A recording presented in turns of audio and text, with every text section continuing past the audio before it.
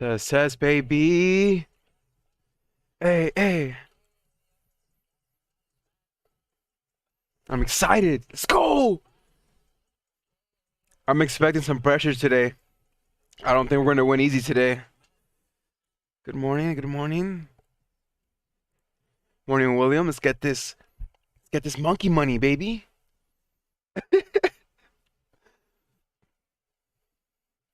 Um, I don't know why I have two AMC pulls up. Let's pull up GameStop. So we hit 200 pre-market. I kind of knew we were gonna go above 200. I thought we were gonna go way more above 200. 208, I'll take it. We're at 199.50 right now. We got 29 minutes before the market opens. 199.99 is where we exactly set at 1140s for AMC. Check my Twitter. Okay, let me check right now.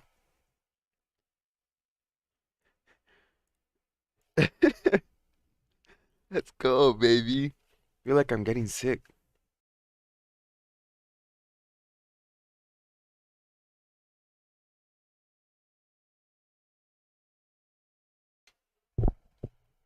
We like the stock. We like the stock. Kramer's gonna be talking. Might have to throw up in my mouth.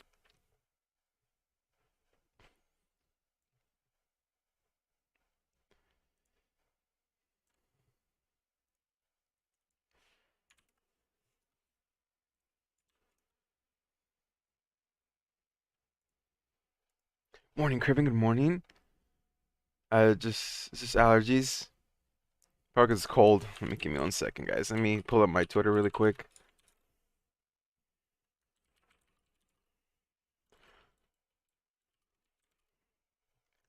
201, baby. You didn't get a notification again?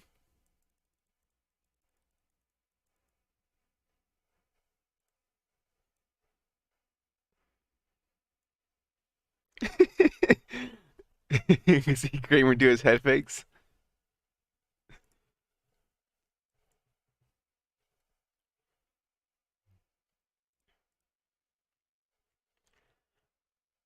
For those who aren't receiving notifications, you didn't get notified, TJ? Go to your settings on your phone, Android, Apple, whatever it is, iPhone, Gen either. Make sure you have notifications on for YouTube on your phone.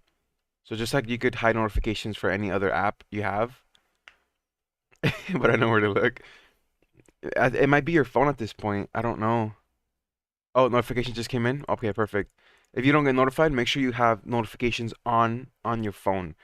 Thomas, good morning, baby. Rocket Ralph, Rocket Thomas. Let's have a good day. It's Friday, guys. Of course, I wish the market was open every single day out of the week, but that's not the case for now. Who would like to have 24/7 markets? Actually, that wouldn't be the best case scenario. It's like Forex. I don't know how I would feel like about that trading stocks like at midnight. I don't know, but it is what it is. It's Friday. We have PS5 giveaway today. Yes. So let's end green. We're at 203 on GameStop pre-market. Let's have a good Friday giveaway. My weekend is boring without you. We go live Sundays now. We go live Sundays. Crypto, right? Let me check Twitter.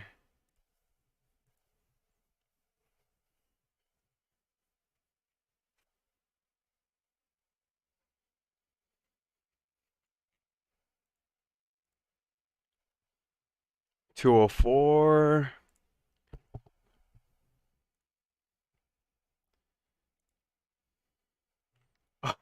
Guys, Waterfall, you had Arby's yesterday? See, this looks good. Why did mine look different? That's so dope. We literally have the best community. New data suggests pauses in retail investor friendly. Shorted stocks, number one, GameStop, number two, Cost, number three, AMC, and number four, Naked. On Fox.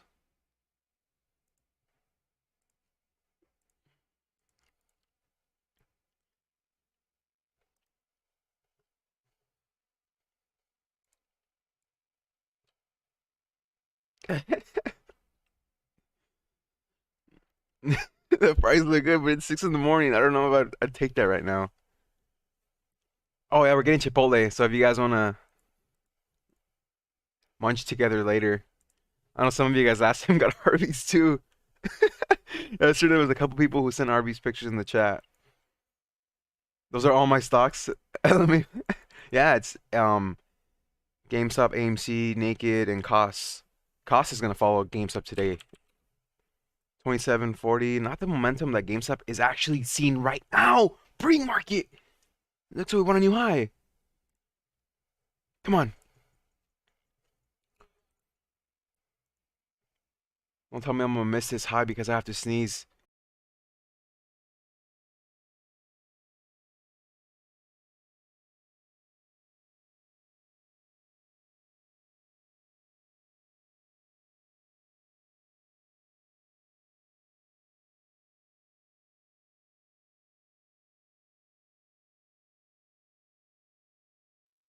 Oh, where's my spacesuit? I'll put it on right now. I'm scared there isn't a morning dump. What I'm scared right now is that this is gonna dump a market open. We've seen this before. It shoots up pre-market, it dumps.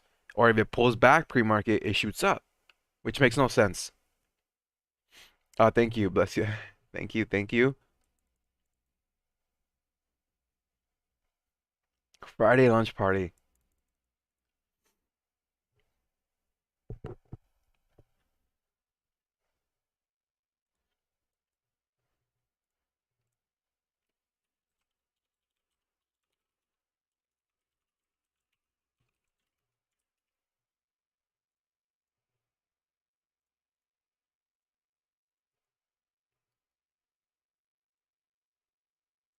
All right, let me check Fintel really quick. See what Fintel is showing.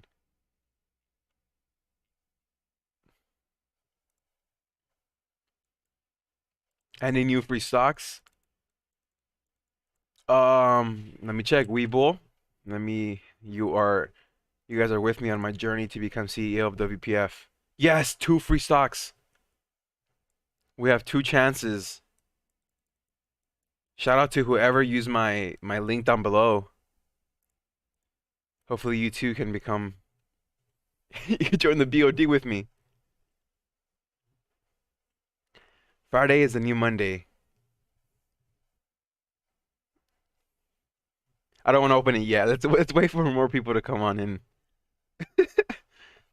And Tom Brady, we trust. Tom Brady came through yesterday.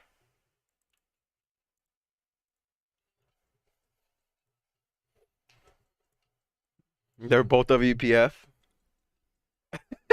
Berkshire Hathaway.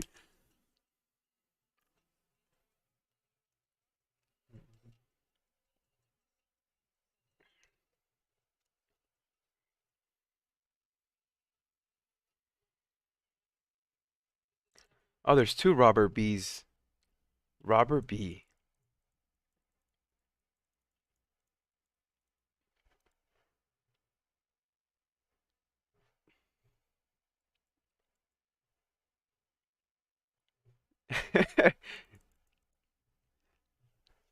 Let's check Fintel.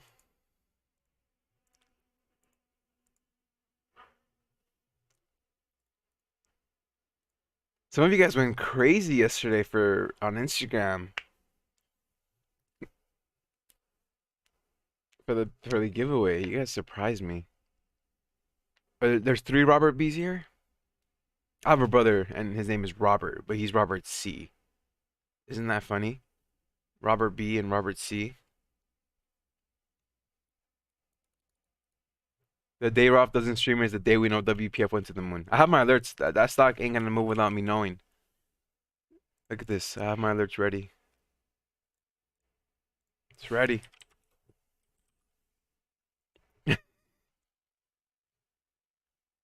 AMC 650K as of 55 minutes ago. Remember, small sample,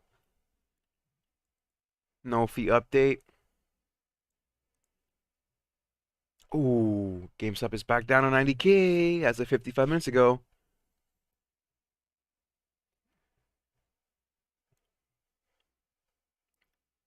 Is my brother older or younger than me? You'll be surprised. He's 1 year younger than me, His birthday is on February 4 and mine's on February 6.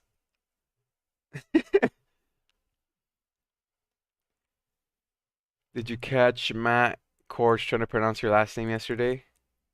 No. He struggled? That's what I imagine.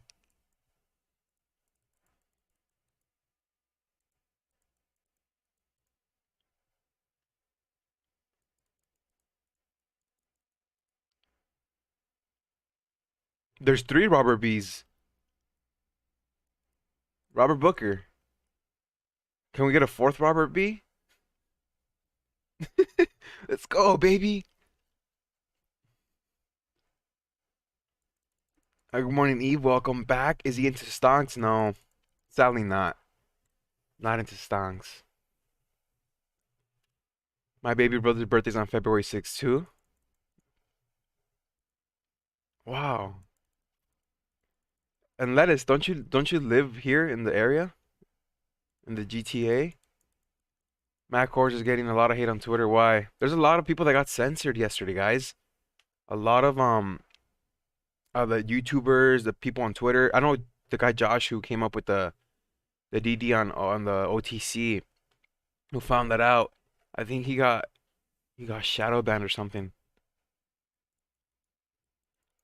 You didn't get the notifications?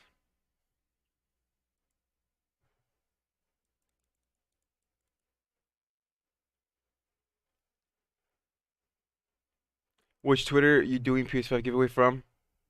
The one with you in them? Yeah, Thomas. There should only be one. Seth, I appreciate that. We have 18 minutes left. 18 minutes.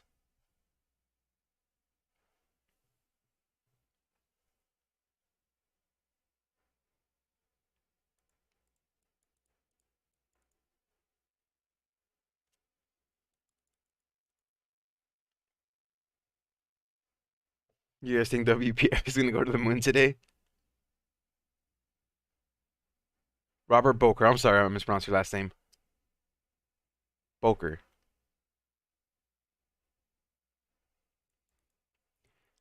Eat a bag of sugar-free. Eat a pound of sugar-free gummy bears per hour.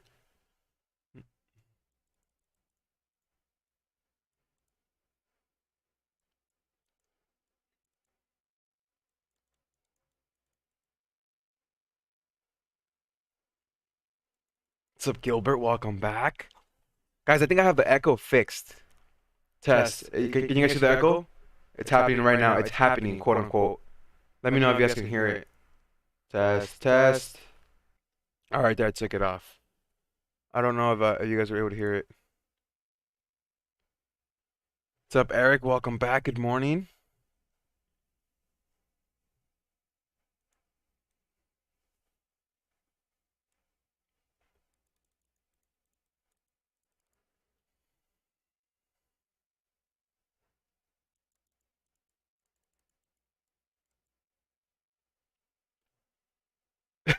The PS5 giveaway is rigged for Robert B's. Oh, you guys can hear it? No way, you guys are kidding. You guys are joking. You guys are joking right now. It has been broken for like a week. All right, here, let me hear myself.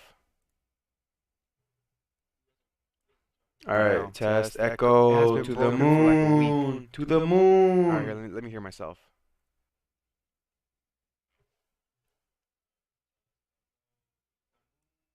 Oh my God, it's working. Yeah, W's, it's working. I think all I had to do was open the app. It's called Voice Mod down here. This is called Voice Mod. Oops. Echo pump, baby. It's coming. It's coming. Tesla at 640. You can't fool me, baby. That's the first thing I checked this morning too. You wake up, you just get your portfolio. You just start looking.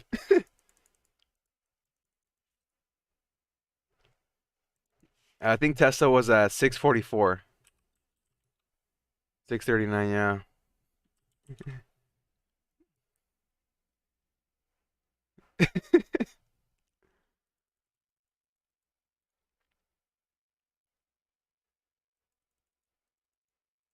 How come some of your previous videos are showing us private? There's two videos I put on private because that's when we had the lag yesterday.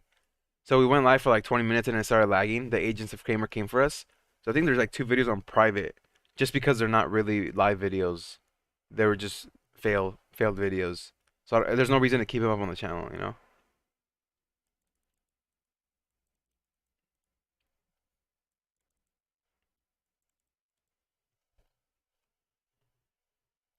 Shout out to Kathy Wood. Always comes and saves me. Microsoft bought Discord. Is that official? Bill Gates. No, they're in talks still. I think the other one in talks is Amazon too. Amazon and Microsoft, right? They're the ones going for Discord for 10 billion. Eric, new to your channel. Just wanted to say you're awesome. Really enjoy listening. Keep it up, buddy. Canada appreciates you. I appreciate that, Eric. Thank you so much. That truly means a lot. That truly means a lot. Thank you. All we have the best community here, guys. Best community. Gil Bates. What? Bill Gates. I appreciate that, Eric. $10 billion. I thought it was not closed yet. I don't think it went through.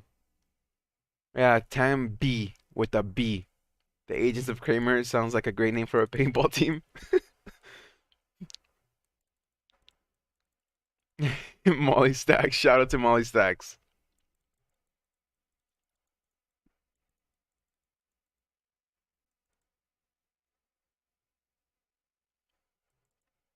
I glanced at it, David. I glanced at the DD from the SEC meeting, but it was just so long, and I was driving, so I don't want to,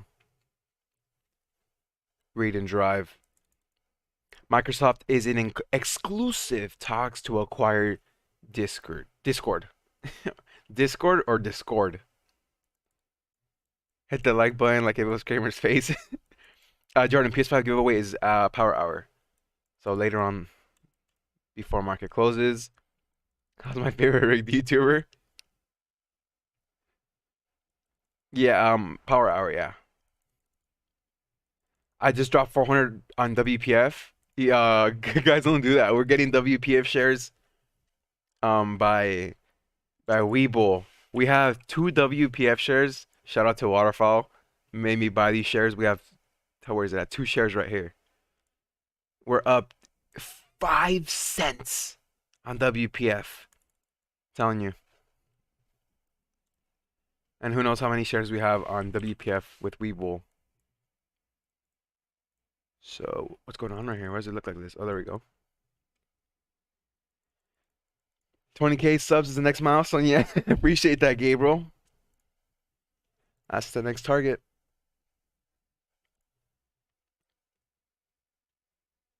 Discord. I don't show up on the live. I have to search for you and click your videos to find it now. I don't know. YouTube doesn't like us, guys. But I'm not leaving.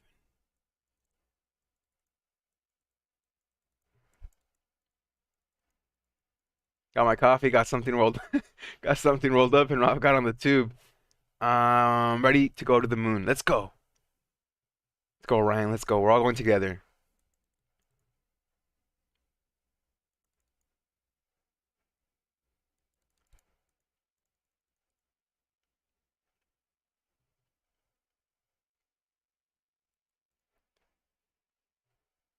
YouTube's hiding a lot of things.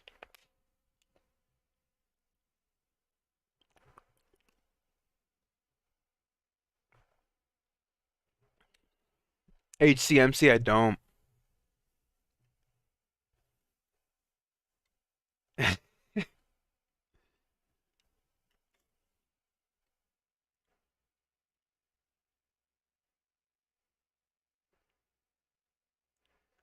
Turn off this light really quick, guys. I don't know why it's just getting to me.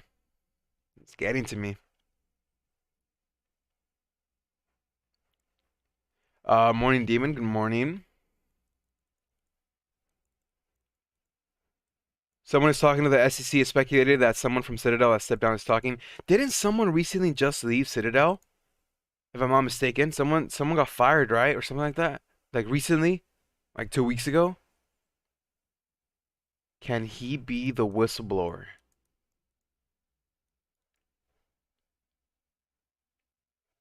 I don't know, man. Give me my tinfoil hat.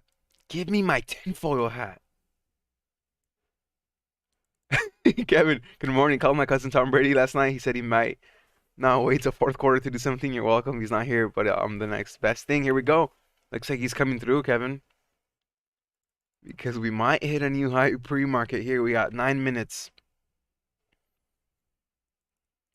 Do you ever eat Raisin Canes? Yes, I do. But it's kind of, I don't know, it gets boring. Someone stepped down.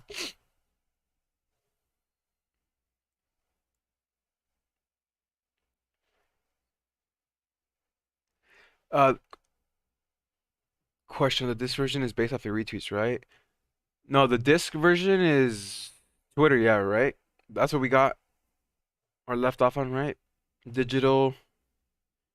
I forgot. I forgot which one's the best one. I think it's disc. The best one's on Twitter, and the other one is on Instagram. You got hit with the PDT, Ski Wolf? You probably got restricted for 90 days. Takes money to long transfer Weeble.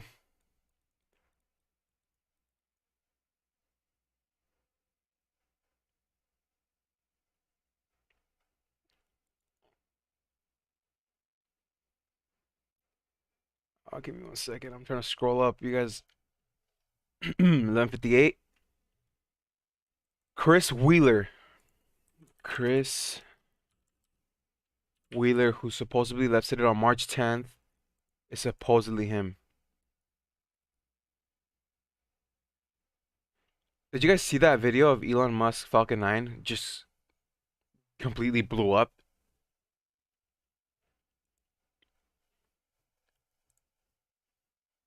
Look at this. Meanwhile, I find it's not the Chris Wheeler, but I don't think this is him.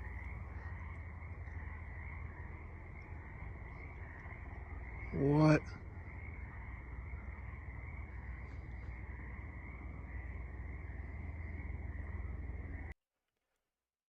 Interesting stuff. I can't find his let me find that article. I can't find it.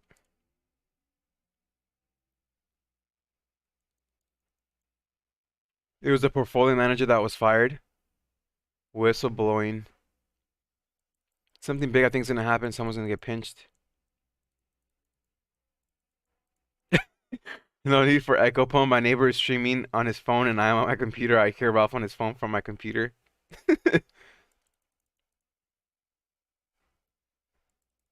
DMs, absolutely. I'm checking. Give me 1 second. There's a lot of DMs coming in. Let me see. Is it on requested? Oh, here you are. Tom Brady, perfect.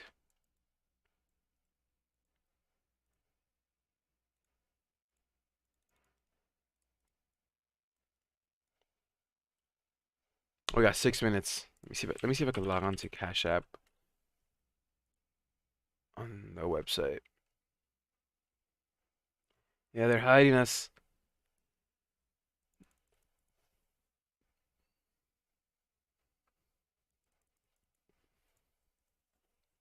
I'm also worried as to what the next level of resistance is for GameStop, as to much that I wanted to hold support. I'm more for it holding support.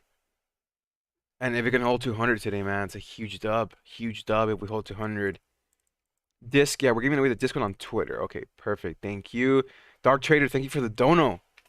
What did it say? Nothing. It's just thank you for the dono. You always should have fooled me on that Tesla price, man. Telling me Tesla's at 500. If it passes 300, I can eat Taco Bell. I think that's not as painful as Wendy's. Think of something more painful.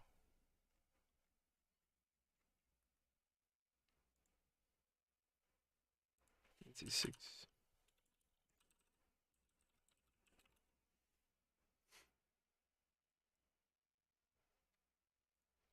Let me see.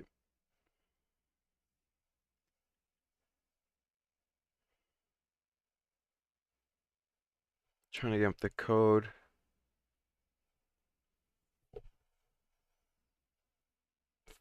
546074.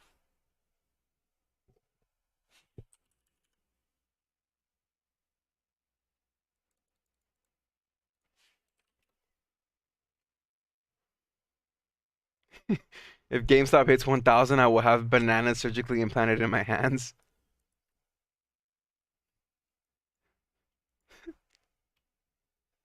All right, we got 3 minutes and 30 seconds. I'm not nervous as I was other days. I don't know why.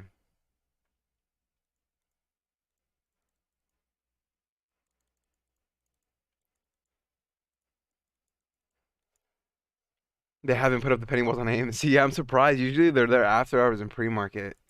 It's really interesting.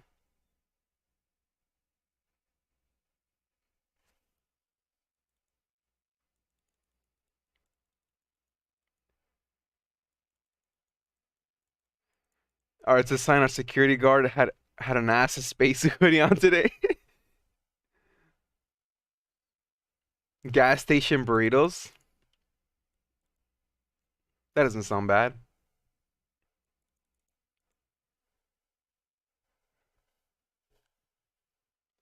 Yeah, happy Friday, everybody. Happy Friday, Tony. Let's go. Cost moves like AMC. I believe more like GameStop.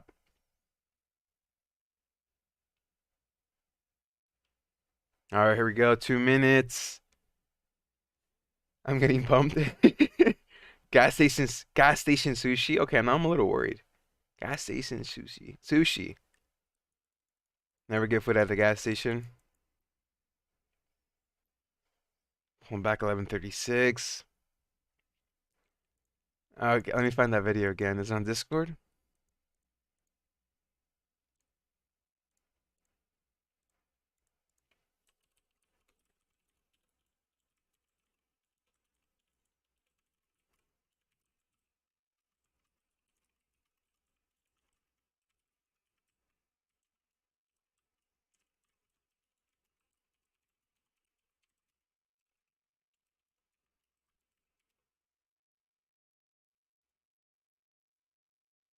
Can't find this. 1 minute and 30.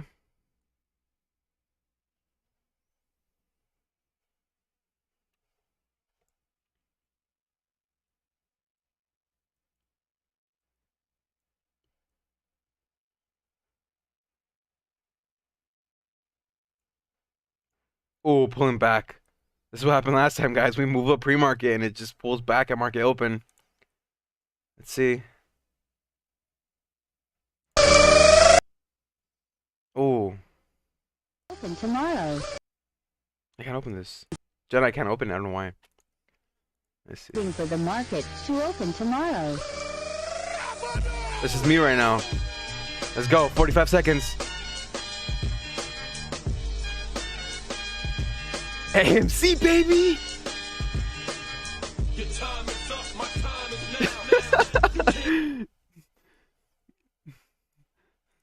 199, here we go. Let's hold 200. I can feel the pressure already coming. I feel it. It's coming.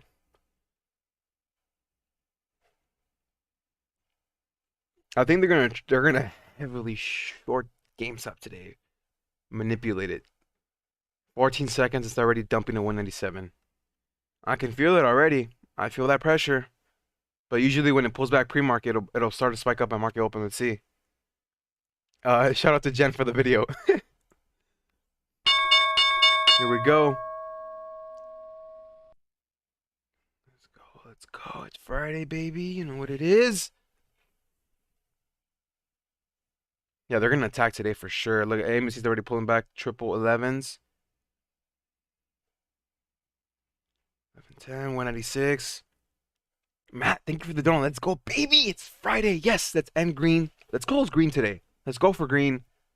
That's what we want. Jordan Belfort tweeted. Let's see it. Thank you, Matt, once again for the dono. What did he tweet? What did he tweet?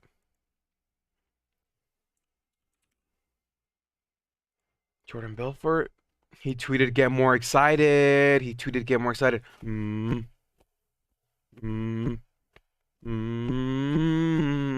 Let's go. 2K, 30K sales at 198 and 200 for GameStop. We're having that bounce here already on AMC. I don't wait. I kind of messed up on the volume. I don't like it when it overlaps. Where's it at? Where's it at? Where's it at? Where's it at? Overlap volume. There we go. like separate. There we go. Let's get a bounce. All right. We're seeing that bounce on AMC. We're still waiting for Gamestop to bounce, guys. Looks like it might retest that pre-market low. GME, get more excited. Oh, you're right. GME, get more excited.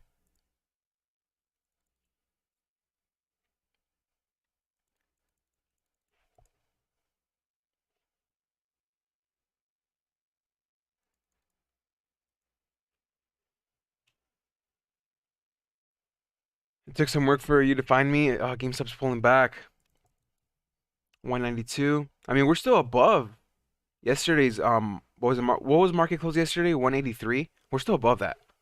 Keep things into perspective. So we're not patiently waiting for that first bounce. Nothing but red. Nothing but red candles as of now for GameStop. Let's wait. Let's wait and see AMC testing 1140s, which happens to be the EMA. Let's see if we can close above that. Let's see. Show me green GameStop. I don't like this red candle action going on here, but again, keep it into perspective. When in doubt, zoom out. There it is. There's the first green one. Just as aggressive as you pull back. Show me strength. Bounce to like 198. Show me that bounce. AMC rejection still.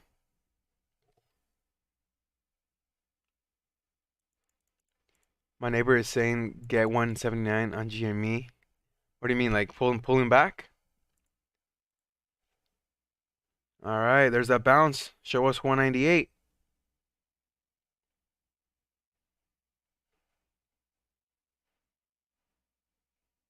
Tick, tick, tick. Come on.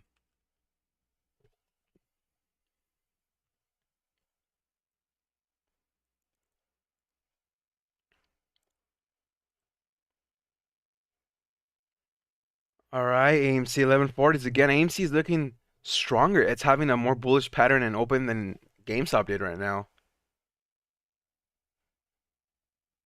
We're not seeing the bounce yet, but be patient. Be patient.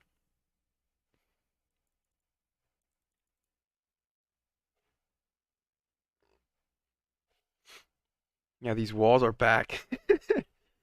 All right, there we go. Show us 198. We're waiting. We're waiting, baby. Let me check Twitter. Let me see what any other updates, any other news. How's Nasdaq? How's the overall market? Barely green. SPY. Here's the pressure, guys. The pressure is on. We're not bouncing on GameStop just yet. Not bouncing yet.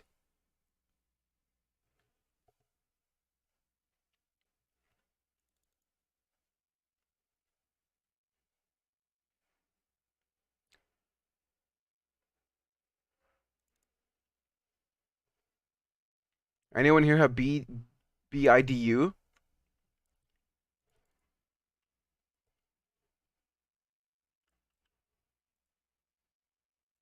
Where are we gonna find support? Where are we gonna find support? So we're above this resistance line. If it comes down maybe to even like 180s and we hold 180, that's a good level to bounce off of. 180s, which happens to be that previous resistance trend line. So we're still in good shape, guys. We're still in good shape.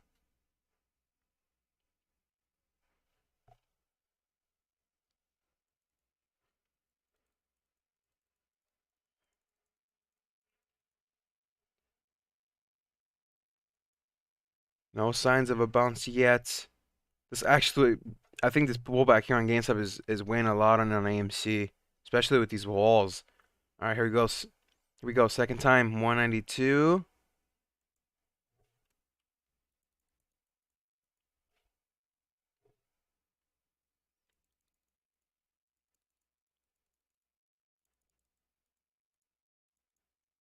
What are those contracts sitting at for GameStop right now? Yeah, AMC really doesn't want to go down, but again, this pullback here on GameStop is weighing in on it, guys. 1111. Where does this put us at?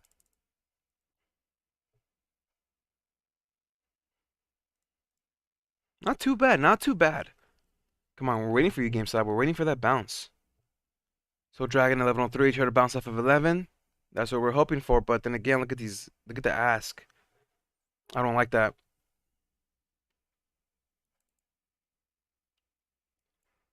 51K call options expiring the money. We stay above 11. That's gonna be the fight again. 11, 11, and it might be 200 once again for GME.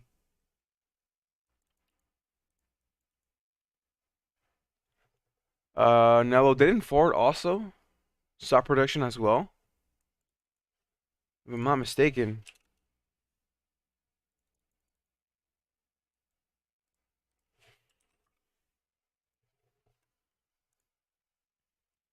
Battle of 1101, right?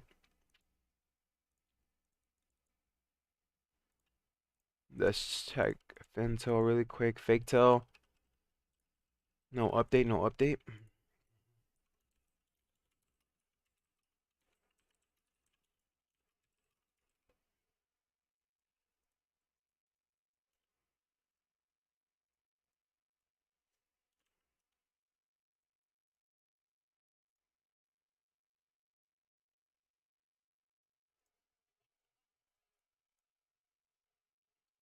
Let's go, baby. Come on, we're waiting for the bounce. We're waiting for the bounce. We're back up above 11 on AMC.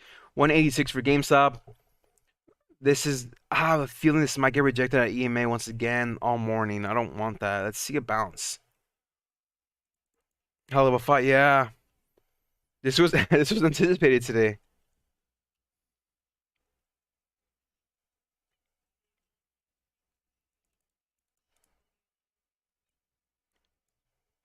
All right, back to 11:03 here on AMC. Let's close above 11 today. We have a long trading day ahead of us, guys.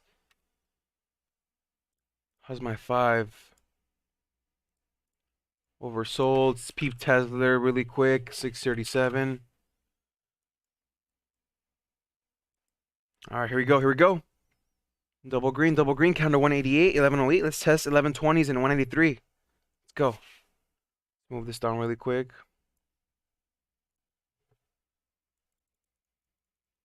Open the free stonks.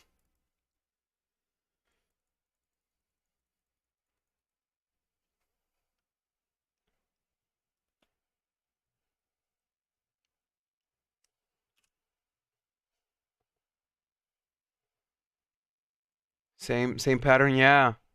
But usually we have a push at open, guys. We have a push and then we get brought down. But we didn't have any push today. Immediately just started selling off. Having that pressure. It's like they're really going all out today. That's what I feel like is happening right now. No bounce above EMA.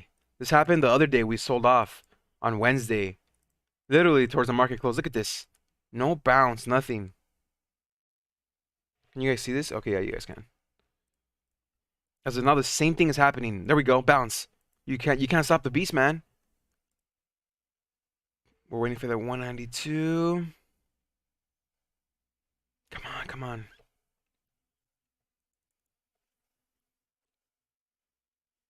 Look at this. They're not letting it bounce.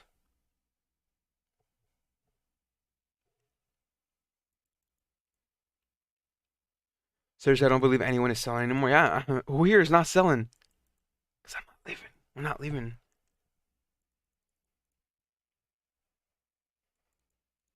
Yeah, this is all BS right here. GameStop should be literally just shooting up at market open. But we're just so used to this. Like this is nothing. This small pullback from 200 to 186 is nothing. We've been through worse. We've literally been through halts and we've held. It's like it's like I ain't selling, baby. Yeah, just catch these diamond hands, buddies. Catch these diamond hands.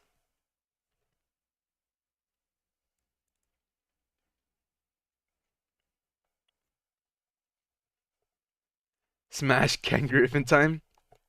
I should get a punching bag. SSR, yeah, SSR doesn't even mean anything anymore. It's never meant anything.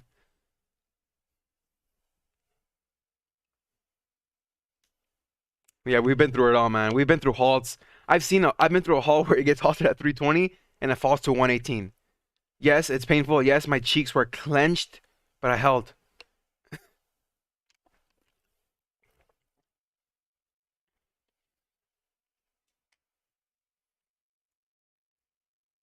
Here we go. Here we go.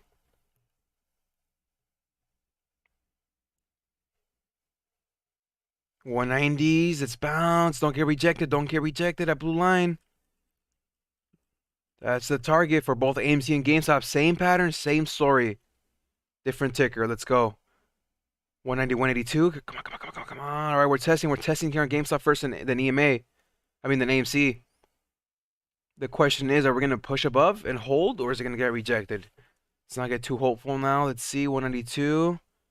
Still waiting for 1185 on AMC. Let's set our alert here.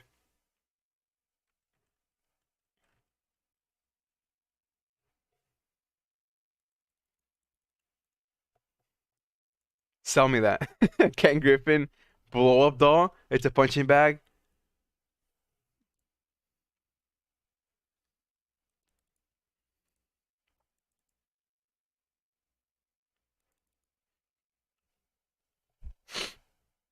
Here we go. Come on, push. It's so close.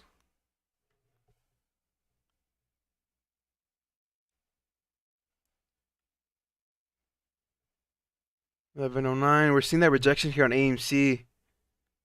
There we go, GameStop. There we go. We're above EMA. We are above EMA. Can we cup and handle? Can we just literally hit 199? Can we test the SMA? This is where it's going to have some pressure. Let's see if we can hold. AMC, we're still waiting for that pop. We're still waiting for that breakout. Morning, Rob. Good morning.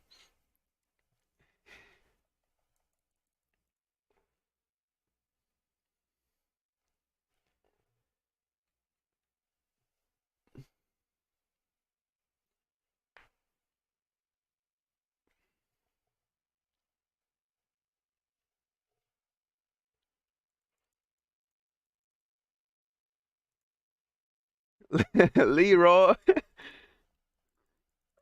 Has Roaring Kitty tweeted?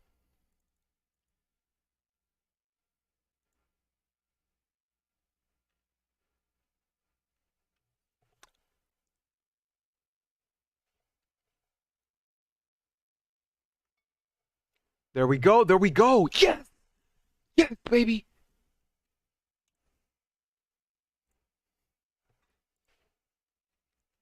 This is what I'm talking about. They can't stop us. 1117 AMC above EMA. GameStop 193 above EMA.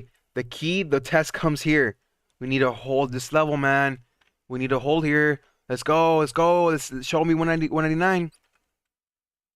Show us SMA 1138 SMA for AMC.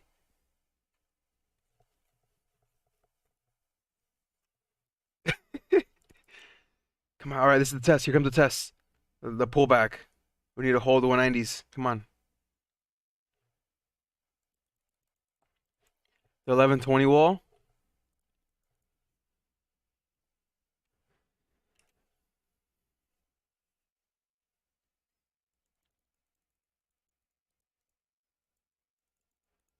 Yeah, we're back, guys. We didn't even pull back that aggressively. I don't want to jinx it, but I like these bounces. Before we were not have this, guys. Before this was nothing. We weren't seeing this. We were just seeing rejection at EMA, maybe a slight peak above, and then immediately get slaughtered back down. As of now, look, it gave us 199. Will you be nice and give us 200? Triple nines. Triple nines again. AMC literally shooting to 1138 there. SMA test. We're testing SMA, breaking above SMA. Triple nines again. Quadruple nines, 200. There we go. Cup and handle, baby. Let's go. Come on. You guys are enjoying the stream. Let's break YouTube. Tell them we're not going anywhere. Spacesuit pump. Spacesuit pump at 420. 420 likes, baby. We'll get a spacesuit pump. They chilled out via the dark pool crab. There's just so much. I'm just like really proud of all of us, guys. This is a time in history. It's just we're here. We're exposing the system, man. It's crazy. I accidentally, David, I think I heard your message accidentally. I didn't mean to do that.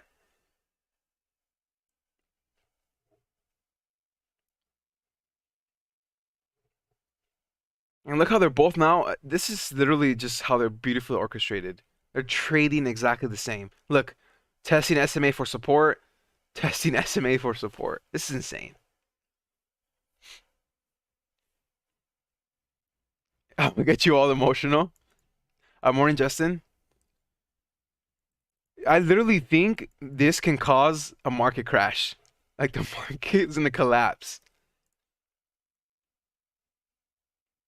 Does anyone else think the same thing?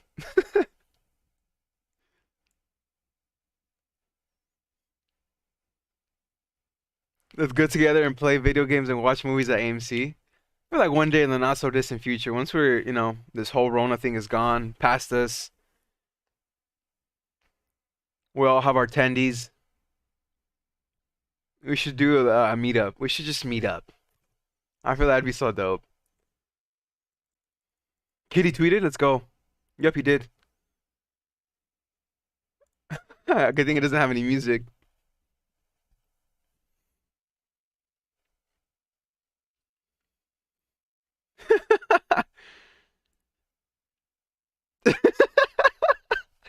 Ten 30 August drop another 3 million Nike shorts. Ape celebrate as a fire sale. Let's go, baby! Come on! You can't stop us, Griffin! You can't stop us! I hope you're watching this stream on your big golden TV, man.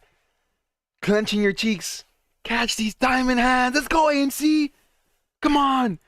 Let's hit 1150. Let's go back. We're back above 200. We like the stock!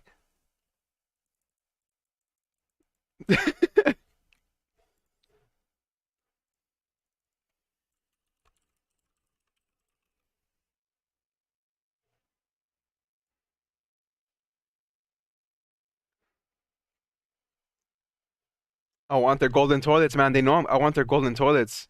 William, are you here? We want their golden toilets. We like the stock. We like the stock. We like the stock. We're above 200. Let's go. Gamestop. We like the stock. Come on, baby. I want your golden toilets, man.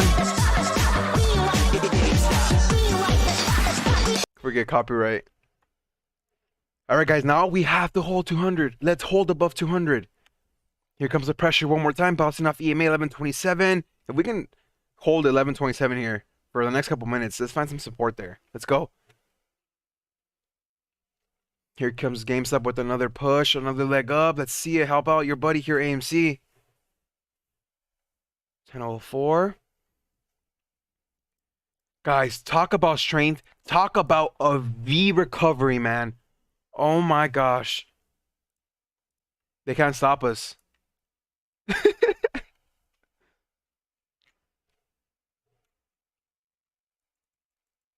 Jamer's right here. Can you guys see him? He's chilling. He's chilling. I'll put up 50 bucks for you to buy the rights to this song. Who owns this song? This video is a celebration of what happened, not investment advice.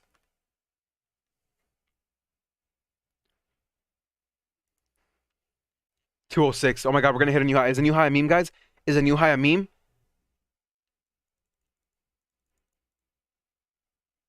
Is a new high a meme? Let's go! Come on! Yes! Yes! We hit a new high! We hit a new high! We hit a new high! We hit a new high! Kramer owns it. We need 125 more likes for a spacesuit. 420, baby. Let's hit 420 likes. Spacesuit pump.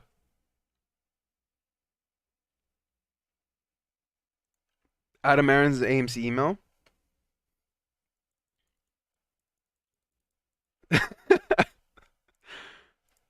All right, here comes the pullback. Well-deserved pullback, man. Well-deserved.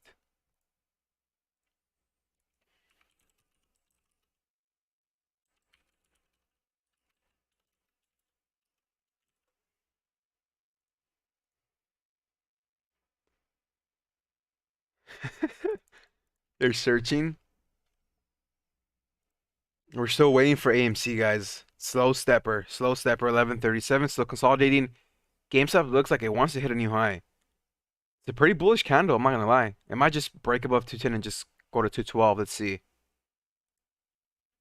It's struggling slightly. There we go. 212, it's happening. Market makers, I love you. Don't tell me it literally just hit 212 and just rejected. They're watching us, guys. They are listening to us. I cannot make this up.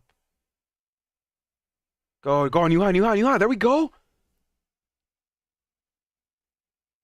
I'm speechless right now. AMC, follow along, man. You're watching GameStop. I know you are. Let's see 1150s. Oh my gosh. How many we're at 200 guys for the options. Someone have that number? I forgot what it was.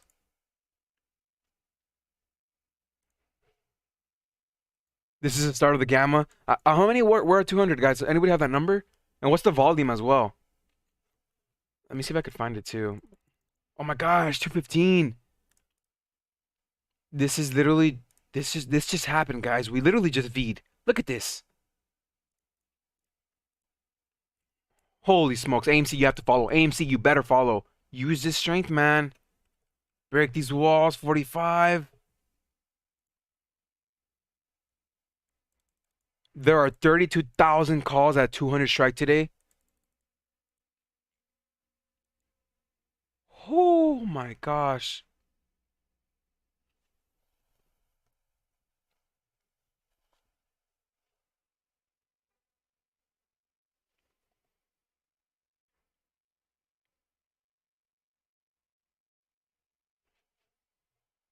Wait. All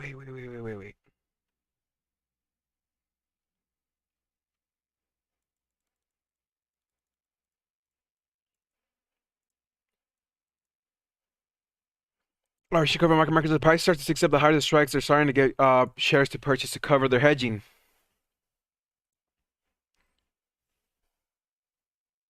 I saw the tweet. Roaring Kitties, right? Why is AMC pulling back? This doesn't make sense.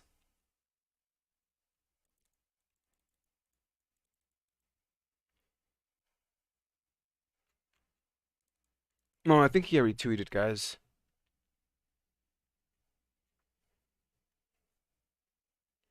This is not making sense for AMC's barcoding.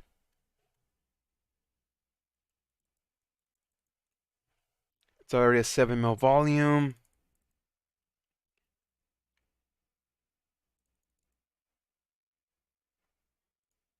Vlad's tweet, no.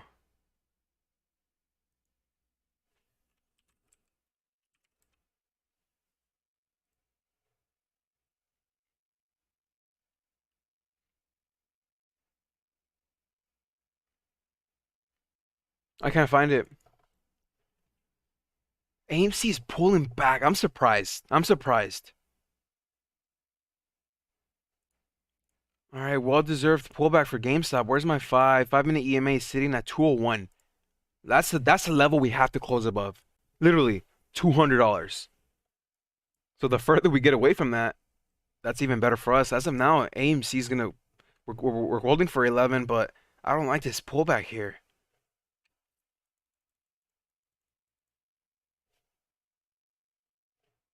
That too, it does also look like a reverse cup and handle. Nick, on what? On Fintel or I borrowed desk? Getting kind of hot.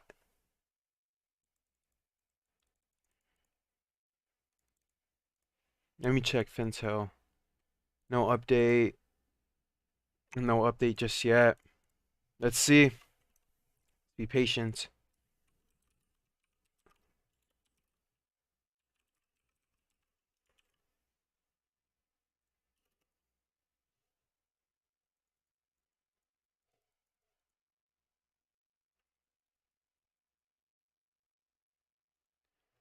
John, you couldn't find the live stream again? YouTube hates this man.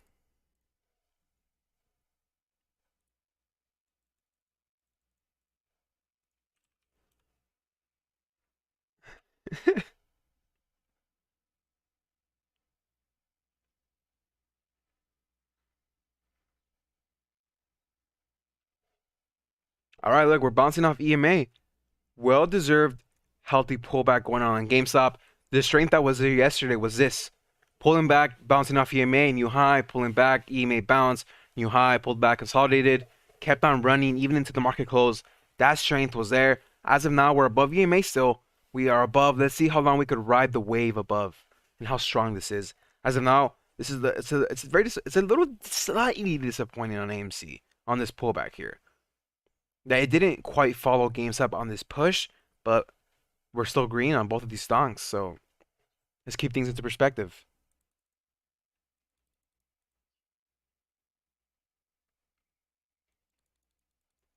For the first time all week, I got that notification. That's because we emailed them, man. We stood up.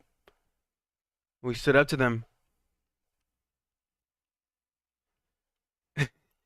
If GameStop hits freaking $300 today, I'll go to freaking Arby's and order one of everything off the menu and eat it under 10 minutes.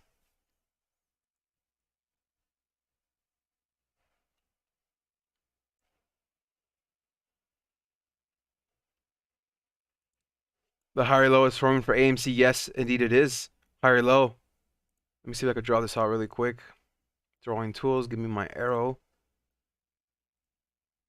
There we go. Higher lows as well for GameStop, riding beautifully above the EMA.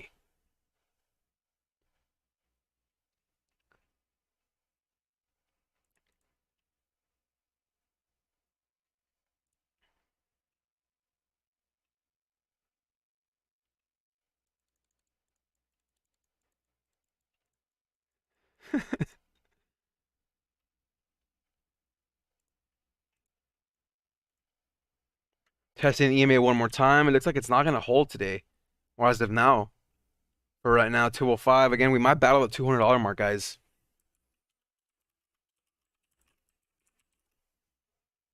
Let's see.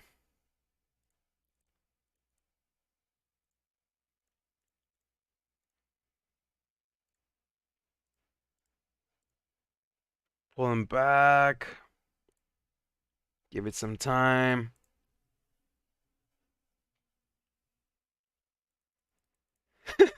There's no White Castle here. The closest one I think is in Vegas.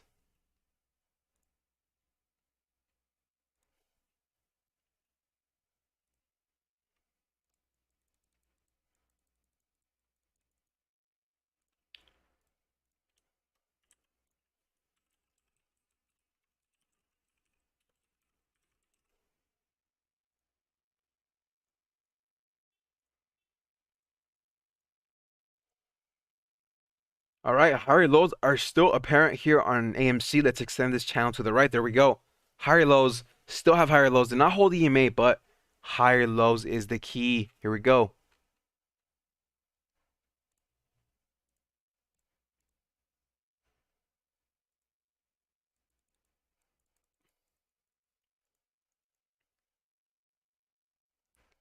You're joking. There is no such thing as gorilla fries. Oh, you guys are funny. Come on, AMC. All right, looks like we might test that higher low one more time. GameStop still yet to find that bounce we're waiting for after the pullback after 218. Well deserved.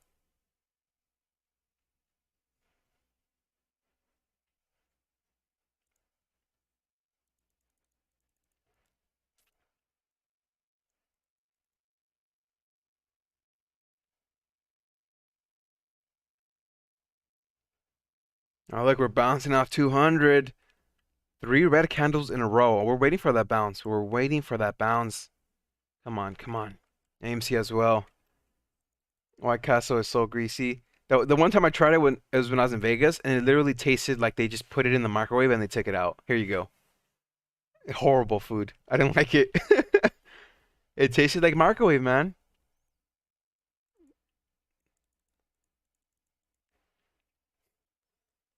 Smash that like button, baby. Spacesuit time. All right, we're bouncing off the higher low on AMC. Beautiful. Just be patient. We're patiently waiting, guys. We're waiting for the next leg up. It's steamed. Maybe that's why.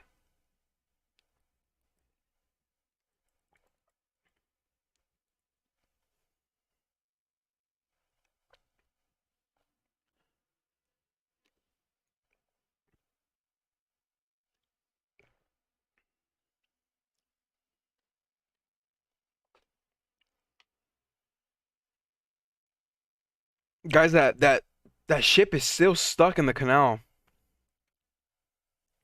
You know how much did I say it was costing per minute yesterday? It was like some millions that it was blocking like 300 plus ships that are waiting to get in. And supposedly it was due to the wind. I don't even know how they're gonna move that, man. All right, there we go. We bounced off the higher lows. We're testing SMA one more time. I love this. I've noticed this about AMC. AMC is a slow stepper. It's more of a slow stepper than GameStop is. Let's see, let's see. We're waiting for that second push up here on GameStop. 4 million per minute. Yeah, I think that's what. Oh, 400 million an hour? That's a big number. 8 billion a day.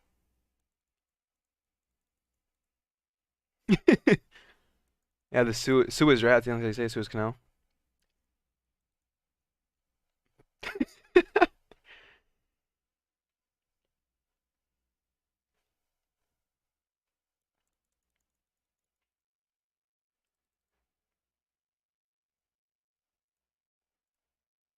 There we go. There's our trend line. 204.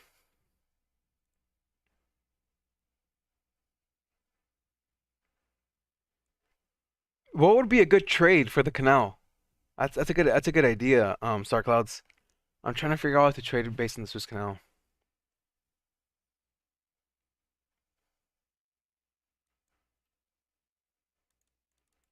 I tweeted you the George W. Let me check. Short the canal. 1140.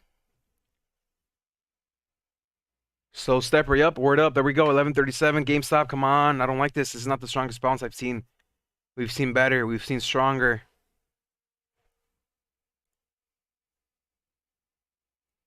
Insurance.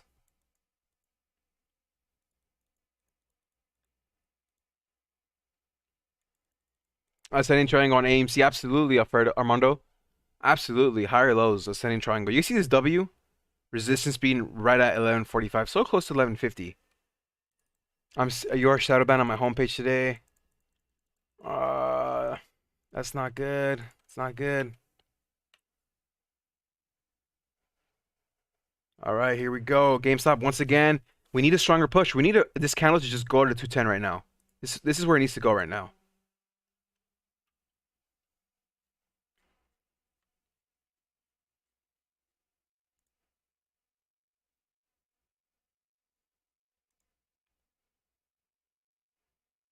I see that the W. That's a pretty good analysis of what's going on. What literally just happened, you predicted this. Look, the W, ascending triangle basically. There we go. GameStop as well. It's happening. It's happening.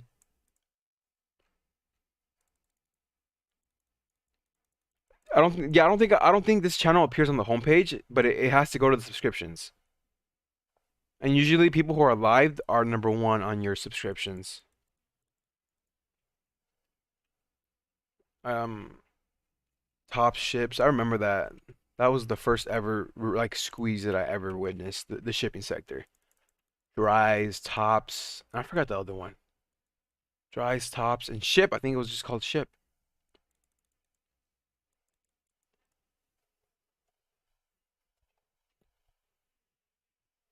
Morning, Chris. Good morning.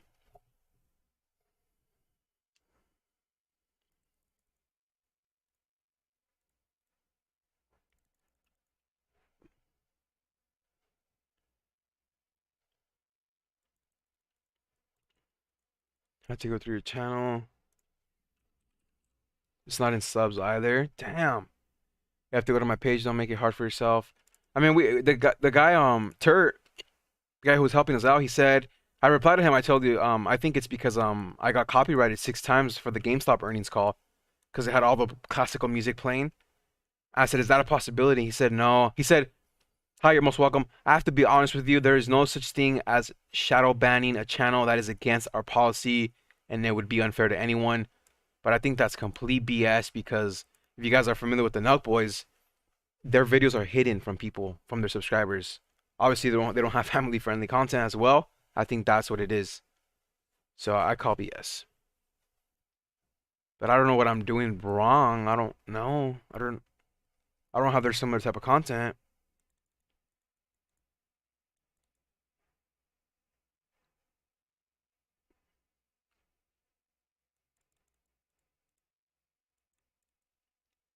Shadowban is like my content is still here, but they're not making it accessible to you guys. Not sending alerts, not showing it to you guys. They're kind of like hiding it in a way. I appreciate that, Will. I appreciate, truly do appreciate that.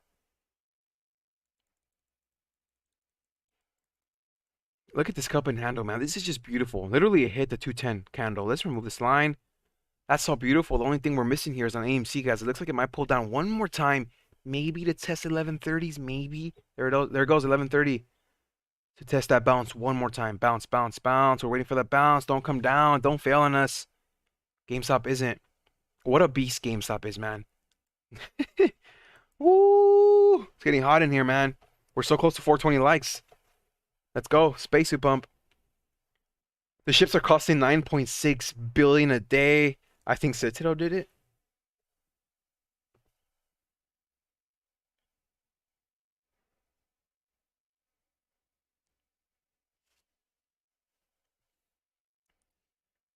Pulling back one more time.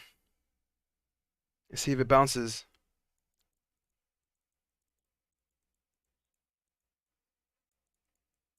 Running pump, baby. Let's go, John. Give us a mile. Show me a mile. Make a second channel, call it Hedgie's Love.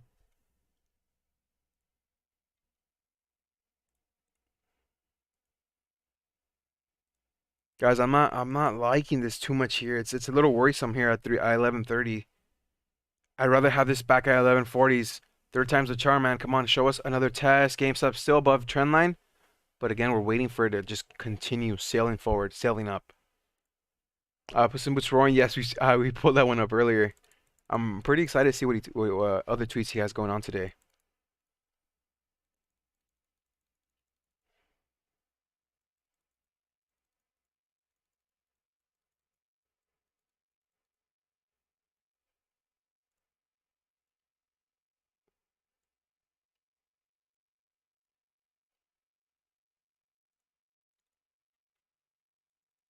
I did fix the echo pump. Echo pump should be activated, baby. We're going to the moon. Come on, GameStop. Show us 220.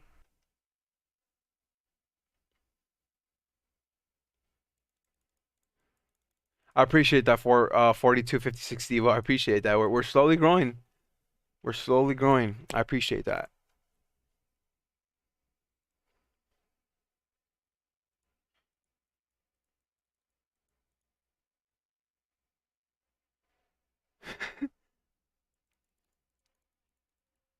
WPF is a SPAC.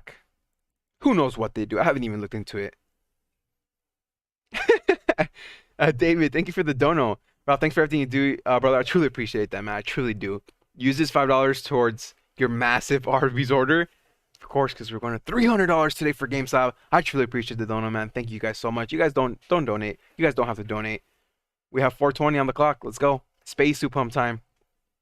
You guys don't have to donate. Use that money. Buy some Arby's. Buy some stonks.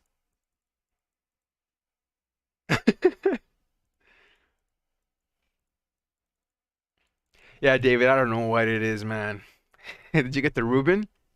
We're getting the Reuben or the Jose, guys?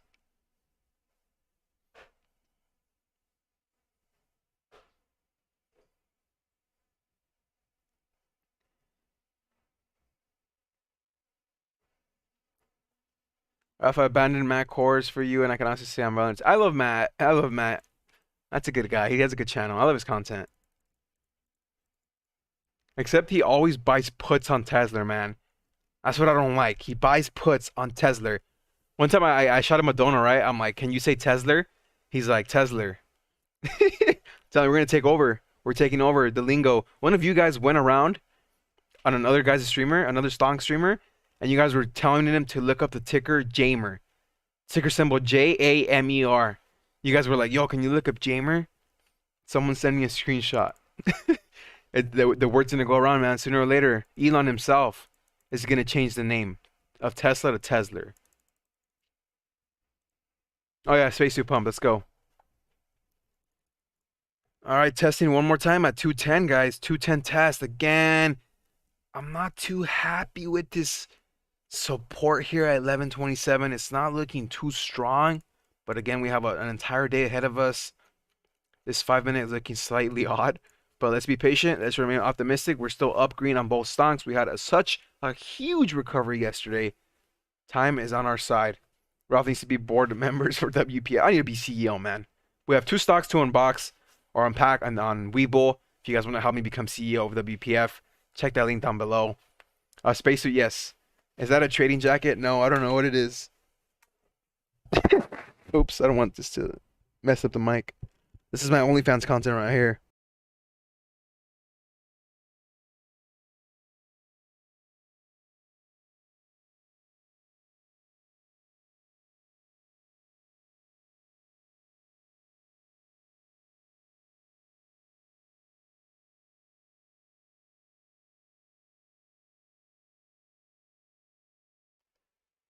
Tweet your bet to Arby's and maybe maybe Arby's will reply to me on Twitter if I at them.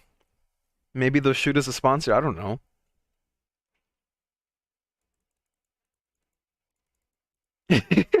Own the entire flow of WPF.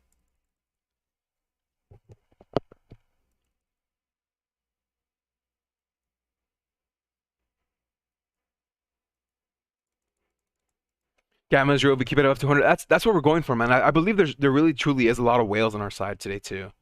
I think that's what it's been since day one, guys.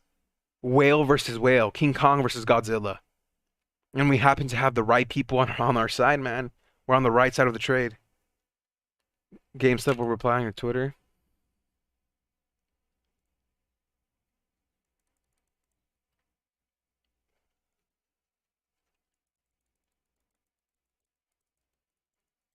Guys, I never knew you could insert ads on live stream. I'm gonna test something out really quick. So I'm gonna hit everybody with an ad while I get my suit. I'm gonna test something out. I think YouTube recommends the live stream when you have ads in it, or you hit. I never knew you could hit an ad. It's literally at the top of it. It says hit ad, create highlight video, add stream marker. I never knew that. So if you want to clip things, let me see. Add stream marker. I'm gonna test something. Okay. Hopefully when I come back, GameStop is at a new high. Because why? It's not a meme. This AMC pullback is. I don't like this pullback. What's going on? Let's see.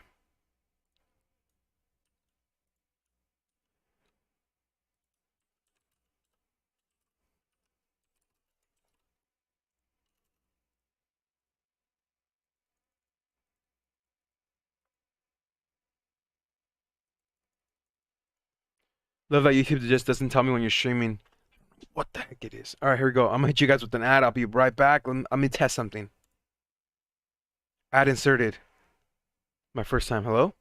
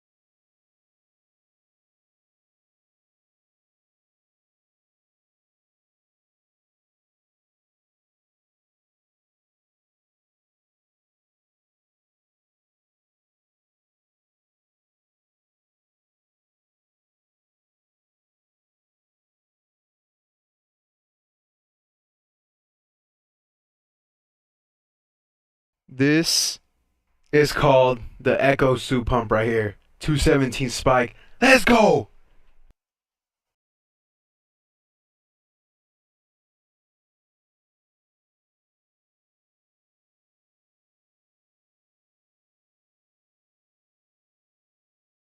What?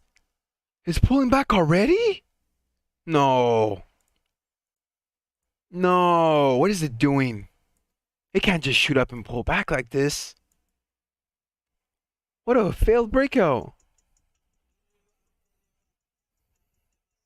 Yeah, but it's called the Echo Pump, baby. This is not how you drink coffee, man.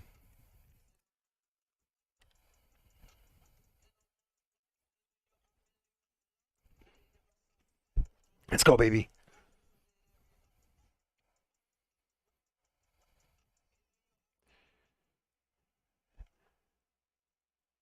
Yeah, this is the weird price action. I don't think I've seen this. 260 immediately pulls back. Legs looking neglected. That's the Echo Pump.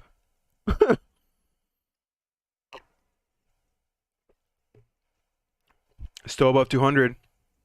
Let's fix this line really quick. You can almost see now a double bottom forming, even on AMC and GameStop here.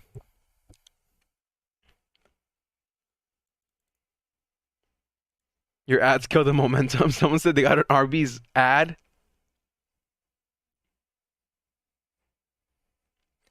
I was testing something with the ads. I don't think it's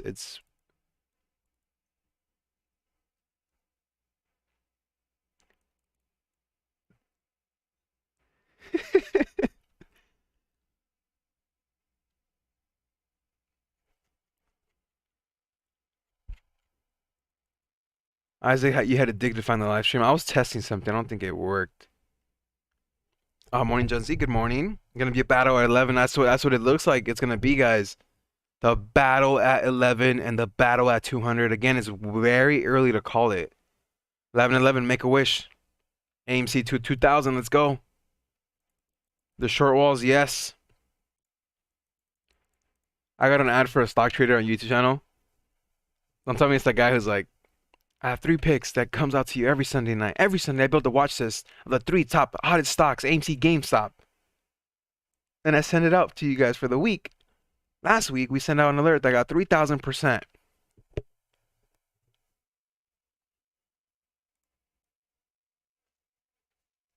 Look at this price action. Very weird. 216 spike and immediately pulls back to 205. Bounces off of their 208 as of now.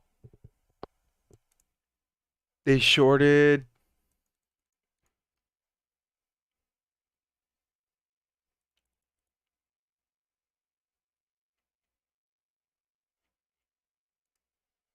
Let's check Fintel.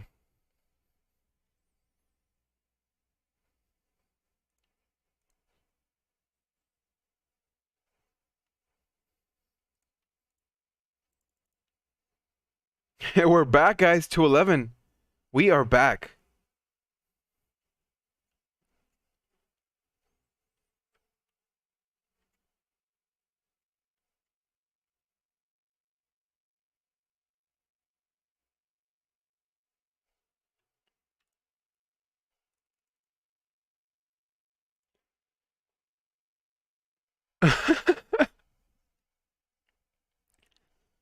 Tesla at 634.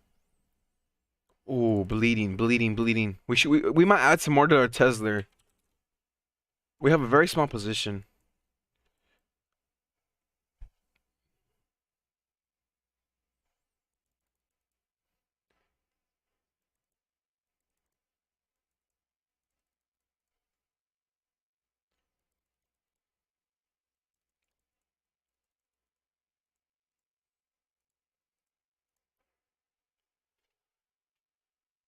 How many shares at this point can people even buy? We must own all the fake shares.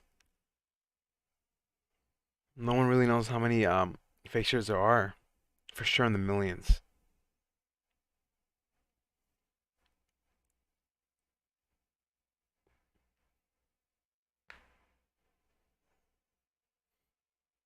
Oh yeah, I remember that saying, Carlos.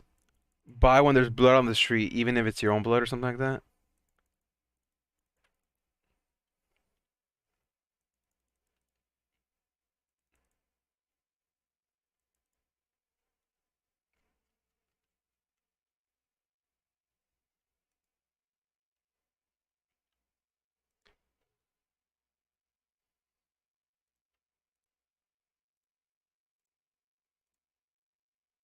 All right, 212 one more time. Looks like we're in this range here at 206, 217. Let's get that breakout going.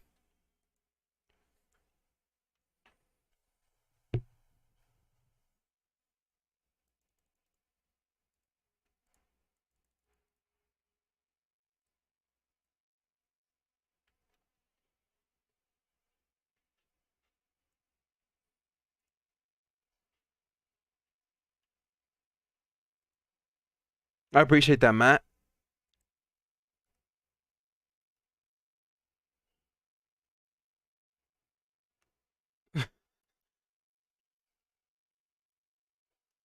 I don't even know what to call this pattern, guys, on AMC. We broke the higher lows. We broke down under that. Remove this trend line really quick.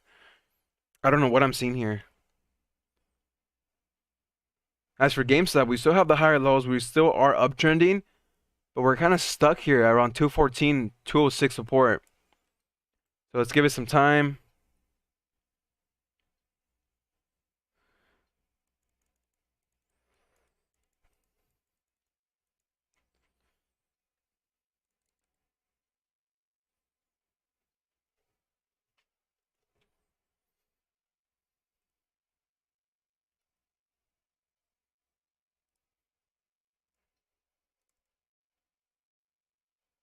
Eleven eighteen. Okay.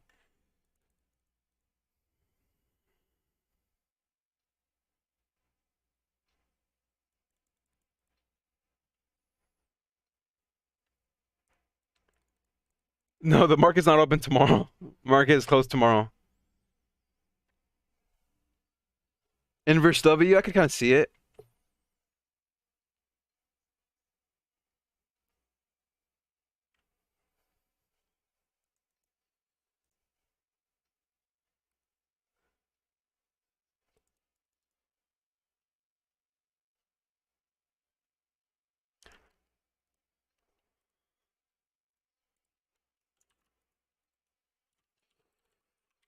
'Still struggling here, but we're still above EMA on GameStop. Still waiting for that pop here on AMC to set our alert really quick.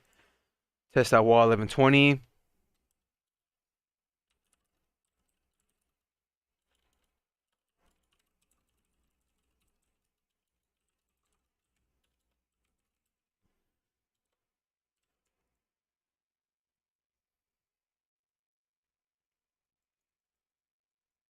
Market is close for you. I'm a hedgy man.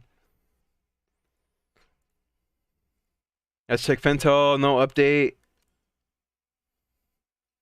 It went down for GameStop 23 minutes ago, by the way. 70K. 70K. Keep it in mind. This is not account for dark pools or other brokers, so small sample.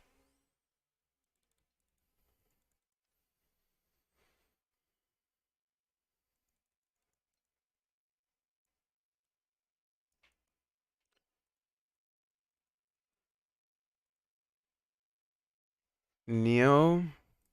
Neo's probably pulling back too with Tesla. It did pull back pre-market. As of now, it's just pretty much flat. This might actually be a dead cat play. Ooh. Semi alert. I don't know. It's a little risky buying here at the double bottom. I don't know. A little sketched. I'll probably pass on this one. I'm still in Tesla. Another one that's seemingly just shying away from 660. Just slowly pointing on back. Damn it, Tesla. AMC, we're still waiting for that pop. GameStop still hanging in there at 210, guys.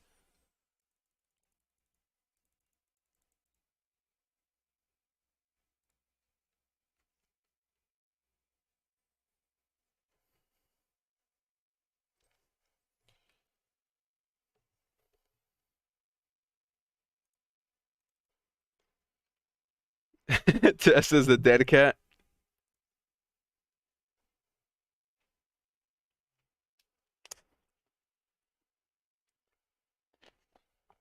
All right, here we go. 1118. Let's see that pop. It's coming.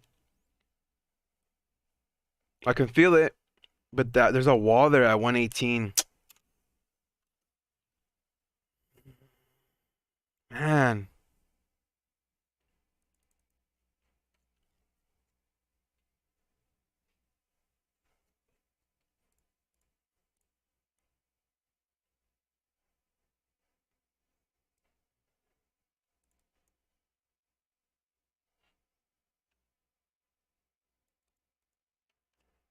Bloomberg article for today. I have not. Let me see if I can find that. AMC consolidation around 1120. Even if we find some consolidation around 1120, that pretty much can also put us at a pretty decent level if we hold into power hour and close above 11 for GameStop as well, above 200. Beautiful so far. I love it.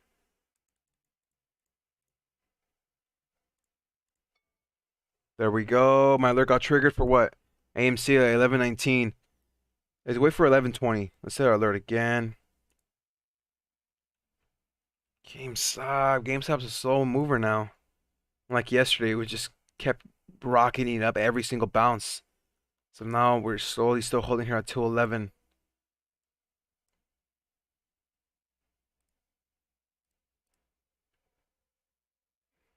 We hit 1119 and it's immediately pulling back.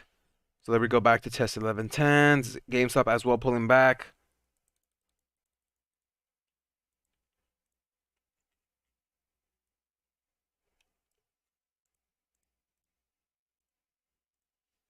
The Bloomberg wasn't a GameStop, right? Bloomberg, GameStop.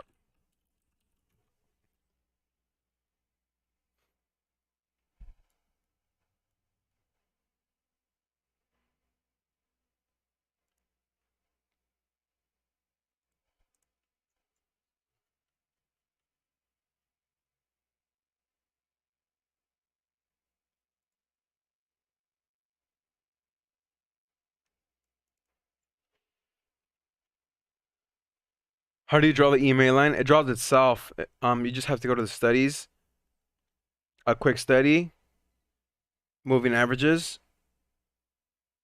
Where are you at? Moving average exponential right here, towards the middle.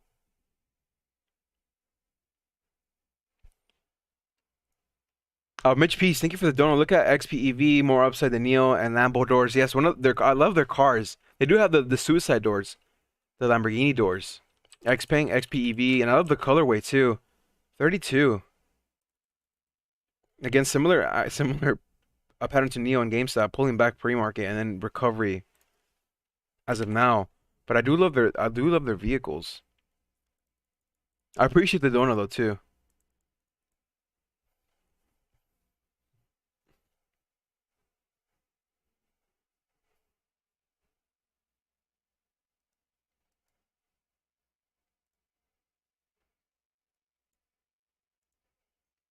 Testing one more time for GameStop, AMC. It looks like it might come back down to $11, guys. We're not seeing that strength that we did yesterday. Welcome back, Jennifer. Good morning. I couldn't find your stream again. Damn it, YouTube. Guys have to reply back to Let me see.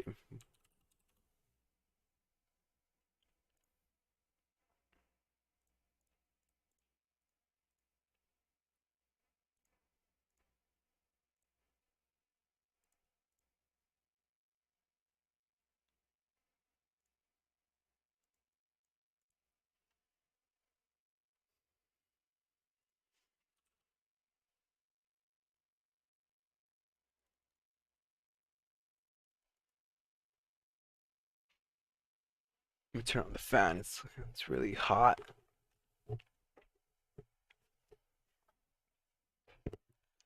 Thoughts on Turt? Yeah, I'm gonna reply to Turt right now. I'm telling him, yo, man, stop playing with me. Back to 1102. 11. We're testing 11 again. Looks like we might battle 11 today, guys.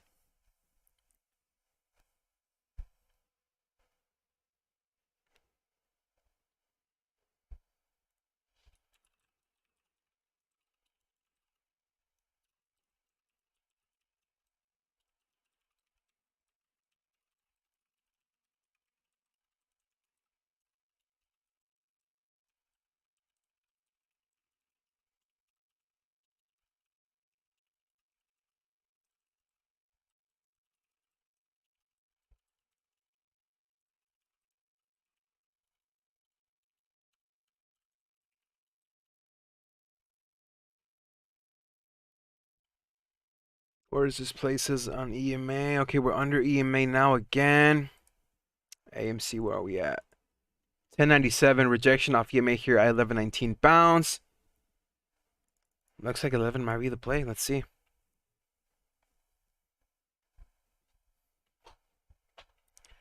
Business channels aren't reporting on Gamestop and AMC today.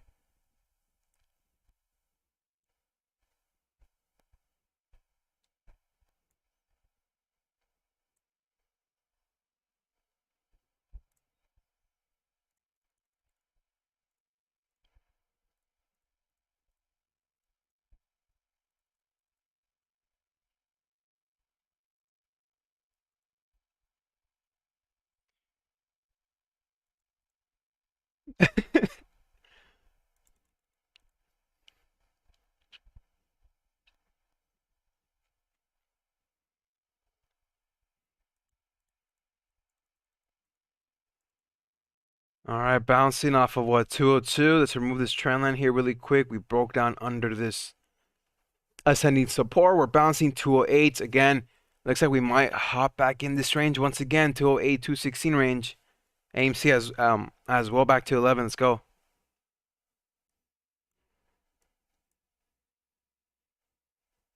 Here we go.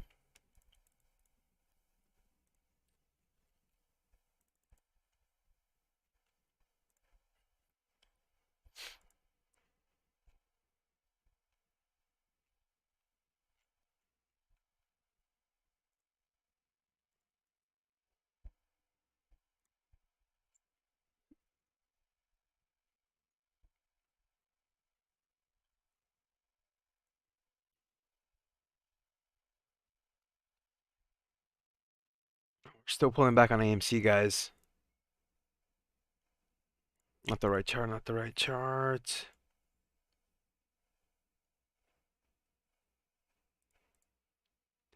That $12 was that first initial resistance as well. What is this? Like March 10? That's the day we pulled back and look, we recovered, found some support right around 10, 11, and then we recovered, and now we have that gap up. That's when we push up to 14. So it might be the same history again. And we pull back under 11. We went to 10,951 that day. That was before earnings too.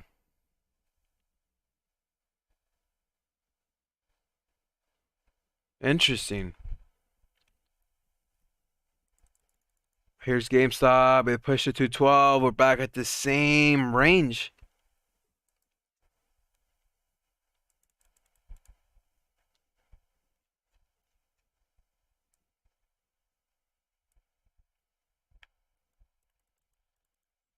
One off YouTube. Thank you for the dono. When will the hedgies learn we held at the lowest lows? No one's leaving. We will die on the hills. My hands are made of diamonds. I appreciate the dono. It's exactly what we're doing here. We're not selling. We're not selling, baby. I can see AMC still slightly dragging, but of course, diamond hands.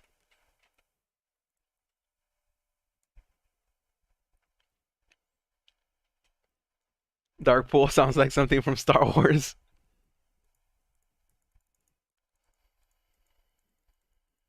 I appreciate that, Mario. The likes do help on the YouTube algorithm.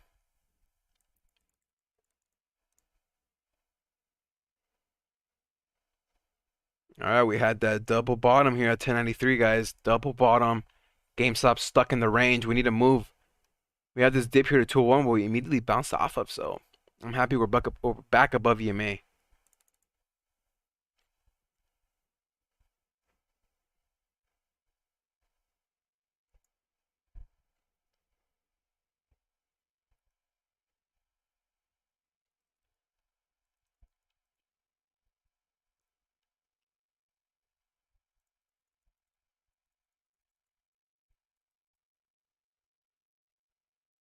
How's the 5 minute? We're under, oversold. Let's go. Let's bounce. Let's bounce. That's what we're waiting for. And we're waiting for GameStop to make up its mind. Where is GameStop going to push up? When? And where? We're still patiently waiting.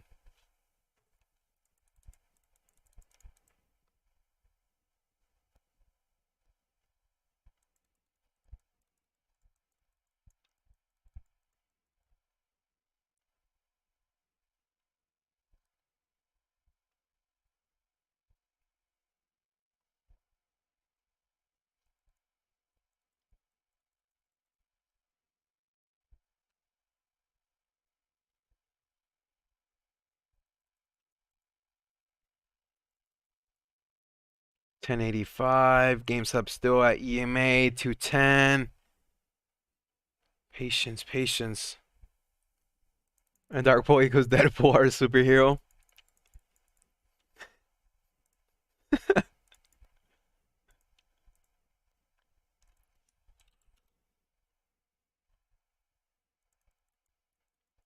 Yeah, there's then 3 dislikes on the video never fail. There's always 3 people with dislikes, right? I'm telling you, man. Kramer, Citadel, and Melvin. Those 3.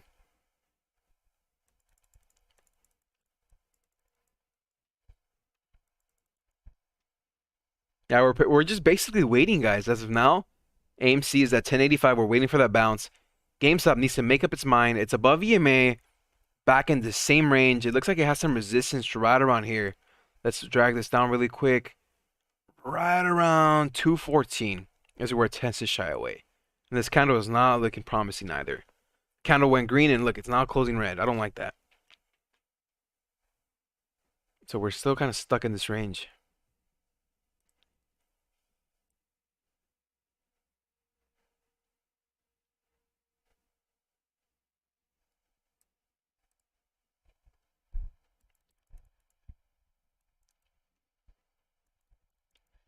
Give a shout out to Darth Trader and Gil Game. I was your 100th subscriber. Really? I can't. I appreciate that. Wow, 100 subscriber. Who was here when we were stuck at 2K on the channel? We were making videos at 2K, and we never really got any traction until the AMC GameStop situation.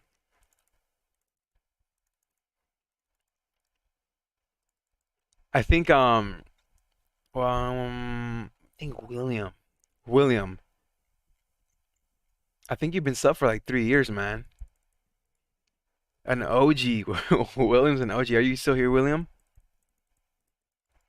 GameStop 209. AMC tested EMA one more time. Again, we've been getting rejected, guys, here. Double bottom here at 1093. Let's wait. And patience, patience, patience.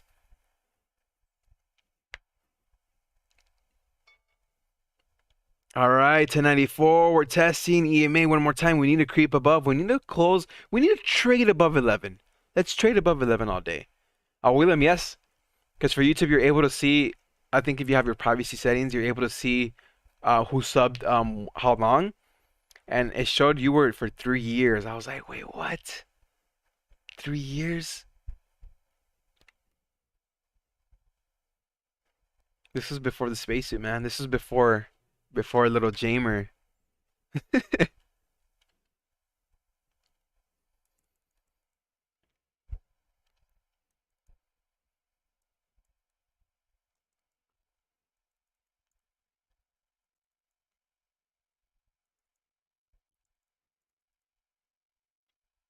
Inverse head and shoulders. I don't know. I wouldn't call this an inverse head and shoulders. I mean, we had that bullish reversal here, which is really surprising at market opening for GameStop and not necessarily AMC. But as of now, we pulled back, bounced higher lows, resistance at 214, but we're still stuck in this range here on GameStop. You see this here? We're stuck in this range, which is not necessarily bad. It still puts us above 200. One thing I'm a little worried on slightly is AMC. We're back at 11. There we go. Trade above 11.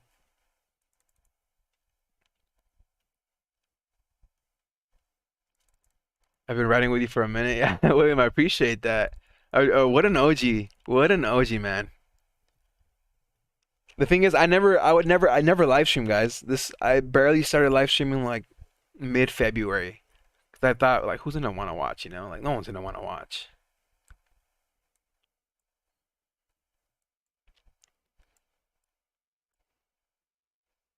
Come on, make up your mind. Well, yeah, William's the inventor of Agents of Kramer, man. They got us yesterday too. The Agents of Kramer. It would be more enjoyable to watch AMC when it stays above 11. Oh yeah, I hope we're right about that. Or we're back above 11. There we go. We're back above 11. Let's stay above 11.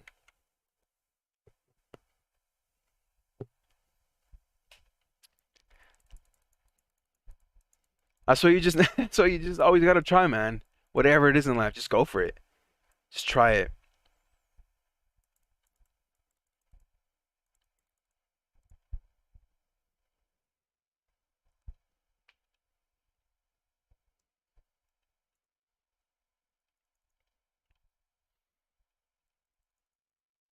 I appreciate that, Vicious Gamer. I appreciate that. That makes me happy. Gary, next entry point for what? AMC GameStop?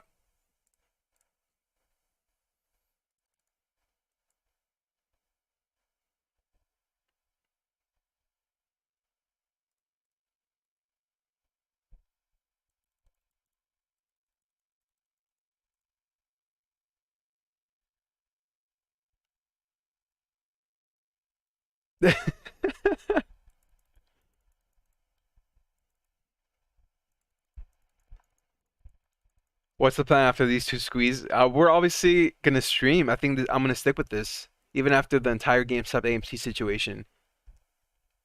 There's plenty of the stock market isn't going anywhere, man. There's always gonna be trades. There's always gonna be money to be made. So that's what we're gonna do. Guys, broke down. We're breaking down mid-range here on 207. So now it looks like we might come down to test the SMA, possibly even 200. Let's see. And this is actually dragging down AMC one more time. I have a feeling this candle might halt, guys. I feel like we're getting manipulated again. This is not looking good. I feel like they're doing this one more time, guys. This is not a normal candle. This is not normal here. I'm scared they might halt it again. Come on, bounce.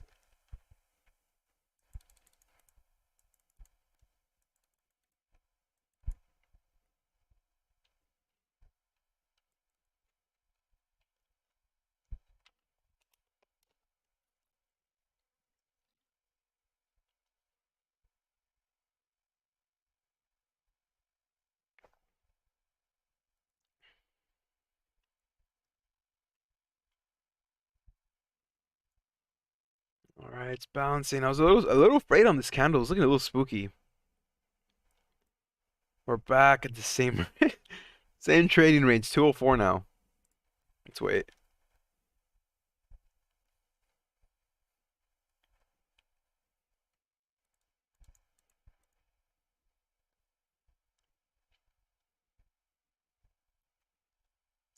Oh, Gary, I would always wait for pullbacks. I would wait for pullbacks.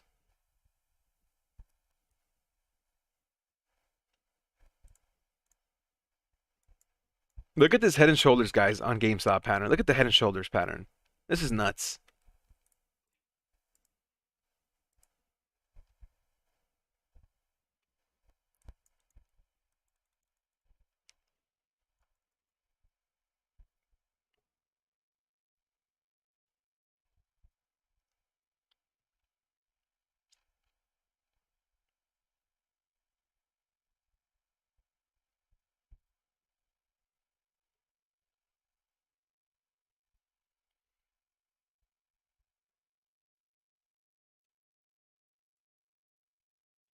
This pattern almost reminds me of what we saw a couple of days ago, guys, on AMC.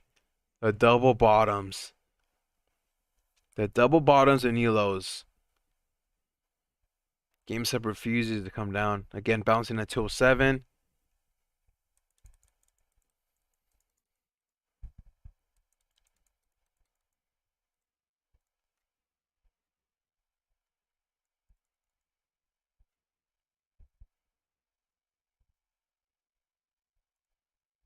This has to be one of the funniest tweets. Someone did technical analysis on the boat. Look at this. Bullish pennant, support resistance, it breaks out. What?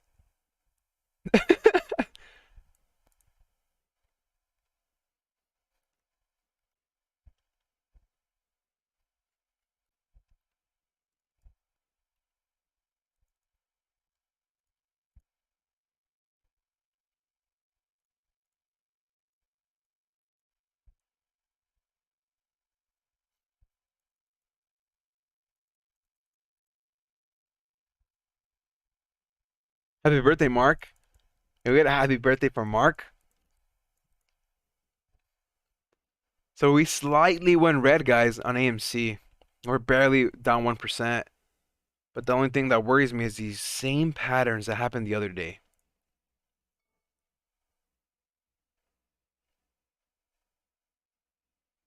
It was this day.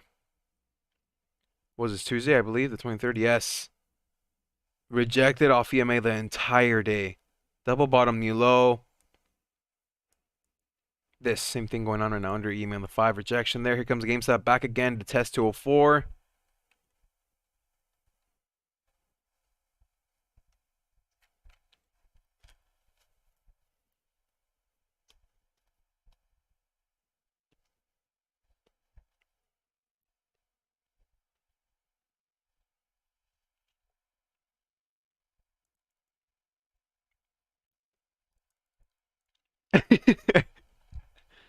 Yeah, we're still green on GameStop, guys, but as of now, it looks like we might come down to test $200. That's what I think. But again, if we hold above 200, closing above 200 on GameStop, huge dubs. AMC above 11, huge dubs. Are you sure you're not the agents of Kramer? Let's see what Mr. Turd said on my email. Did he reply? I don't think so. Not yet.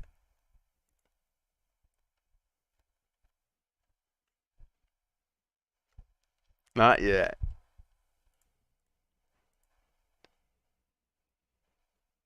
All right, here comes AMC once again at 1087, back to test EMA. GameStop triple bottom at 202. Are we gonna bounce off of that, or is it gonna come shy at 200?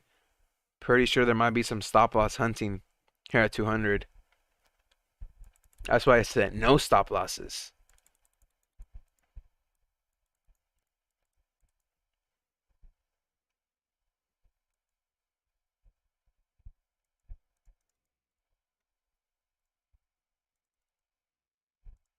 Let's check Fintel really quick. No update. AMC update. Yes.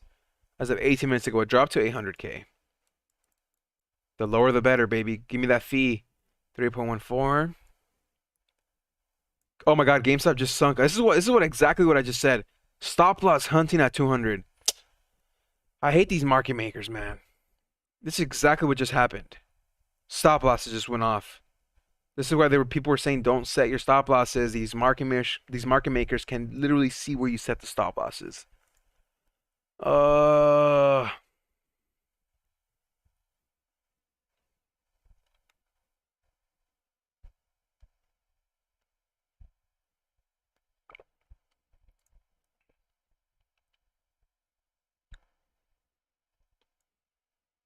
and this is weighing down on AMC once again.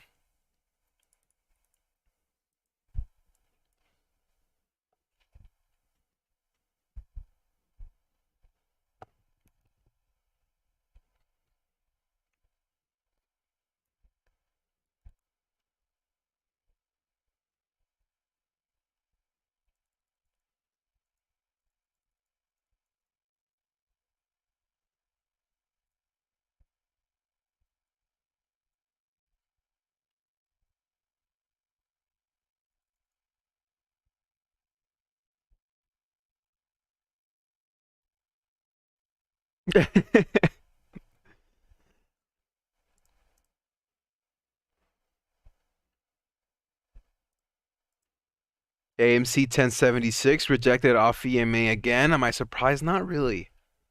Not really. Let's see if this holds or it comes on down just slightly a little bit more.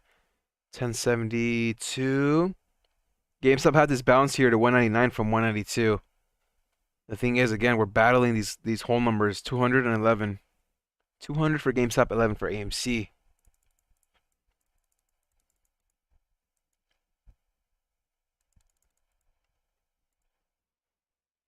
$10.64. There's the next leg down for AMC, guys.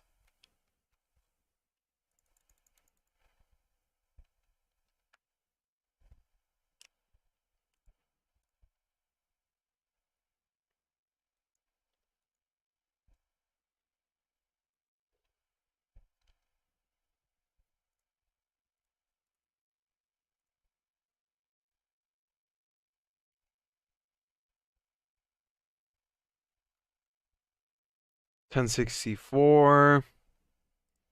Where is this place is back? Midday levels yesterday, we were at 1064. So if we can hold that, bounce off of that, that'd be a pretty decent support level. We test that support, strengthen that level there. Come on. Maybe even 1050s.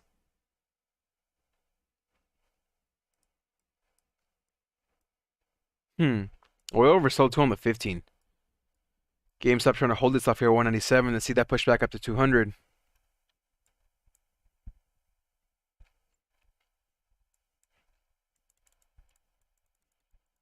Everything went red. I forgot about Nasdaq.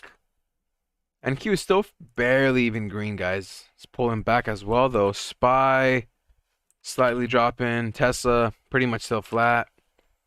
Here comes the bounce, 199. And once again, for GameStop, it might push above 200 here. Let's see. Triple nines. Slightly getting rejected at 200. Slight resistance. Kitty tweeted. Let's check it. Let's see it. Let's see what he got for us. Ooh, I love this one. The Kobe, not phased at all. I remember this. Not phased, baby. We're still holding. Look at that.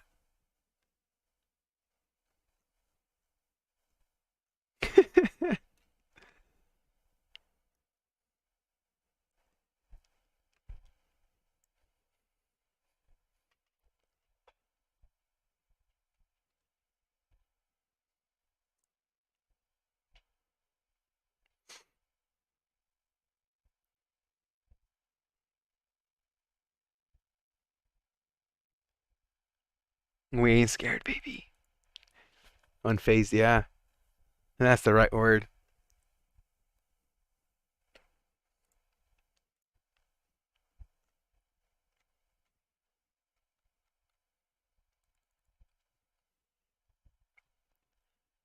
He's Keith Gill. Deep effing value. That's Roaring Kitty. How's the 5 minute on GameStop? Let's take a look. 204. There's the next leg down, guys, for AMC 1055. Next leg down.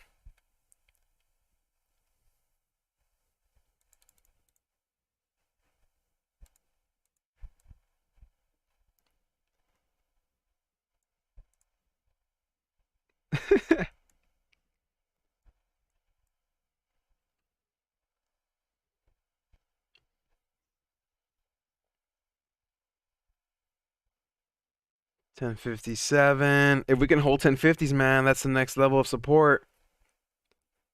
GameStop still slightly struggling here at 196. It got rejected off 200. Whole number resistance.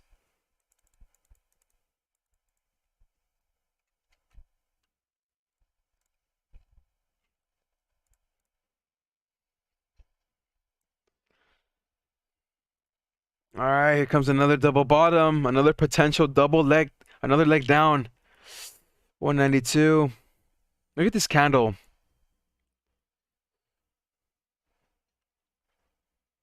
Still 4%.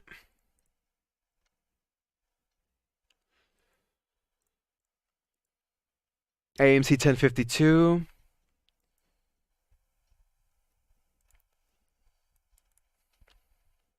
1044. Crack 1050 support. 5 minute EMA at 1094. We need that bounce. Desperately, come on.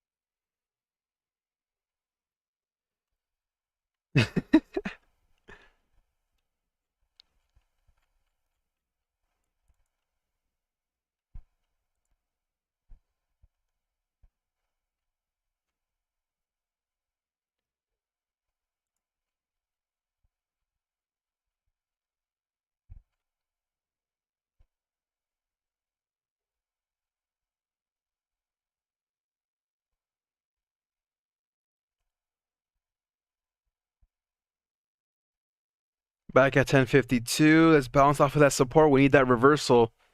We're still waiting for that reversal. You guys think we see a reversal today, or we literally have the same exact pattern like we did on Tuesday? And on Wednesday, too. Just sinking Wednesday under EMA. No bounce on the 15 on AMC on Wednesday. We're going for 1050s. Let's hold that 1050s on AMC. Gamestop. Here comes another leg down. 191. 1060s for AMC bouncing. Something fishy is going on. It doesn't seem right. Everything happened and started once we had this massive red candle down to 200. From 209 to 200 in seconds. Back to 189. Here's the next leg down. That first initial drop here at the market open was at 184 before we had that recovery up to 218.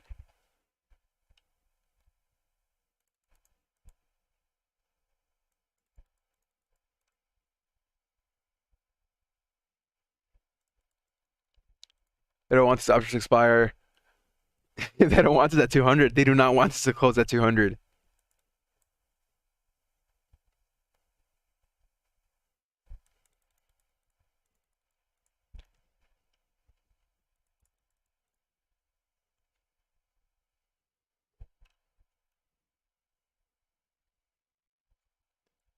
What happened with Fortnite? Why is it trending? Why is it all over Twitter? Rip Fortnite. What happened with that? Someone explain that? Is it because of Discord or what? I don't know.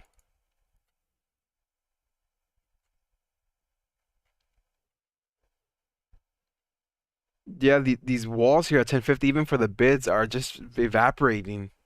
We're back at 1050. Looks like we might test the low here, 184. It's bouncing off 188. Oversold on the 1 minute. This is oversold here under EMA. We were expecting the bounce. We're waiting for that bounce, basically.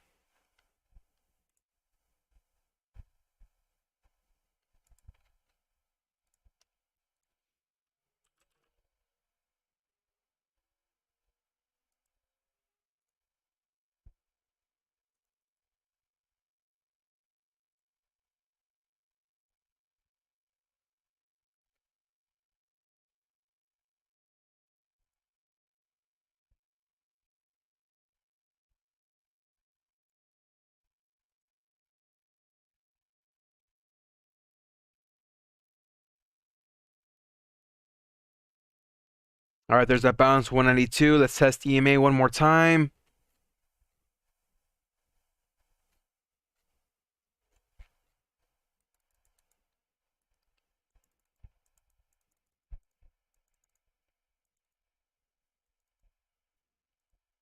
Fortnite's not allowing embedding against their term of service.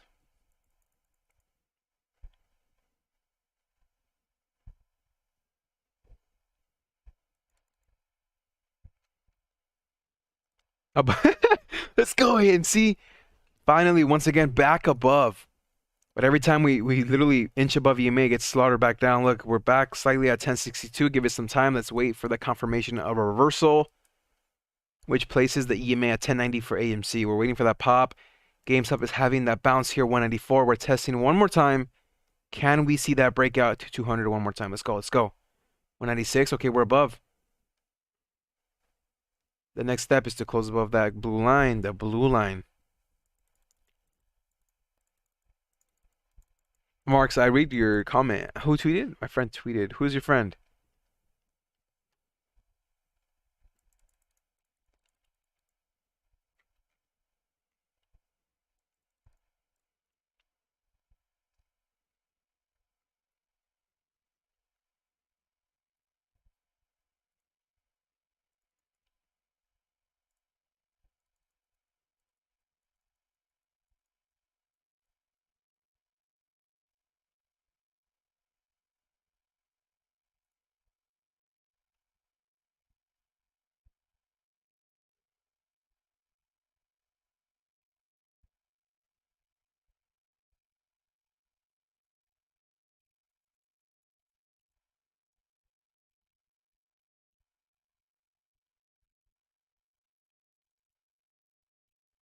All right.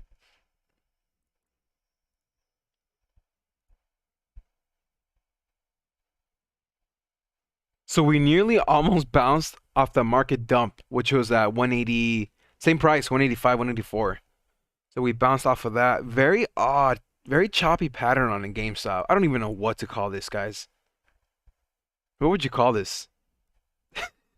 I don't know what these patterns, they don't make any sense.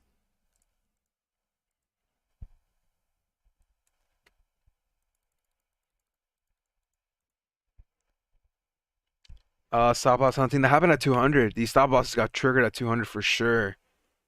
That's exactly why this dropped to 192.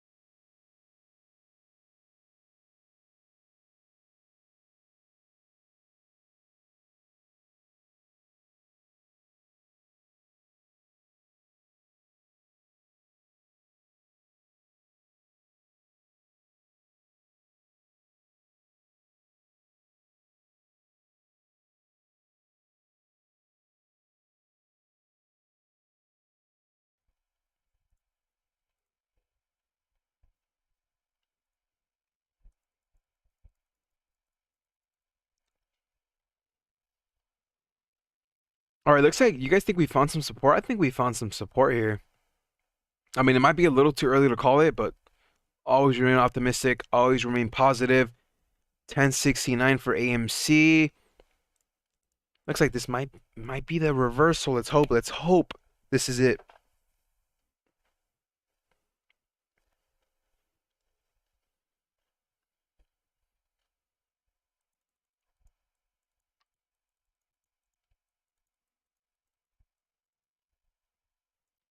Here we go. I don't use stop losses. I've never used stop losses. Matt, I'm right here. How come you never get back to me?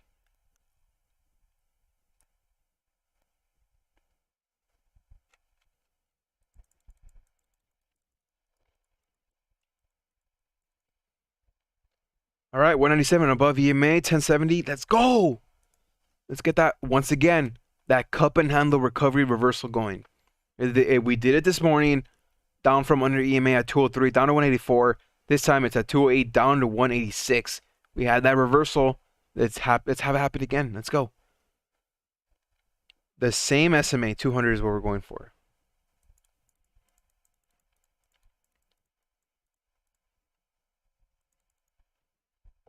Fake Fintel, check it. Let's take a look.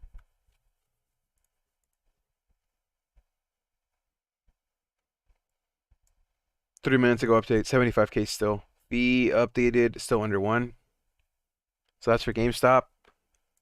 See AMC, take a quick glance. Update? No, yes? Nope, no update just yet.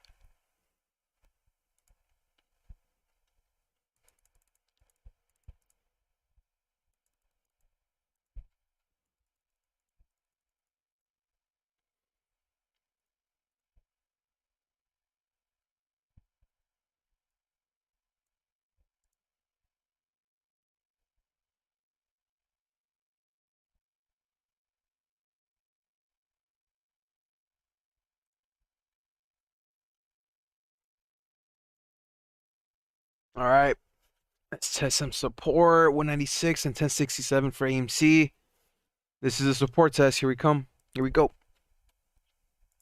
My Cash App reads AMC at $56 per share.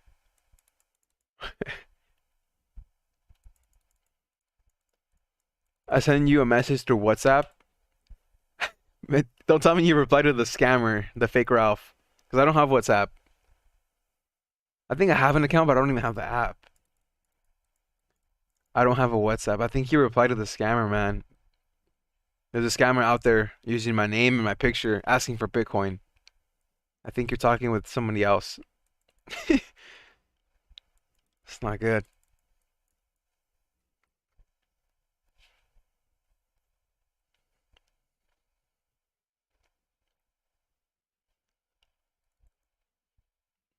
No bueno. There goes that person's Bitcoin. I don't think so.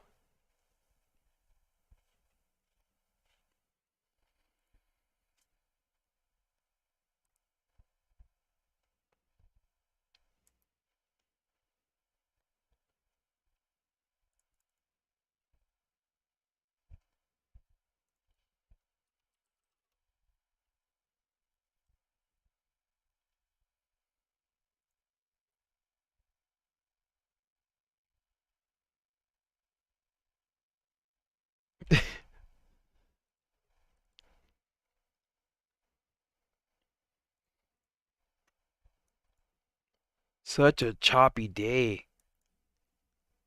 We're not bouncing, guys. We bounced to 199. That's pretty much it. That's waiting out for higher lows. To wait for higher lows to form, even for AMC as well. Down under EMA once again.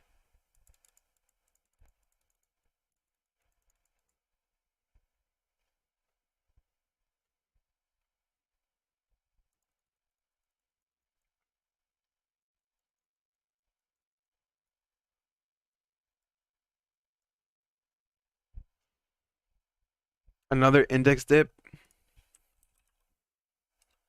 Oh, next leg down for NQ as well. We are still barely inching green on NASDAQ. Barely by a hair. See if we go red on that.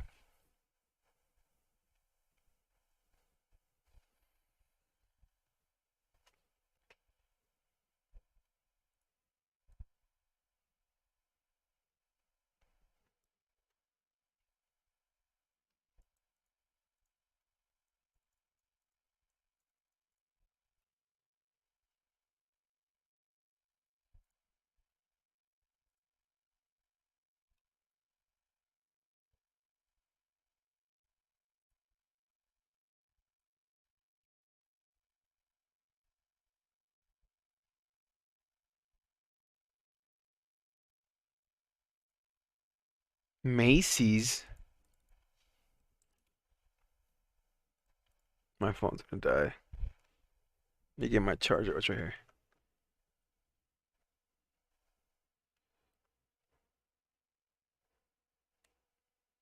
There we go.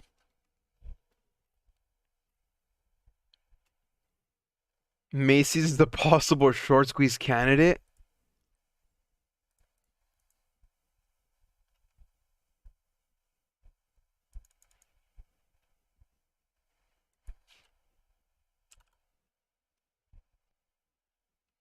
Hmm. Again, here we go. Another leg down, double bottom one more time for AMC. 1049. GameStop are still waiting. We're still playing the higher lows. Give it time. Give it some time.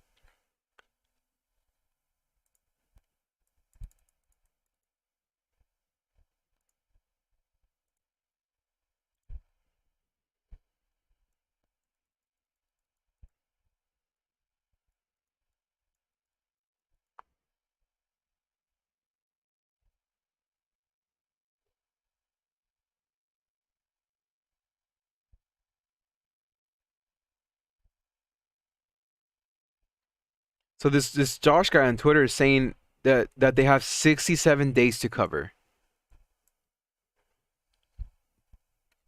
Yeah, that doesn't make 67 days. Where do you get that from? Pretty sure you pulled it up from Vortex.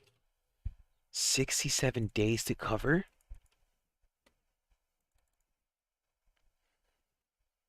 What?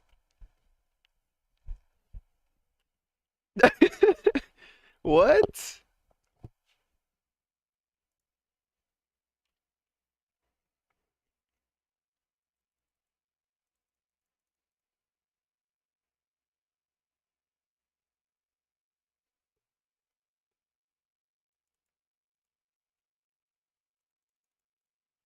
Yeah, it's a really random number. I don't know where he got that from.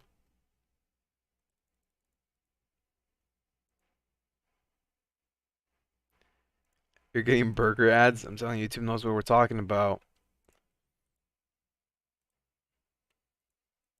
I think that's where he got it mixed. 0.67 days. He's checking Ortix for sure, for sure. Let me pull up Vortex really quick.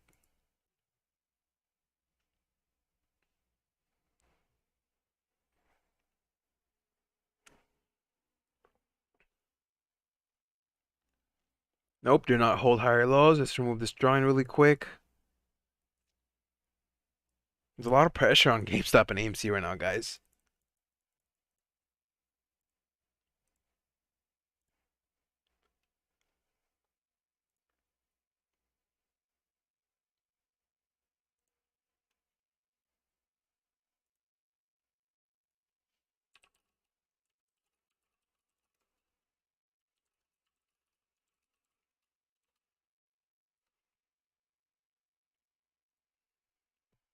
Shout out to Robert Brown for letting me use his Vortex account.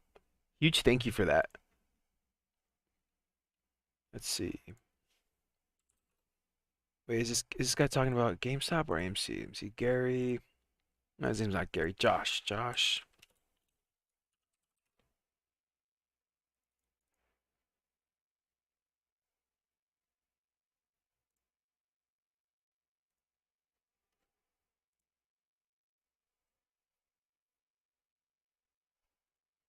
Oh, it looks like we are holding higher lows.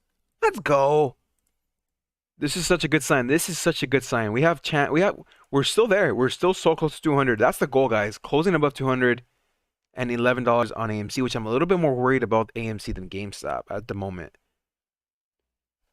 This is really being held down on their EMA. It's not bouncing yet.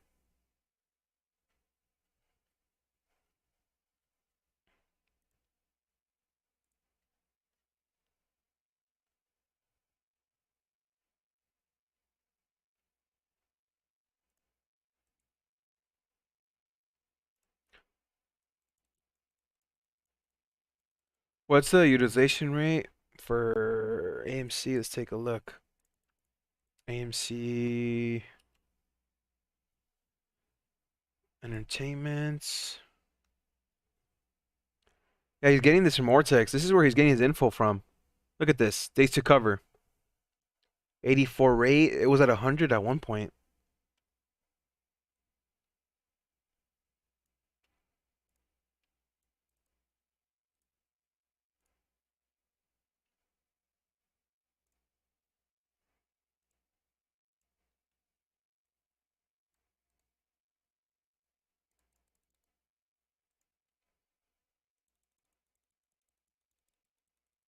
You have 0.68.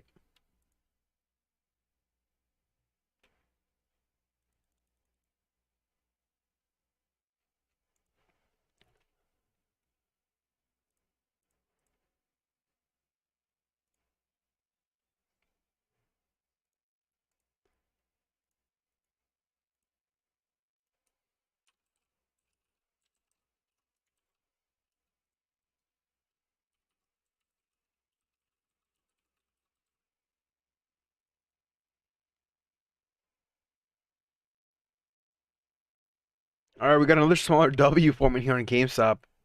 Let's wait for this break here past 198. This has 200. AMC once again seeing that resistance. We're still seeing that resistance, guys, at 1056.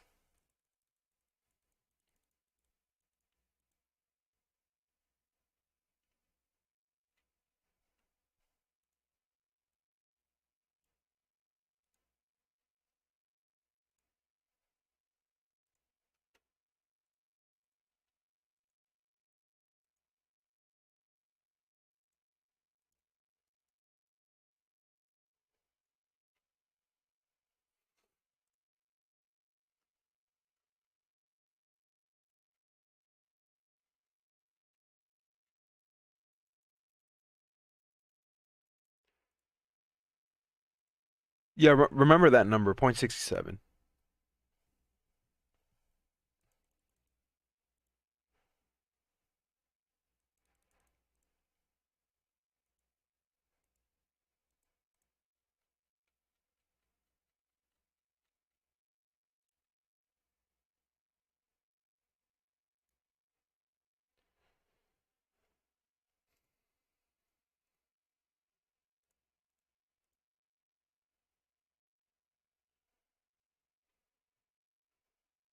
1056. We might have found support here at 1050s, guys. Might have. Let's see. I don't want to call it too early, but we've been holding here for what? 20 or so minutes at 1050. This might be the bottom of the day. I wanna hope so. I surely hope so. And then we have a reversal. Gamestop as well, 193. AMC is going green. Yup, let's go. Let's go. Let's get the reversal going.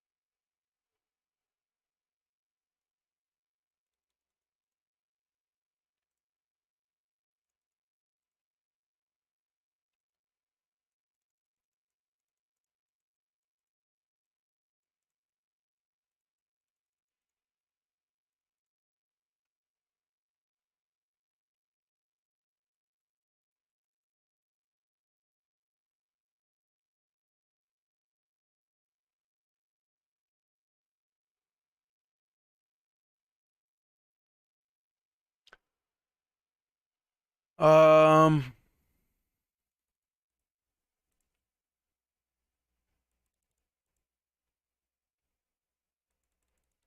that's what I'm thinking. It's not, I don't think it's 67 days. I think it's less than a day. 0.67.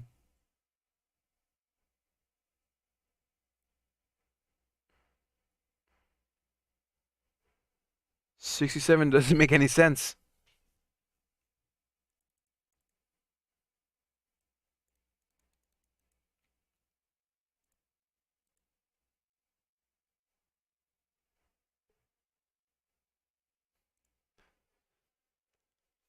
Tesla stop loss. Oh my gosh, Tesla, what are you doing? Sinking. I'll grab some more as it comes down. Is it gonna hit 600 today?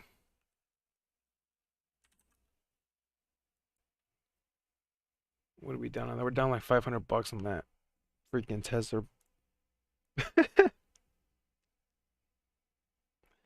Oh, Tesla, man.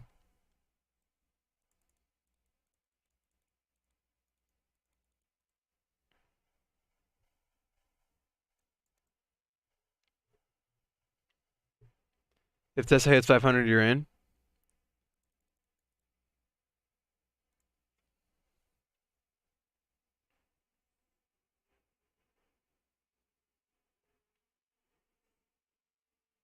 All right, here it goes. 1067 for AMC. That reversal, I'm smelling it. I'm smelling it. W. And the 191 again, testing the higher low for GameStop. What's Neo like? Neo's probably dumping too as well. 35. It's red on the day now. It looks pretty flat, just sideways, but I wouldn't be surprised. I have my alerts set at 34, by the way, if it follows Tesla. If Tesla hits 500, I will go all in. Maybe I will follow you on that as well.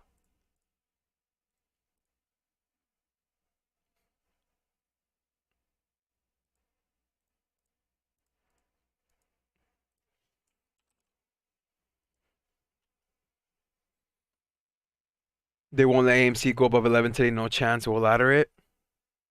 Let's see. Let's see. I'm trying to copy your settings for your trading vid. I set my simple moving average to 200, but it looks way different than yours. Did you change your numbers? Uh, David, I don't think so. It's at 200 for the SMA. EMA's at 13.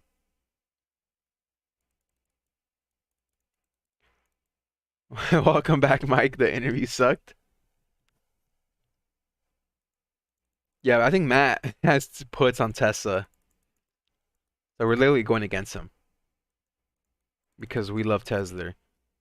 GameStop once again breaking down, guys.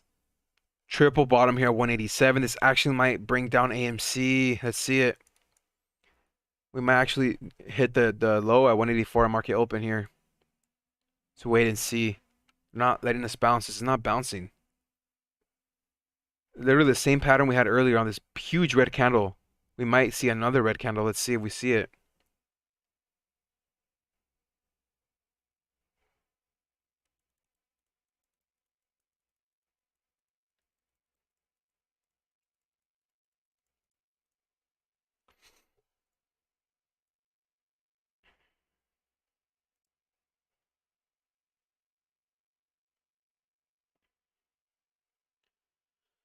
They say over 0.67 doesn't mean anything that will come in that time frame. Guys, just Google it and stop giving out false information. Trader explained already what that means. No one really knows when they're going to cover. That's the thing. Regardless, we're still holding. I'm not selling. So I don't know why this Josh guy is saying that they have 67 days to cover.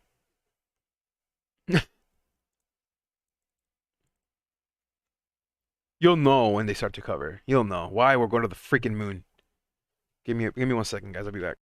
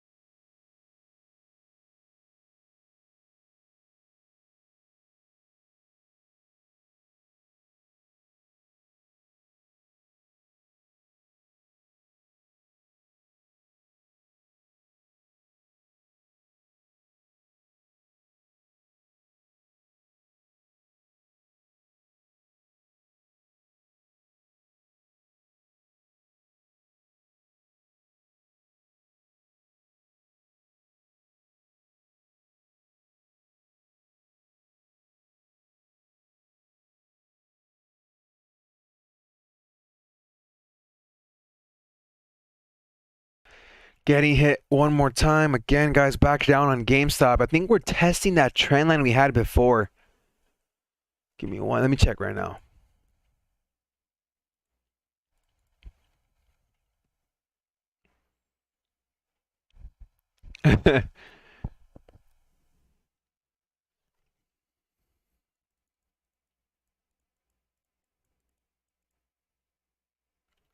I think we're testing that trend line here we had on the descending triangle. We indeed are. Let's remove these alerts really quick. Remove this. Let's actually extend this to the right. Remove this. All right, there we go. Look, we have this descending triangle here as we pulled back, struggled. As of now, we are testing that. I would hate to see this to come under, which puts us at 170-ish. What is it? 175. So obviously we're going for 200 today and we're going for 11, but it's really difficult when they're just bringing it down like this. It's really frustrating.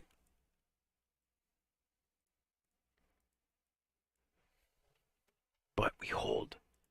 Oh yeah, we saw the Kobe tweet. We are unfazed, baby.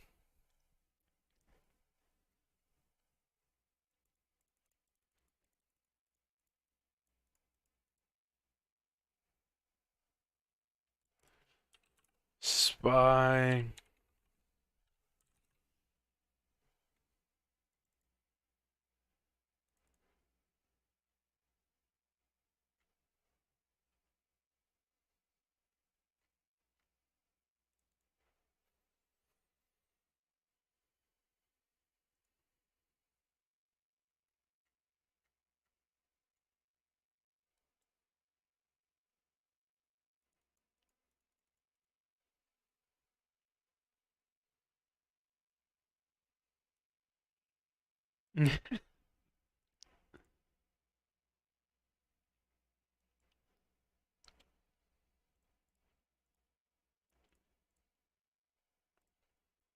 Mm-mm. No sign of support yet for AMC. Still seeing resistance, still being oversold. Here comes the second or however fifth. One, two, three, all like the fifth push after this pullback. So let's wait and see. We need to hold above 170s. That was the previous resistance level. And closing at 200, we're waiting for that. Let's go for that.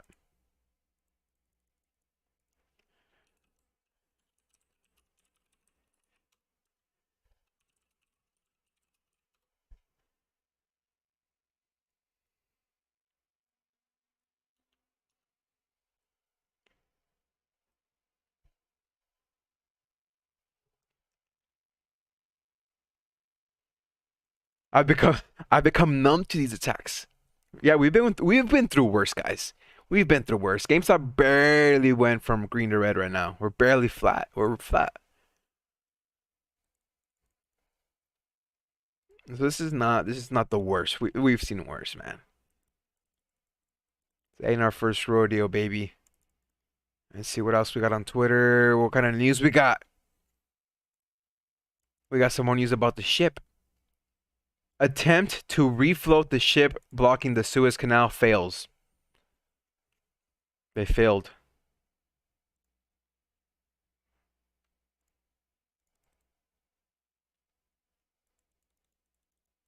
I have transcended price. So we'll go live for 30 more minutes. Of course, guys, later we have the PS5 giveaway. We have Power Hour.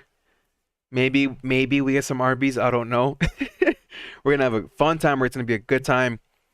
Let's close above 200 for GameStop. I'm gonna set my alert right there, which still happens to fall along the SMA and 11. These are the price levels we are going for on both of these stonks.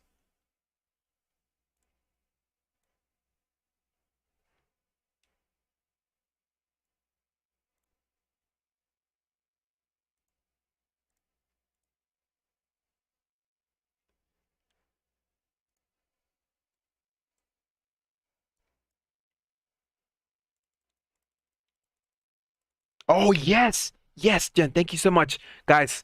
Dennis was on the congressional hearing of the second part on like when was the congressional hearing? A week ago? Oh, a week ago. And he was the one who said that there was a lot of heavy shorting going on with GameStop. I forgot the exact words, but he was exposing the whole entire situation. He is the one whose clip got cut on CNBC. You guys remember that? They got edited out. They edited and took out that part where he said that. That's how manipulative the media is. So he's gonna go on Reddit, if I'm not mistaken. Ask me anything, right? At 10 a.m. Pacific, 1 p.m. Eastern, I think. If I got my numbers right. And the subreddit. So he's on our side. He is on our side. He's about to expose what's going on. Even Jim Cramer himself, the man who was a hedgy, who used manipulation tactics, said, "Shorts, the best thing you can do is just close your positions."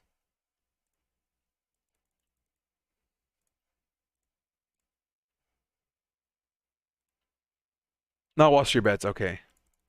Morning, MJ. Good morning. What a fight.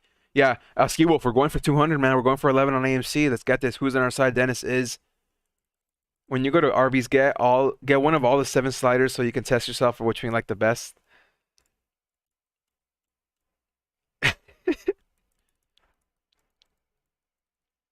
Still seeing that resistance here on Gamestop 183. We are getting hammered down under EMA. It's very apparent. You can easily see when the short end, the manipulation comes in. The blue line. That's all you can see, the blue line. We don't break above. We don't bounce. As we're seeing here on GameStop, after this ridiculous red candle from 209 to 206, or 200, I'm sorry, and then AMC from 1116 all the way down to where we're at right now, 1044. That's what it is. This happened on GameStop when? The same day here. Look, let me pull it up on the 5 so you can clearly see. Look at this. No sign of a bounce here. This is all fabricated.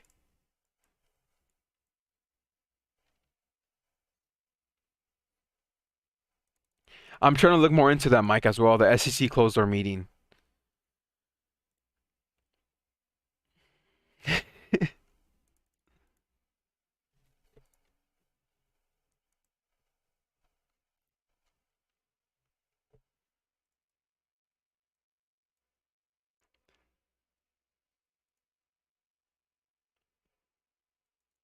I appreciate that, Eve. I truly appreciate that.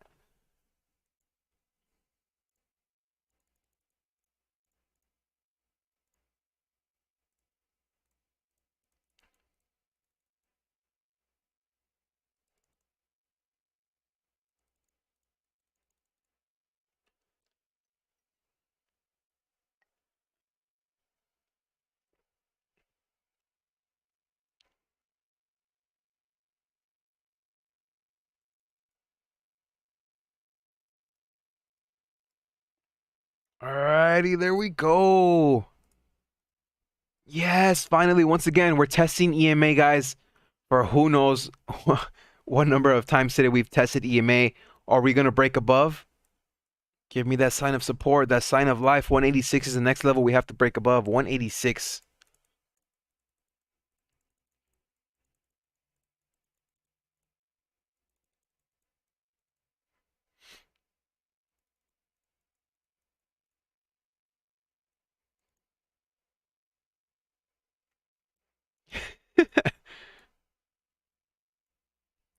You're off. You heard Andrew Momoni said Netflix is already making the GameStop documentary. That's been in works for like a month or so, I believe.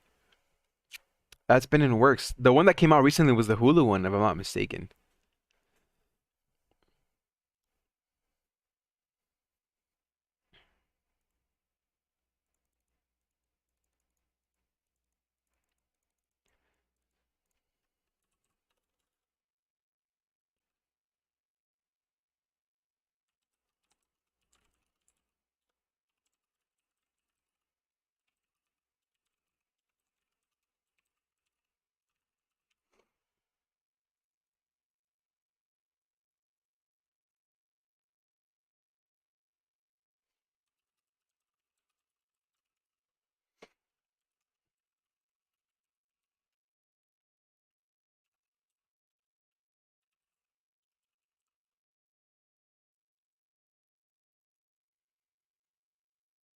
I think it's rigged to the point where they can tell us exactly where these stocks are going to close at today. One thing we've always been seeing repeatedly is on AMC, we're fighting for the whole numbers, man. 801, we were at, and even the half dollars, 1450s is where we were fighting last Friday. Last Friday is when that these walls started coming into play at 1450. Last Friday.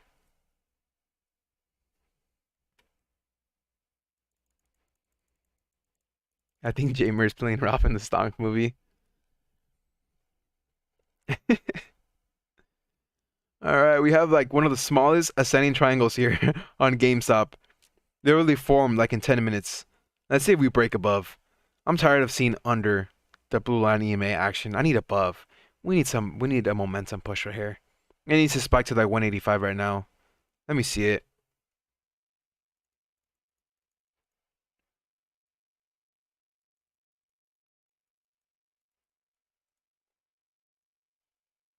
Okay, guys, I'm gonna have Robert Brown come on and answer some questions you guys have for him. Very wise, very experienced trader.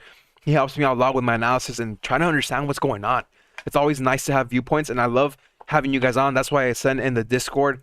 I plug in the Discord link. I love hearing you guys' analysis. So if you guys want to hop on, I'll throw in the Discord a link right now. Here we go. We're testing one more time.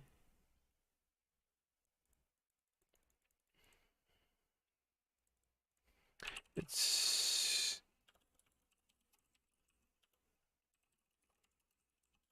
let's see.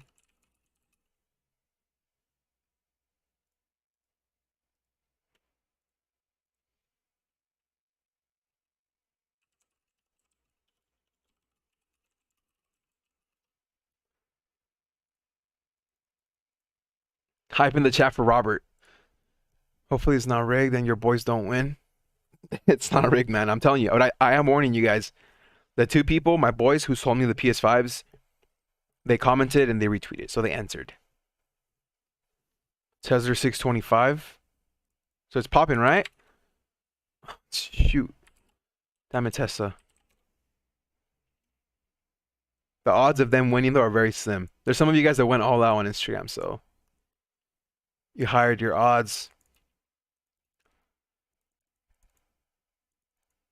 What does an ascending triangle mean? It's a stock pattern. So basically, I think the main keys for an ascending triangle, ascending means rising up, is higher lows, rising up. Here we have 176, higher low, 178, higher low, 181, higher low, and it is hit by a resistance, which in this case happens to be 183, which is the EMA.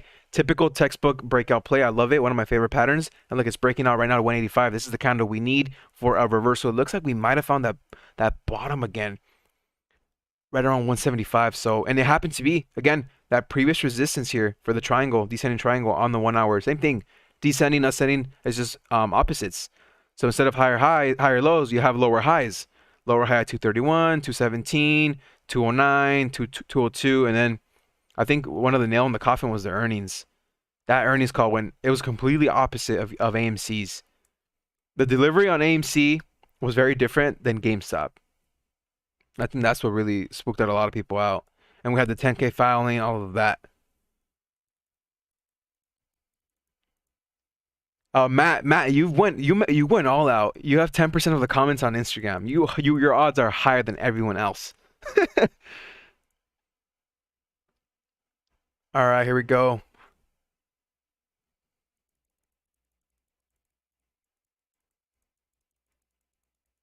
The winner got a couple breaks. I'm gonna be super mad if there's breaks in that PS5 box. I did not open it, but I trust my boys, you know. Should I open it, guys? Just to check? Should I open the boxes just to check? There's no boulders in there.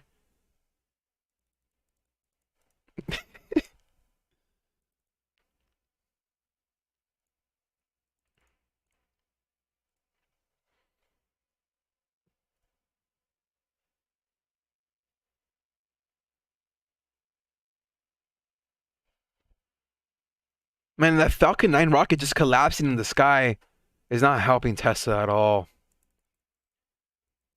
Check yes. Trust your guys. I trust them, yeah.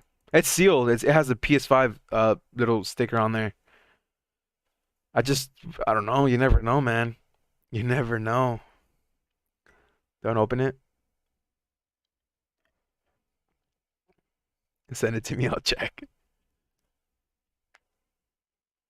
I trust them, yes.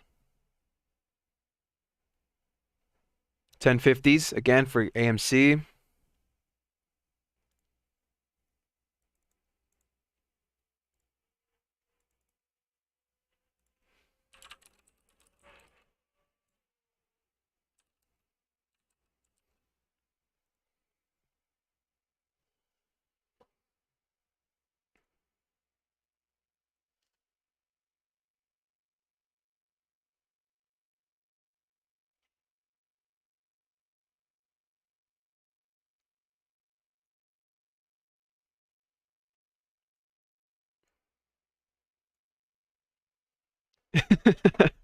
Okay.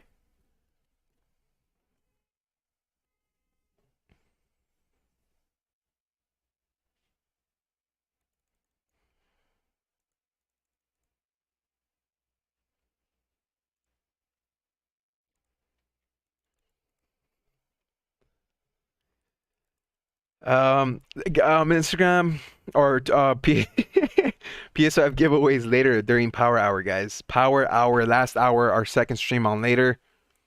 Let's get Robert pumped, baby. Let's get Robert on. It hasn't happened, no.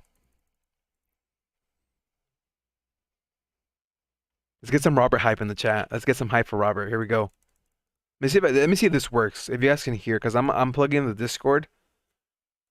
So I don't. This is my first time doing this via Discord, so I don't know if you guys are able to hear him. Let me see.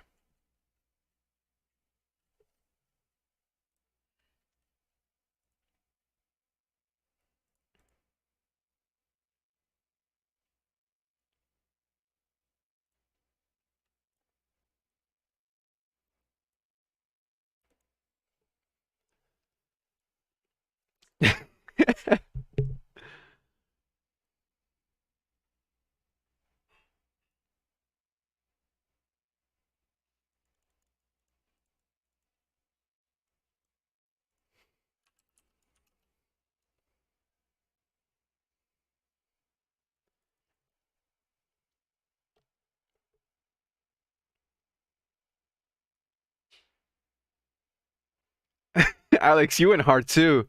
I'm currently banned from posting on Instagram because I went too hard in the comments. Just don't get banned.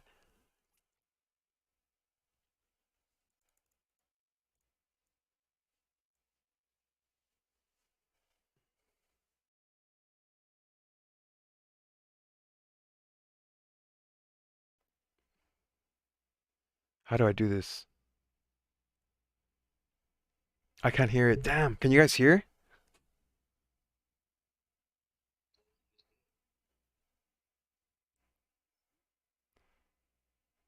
Wait, Rob. Test, test. Wait, I don't think it's. I don't think it's. I don't think YouTube can hear you. Let me see. I know you could hear me. I could hear myself too.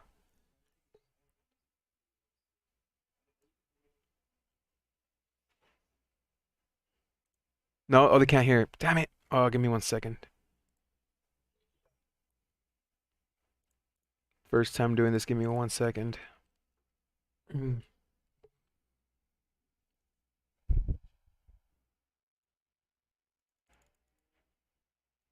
I know you guys can hear me, but you guys can't hear Robert, right?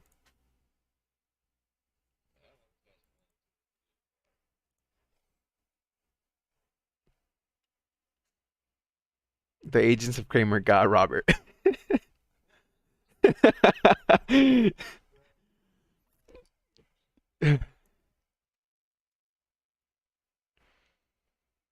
No, you guys can only hear me? Okay, let me fix this.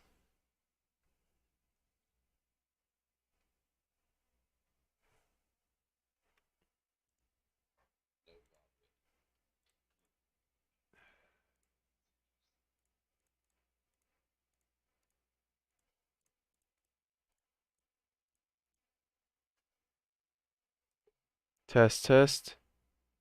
No? Wait. Hello. Oh, I think we can hear you now. It's showing here on the PC audio. Yep, you can hear me. I just heard myself. Okay. So Wait, we're wait, good. wait, give me 1 second. Let me just verify. Wait till YouTube just starts saying yes, so they can hear you. Yeah, they're saying it.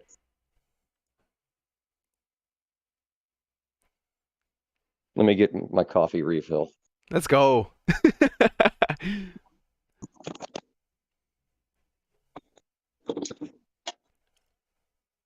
I'm almost out. I have to make some more or drink beer. So when we're tired. All right. So what do we want to find out? What questions do we have? Guys, what questions do you guys have? Here we go. Q&A.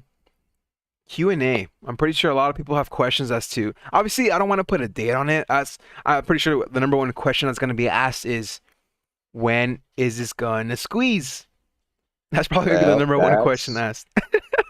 that's impossible to know. AMC. Oh, don't get me started on that one because I don't know that it's going to. I'm really, really concerned about this proxy vote upcoming.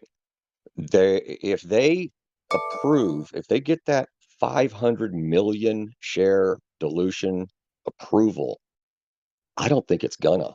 And that scares me for everybody that likes AMC.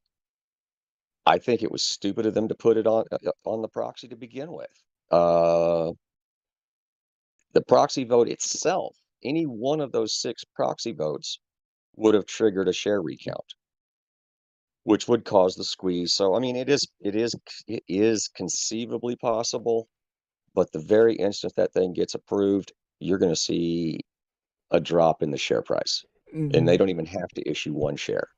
I agree. That's the only thing that also worried me too. That morning I woke up, that's the first thing I saw. Number one, 500 million share dilution. And you just check on Twitter, you see social media, and the first consensus you see is they don't want that. We don't want this, you know? And Right. people would have exited before, what was it, May 4th? Yeah. That's the thing. Um, Yeah, someone put in the chat, most likely a big sell-off going into the May 4th vote. That's the only thing that worries me on AMC. And I I'm right there with you. That's undeniable. It happens every time. but the And so that yeah, it was the dumbest thing that Adam could have done. but we still have a long time till May. Anything can happen between then and then. May Yeah, 4th. I mean, Like it could well, rally the this share recount has probably already started. I think May 4th, April. Yeah, share recount's already started. They're already calling in the shares. Or at least the institutionals that want to vote are going to be calling in their shares. So the best thing everybody can do is hang on to their shares. I mean, they can add, and if it gets above 15, 16, they can probably get out at a profit and then wait for that vote to come through. Um, correct. it's rare that a board of directors is going to put that kind of thing up, especially that many shares. They're that they don't already have the votes for it. So they just might get it through, no matter how many shares the individual shareholders are holding. They just might get it through, and it's going to come back down into a good price range where people can add in. Now, GME, on the other hand, we still got a long time to go before this one can, technically go into the squeeze. Yes. Um, we can get a gamma squeeze maybe. We can have the Elliott wave type squeeze, or it could turn into as soon as they set the date for the shareholders meeting, which I believe is scheduled currently June, for right? June 11th or Yeah. 10th, something like that. 60 days prior to that is going to when that will probably start. Um, and where it goes depends a heck of a lot on what the exact short interest is. Which is My personal what's your my guess? personal belief my personal belief is it's well over 200%. It might even be over 300%. Shh. There's other people out there that say 400, 900, what have you. It doesn't matter. It's insane the number of shares that are shorted. So GME is going to be it's going to be a record setter, I think. So, I mean, anything else I you have want me to yes. discuss? There was a donor that came in really quick. Let me scroll back up. Louis says, "Thank you for the donor. First and foremost, you guys don't have to donate to ask questions. How long could a hedge funds keep creating synthetics?" Uh, well, is this all right? Let me ask this. Is this in regards to one of the stocks we follow, AMC or GME, or is this just in general? I'm pretty sure he's just talking in general for both AMC, GameStop. Okay. AMC, they can create, any stock, they can create shares all day long for right now, because of the OTC. OTC does not have any restrictions whatsoever on Well, they don't have any regulations. Let me rephrase that. They don't have any regulations on the Correct. over-the-counter trades. So they can do anything they want in the background, and they can create share after share after share. They can create, 50 billion shares of GMC or GME when GME only has 10,000 shares issued. That they can do that. Now, how does that happen? It just boils down to they never have to show any type of documentation to the people they're selling to. They just say, I have 50 billion shares. You want to buy them? And, everybody on the other side says, sure, I'll buy them. Wait a minute. They don't ever look and go, hey, there's only 10,000 authorized shares. Yeah. So there's the instant creation. Those are all synthetics. IOUs, baby. Now, yep. And, ultimately, what needs to happen is the regulations need to change. All these regulations were written by insiders and submitted to the Congress and the SEC, who generally don't have a clue what's going on anyway. Well, the SEC does, but they don't care. They're going to go back and forth between the hedge funds and get, when one party gets elected, they leave and go, to the hedge funds. And when the next party gets elected, they come out of the hedge funds, they go back into government. It's just a revolving door. So it's going to be, it's got to be, the regulations have to be written where listed stocks cannot be traded in the OTC.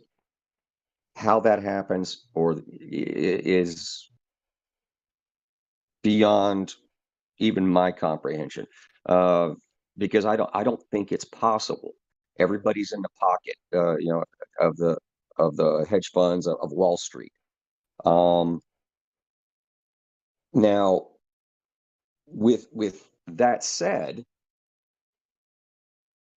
if OTC were to be regulated, which it could be, it could fall under the same rules as the NYSE and everybody else.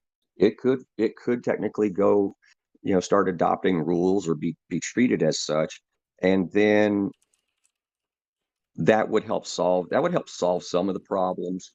The dark pools, that's another problem there.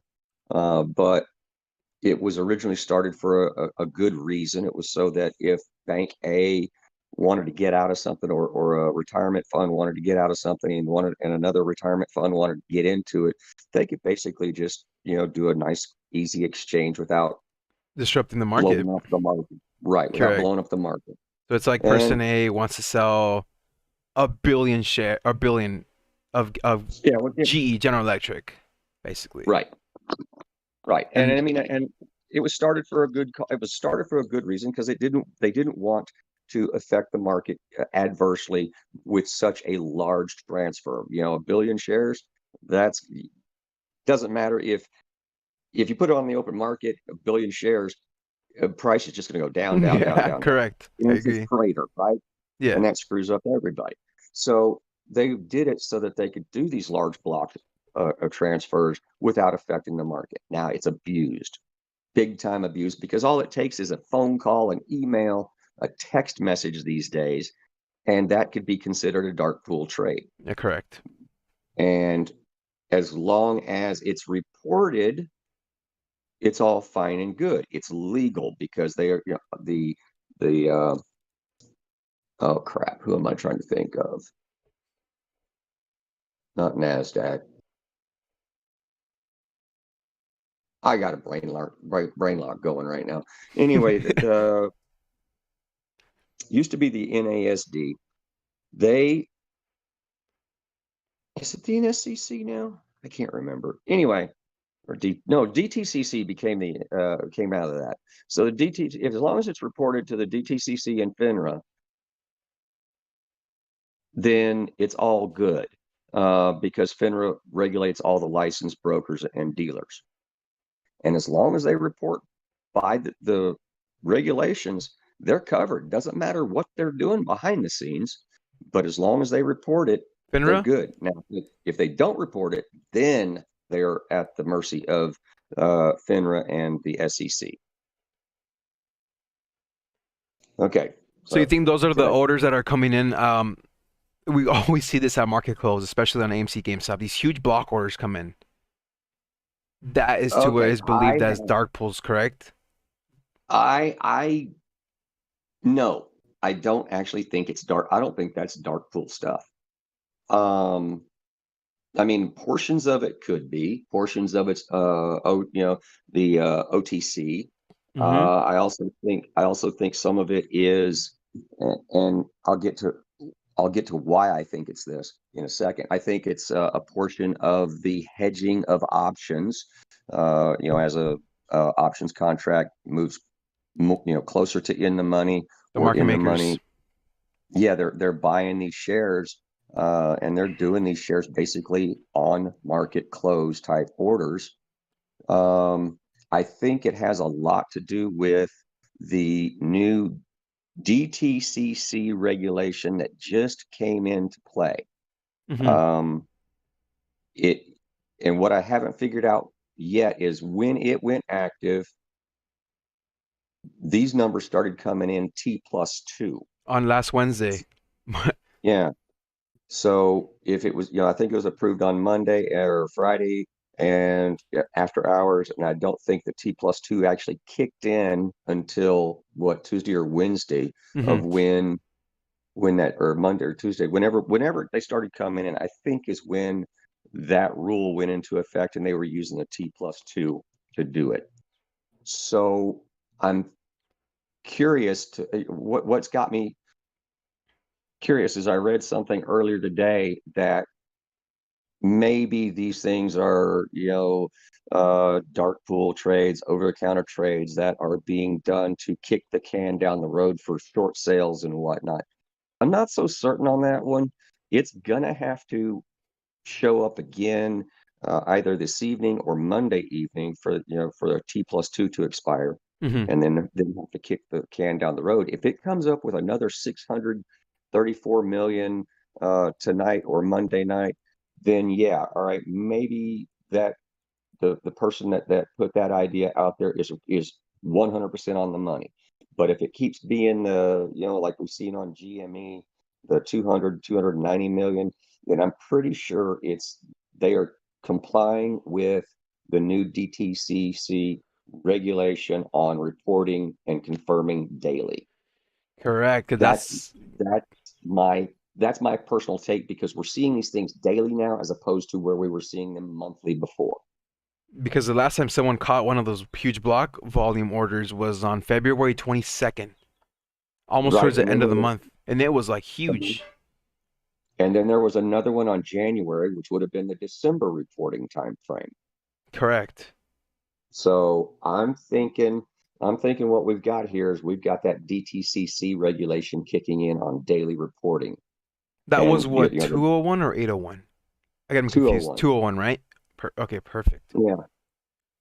801 hasn't kicked in yet. When 801 kicks in, I don't care where you're at, It's done. that is guaranteed Yep, is to start that is guaranteed to go ahead and start just about any stock that's shorted is going to start having a squeeze absolutely, I because agree. because they will either be margin called. I mean, they're going to have to come up, start coughing up cash, or they're going to have to start coughing up stocks. So anyway, so yeah, I'm actually looking forward to 801 getting approved. God, I'm so looking forward to that. That one's the one that states that they're able to liquidate positions and Yep. they cover themselves on I forgot the documentation. It said that we're not responsible for any losses, basically. Well, it's not so much they're not responsible for any losses. The DTCC and NSCC will still be responsible, but they're they're not going to be held liable for any lies or omissions done by brokers and dealers and hedge funds. Anybody that if they're not honest about it, they're going to liquidate. They're going to be saying, "Oh, well, we show you to have this. You didn't agree. You didn't correct us when you didn't correct us when we were wrong by your own document submissions. So where did all this extra stuff come from? Well, we're still holding you liable." And if it puts them out of business, oh well. They're still going to, the banks and all of that are still going to be responsible for stocks and options responsibilities because, yeah, we wrote that contract. This other person, took the backside of it, what have you. You know, they're still gonna end up paying up, but they're going to be putting people out of business. They're going to be taking their stocks and they're going to be liquidating them. They're going to be, hell, they may even go after personal. They may not be able to go after personal assets, but they might try. Mm-hmm. I don't know. When do you believe that 801 might actually be kicked in? Was there a time frame for that? I wasn't too aware of that. The time frame for the 801. 801, it goes before the SEC for them to review. That review can last 60 days. Then once they put it in the National Register for comment, it can have up to another 60-day comment period where the hedge funds, the brokers, the dealers all can have the opportunity to say, no, we don't like this. We don't like this. This is why. And then it'll get kicked back down to the NSCC if there's enough comments and the SEC says, yeah, you know what, they kind of have a point. It can get kicked back down to the NSCC for review, rewording. That can take, however long the NSCC takes, but let's just say it takes them another month to try and massage it to where everybody's happy. And then they put it back to the SEC. Again, the SEC can sit on it for another 60 days before they decide. And then they can they can put it out for another comment period of 60 days. And if nothing occurs, then they can release it. They can say they can sign off. SEC can sign off of it and say, okay, great. So you're looking at minimum 120, 120, 240, and another 30, 270, 270 days just on the most likelihood that everybody under the sun's going to complain. So you're looking at 3/4 of a year. And if they can't fix it, if NSC cannot fix it the second time around, then the SEC would end up calling a big old meeting and having everybody testify. And yeah, that could be another, it could be a year, it could be a year and a half, it could be as little as next week. It's impossible to know. Mm-hmm. But I'd say probably a year and a half out. A lot can happen before then, man. That's a long time out. Yeah, You have a ton of it really is. catalysts before that. Right. I mean, and every company is going to have meetings. Every company is going to have their annual meetings. So each time that each company is going to have some type of a small squeeze if they're shorted to any measure, and if the institutionals want to vote, because if they don't actually have their shares that they claim to own because they loaned them out to the hedge funds and they don't recall them, then that's not going to initiate a squeeze. And basically just be the shareholders in whichever institutions didn't loan out their votes that are going to be able to vote. So, I mean, there's a whole bunch of things that got to come into play for a squeeze to happen. But generally, it's the institutionals calling back their shares and making sure they have them all when the accounting happens. So, there's in every stock, there's always certain catalysts that will trigger something like that. And people sit there and said, you know, dividends do it. No, dividends don't cause it. They don't, because the company only issues dividends for how many ever shares they have issued. That's it. They don't care if there's, 10 times the authorized shares out there. It's not their problem. It's whoever borrowed the shares to sell them short. That becomes their problem. So that's never going to trigger a squeeze unless the borrower just can't afford it and tries to buy back enough shares to something that they can afford. So that doesn't necessarily cause a squeeze. People talk about a reverse split. Not really, because it really just reduces the number of shares out there. It will in it will increase, most likely increase the interest that somebody's paying the institutions that loaned them out, but that that's still a negligible charge. Forward split. Eh, I'm not real fond of forward splitting. Um, I mean, I am to the degree that, yeah, it will take whatever multiple the company decides to use. It'll make all those synthetic shares go to that same multiple, but it's still basically a one for one thing. It just reduces the overall cost of the one share. Um, what is one of the others? Oh yeah, stock dilution. Oh, we're going to issue. Let's just say I'm going to pick on AMC here, and I'm sorry, guys, but I'm gonna go with AMC. Gets authorization to issue 500 million more shares.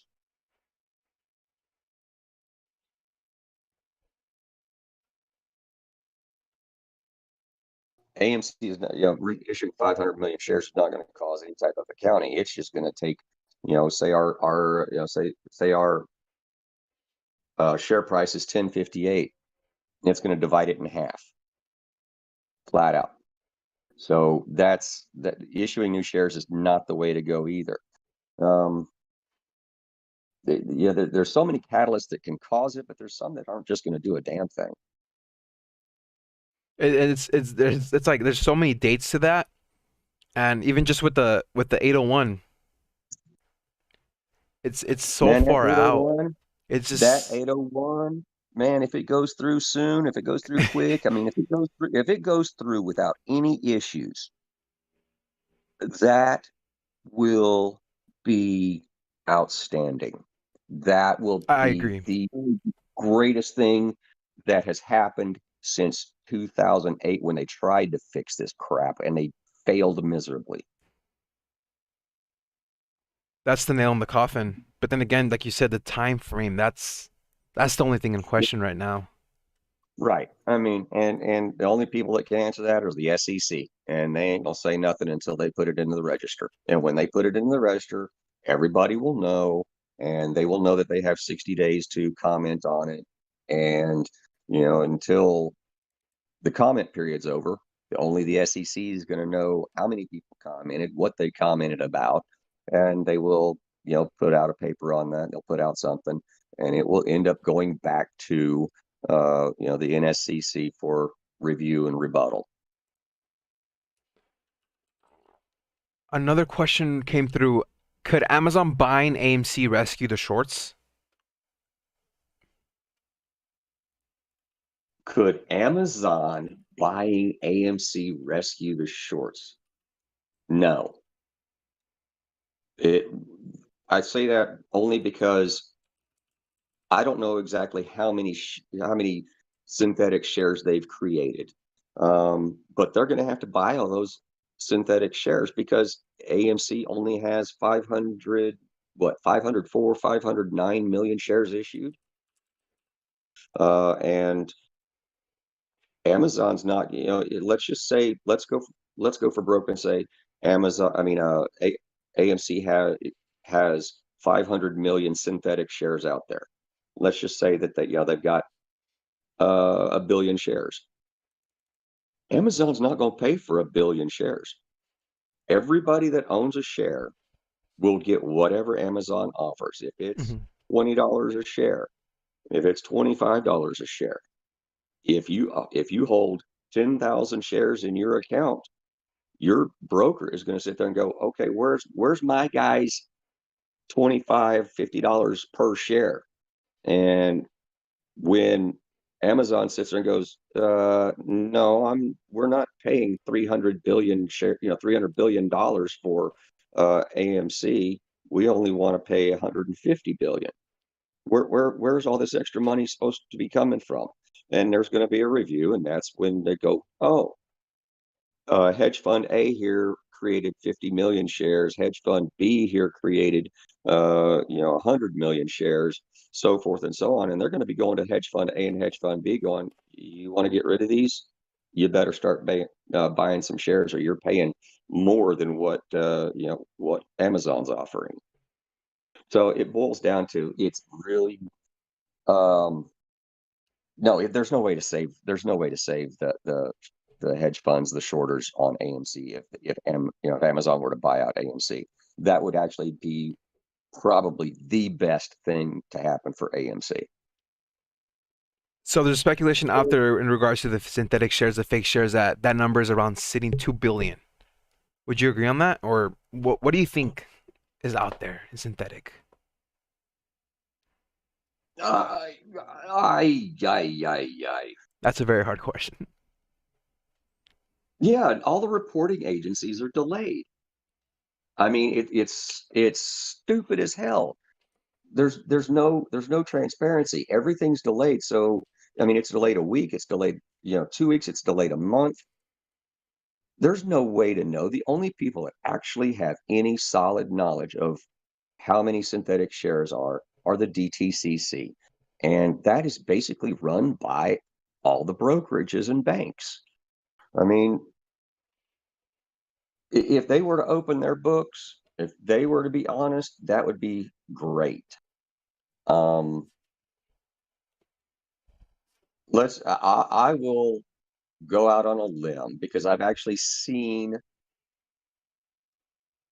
I've seen Ortex with 100% utilization, but it wasn't with 100% of the float. It was a smallish percentage.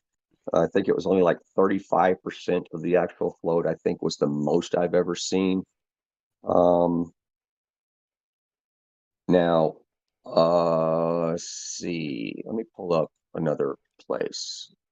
Probably see if I can find some information here. Give me a second. Oh, perfect, perfect. No worries.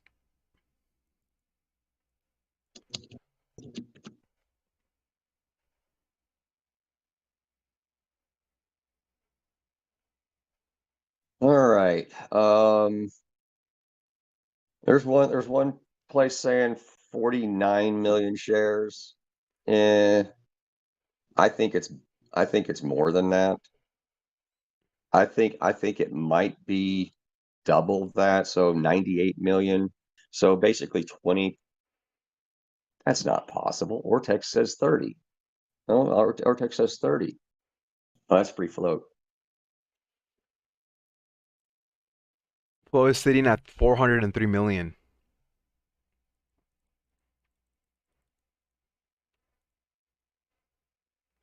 Man, I'm thinking I like Ortex's number better. I really am. I'm thinking I like Ortex's number better. Um, and even that number I don't trust completely. I mean, I would guess that there's probably, yeah, I'd say about 300, probably 300 million synthetic shares sitting out there. I mean, it's not 100% of the company, but it's still a damn good number that can cause a really good squeeze. Could cause a really good squeeze, actually. So I'm saying, somewhere in the range of 300 million or so. But again, what's going to trigger that squeeze? That proxy vote, damn sure, that it's going to trigger it, but it's not going to be a good kind of trigger, because of that freaking vote for 500 million more shares. I hated that one. Everything else on there was okay, but that one, I don't like that one. And yeah, I know it's the authority to, not the obligation, the authority to issue, not the obligation to issue. So yeah, they could issue 50 million shares. But the fact that they have that kind of authority is going to scare a lot of investors, especially in institutionals, because they don't want an immediate dilution because it takes them time to get out of a position. Joe Retail can get out of a position the next day. Mm-hmm. Institutionals, they got to, if they've loaned their shares somewhere else, they've got to borrow them back, and by the time they get them back, who knows, that dilution may have already happened and they've lost half their value already. So they don't like that. I guarantee you they don't like that. So, it was a bad idea. It was a very bad idea. Don't know why they did it. I have an idea, but I don't have I have nothing solid to base it on. It's just my own opinion. And I don't want to scare anybody because I don't like dissing any of the stocks we look at and follow. Hmm. Um, Sorry to interrupt. Even if but we vote no for that, no, all the way down. if everybody votes no and the institutionals vote no, then yeah, it's not going to happen. And that would be the best thing. If proxy number one doesn't pass, everything else on there can pass. Well, number six shouldn't pass either. Number one and number six should not pass. Number six says number six is basically saying, okay, yeah, you're giving us the authority to go back and reinitiate this proxy if y'all don't approve it this time around. Number one and number six suck. They just flat out suck. So yeah, if anybody votes or hasn't voted yet that wants to vote, I would vote no on number one and number six. And what was it? Number four, I think, was the pay scale, if I remember right. That one is that one's just advisory only. Y'all would be telling actually, I'd say we will be telling AMC, no, we don't want to approve the new pay package, except it's not about whether whether we approve it or not.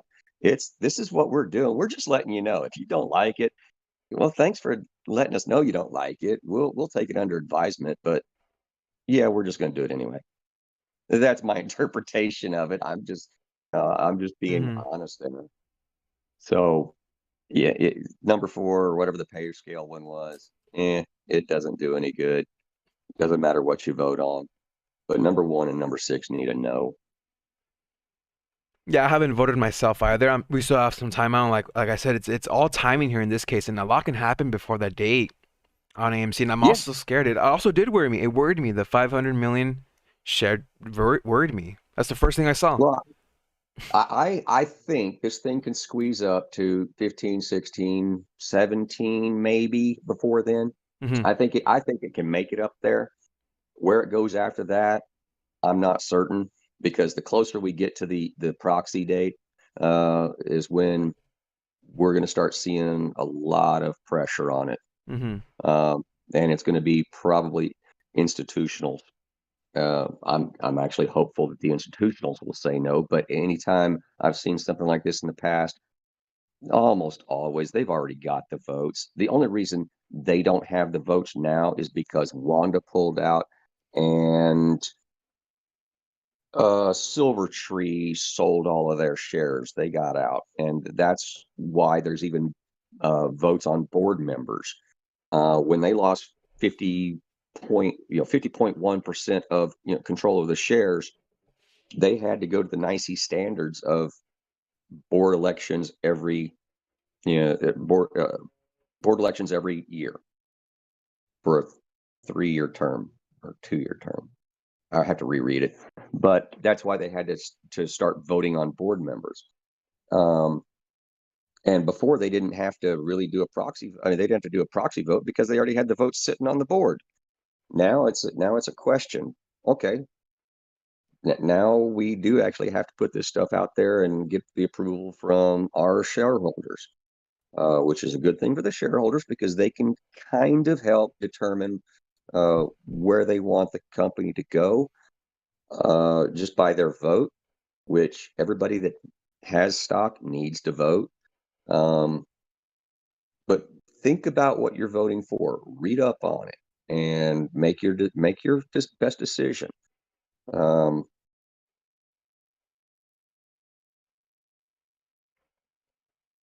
yeah, I'm kind of drawing a blank on anything else I want to say on that, other than just vote.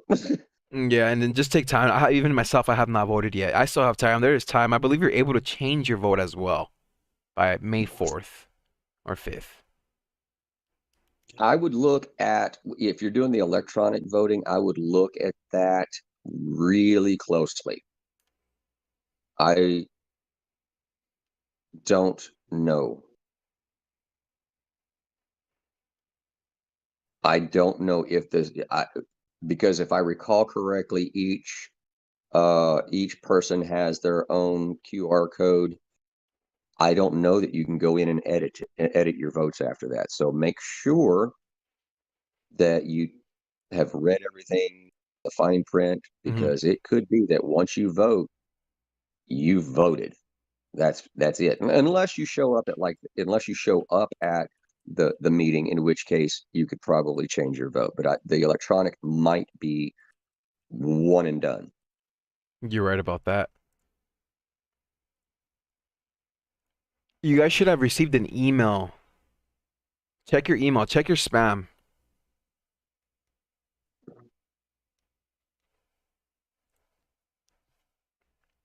As for the GameStop squeeze, I know some people are asking for price targets here, and I know you kind of Hang on, you shared your price target with me. hang on. Bizzo2G just says, no, you are able to edit. I did it a couple of days after. Fantastic. Thank you, Bizzo2G.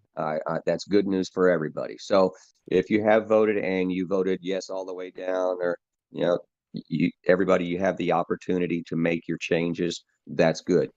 Just go back, reread everything, do some research, figure out whether you want to support, any one of the six or all of the six. Just make sure you look into it real well. Okay, what was I'm sorry, Ralph. Oh, it's fine. It's fine that you announced that too. Guys, there's some people who have not received the email. What broker did you not receive the email on? I know Robinhood got their email a little late, but they still received their email. You have the opportunity to make changes. Okay, it seems like you can change on proxy vote. Yeah, that's good. Yeah, that's what I'm seeing on a bunch of people. So that's good. And I mean, That's that's good. Yep. great. Yep, I love that. Fidelity send an email. If you have not received an email, type it in the chat and let me know what broker you're on. If you have Eh, not received an call email them. and you do hold stock, I would contact Mm-hmm. your broker. Find and start asking them questions. Why have I not received my proxy on AMC? Um, because they are the ones that are going, they're the ones that are supposed to be showing to be registered with AMC stock, and they should be, those stocks should actually be in your name. If you have not received an email and it's not in your trash folder, your spam folder, um, then you may have an issue with your broker that didn't register stocks in your name. That could be a possibility. I'm not saying it is, but you need to start with your broker. Find out, why have I not received this? This went out last week or 2 weeks ago. Just start going. I heard about this when they filed their 10K, or just start finding out. But start with the broker, because those are the people that answer to you. It's a little worrisome because some people on here are saying they have it on TD Ameritrade. I have TD Ameritrade. I have AMC on TD Ameritrade, and I received it on last Saturday, I believe. So if you have not received it on TD Ameritrade, I'm a little worried. You should contact them unless like of course check your spam. You should have Yeah. received it. Cash App. I don't know about Cash App. Cash App sent me And an email. Okay, cool. Bill Callahan. So which ones do we need to for sure vote against? Questions 1 and 6. Bill, I'm not. I can say that, but I don't want to. I want you to think about what you're voting for. Read everything. Think about the worst possible ramifications. Explore every possible outcome. What good does it do to dilute 100%? Is it a good idea? My personal belief, no. Number 6, I've already explained what that one basically says. It says if any of these others are not approved, you're giving us the permission to go back and revisit this situation when we have the votes for it. It actually says that. And if y'all didn't vote for it in the first place, why would you want to vote for it in the second place? Why would you want it to pass? Why would you want to give them the authority to figure out a way around you? That's what that number 6 is about.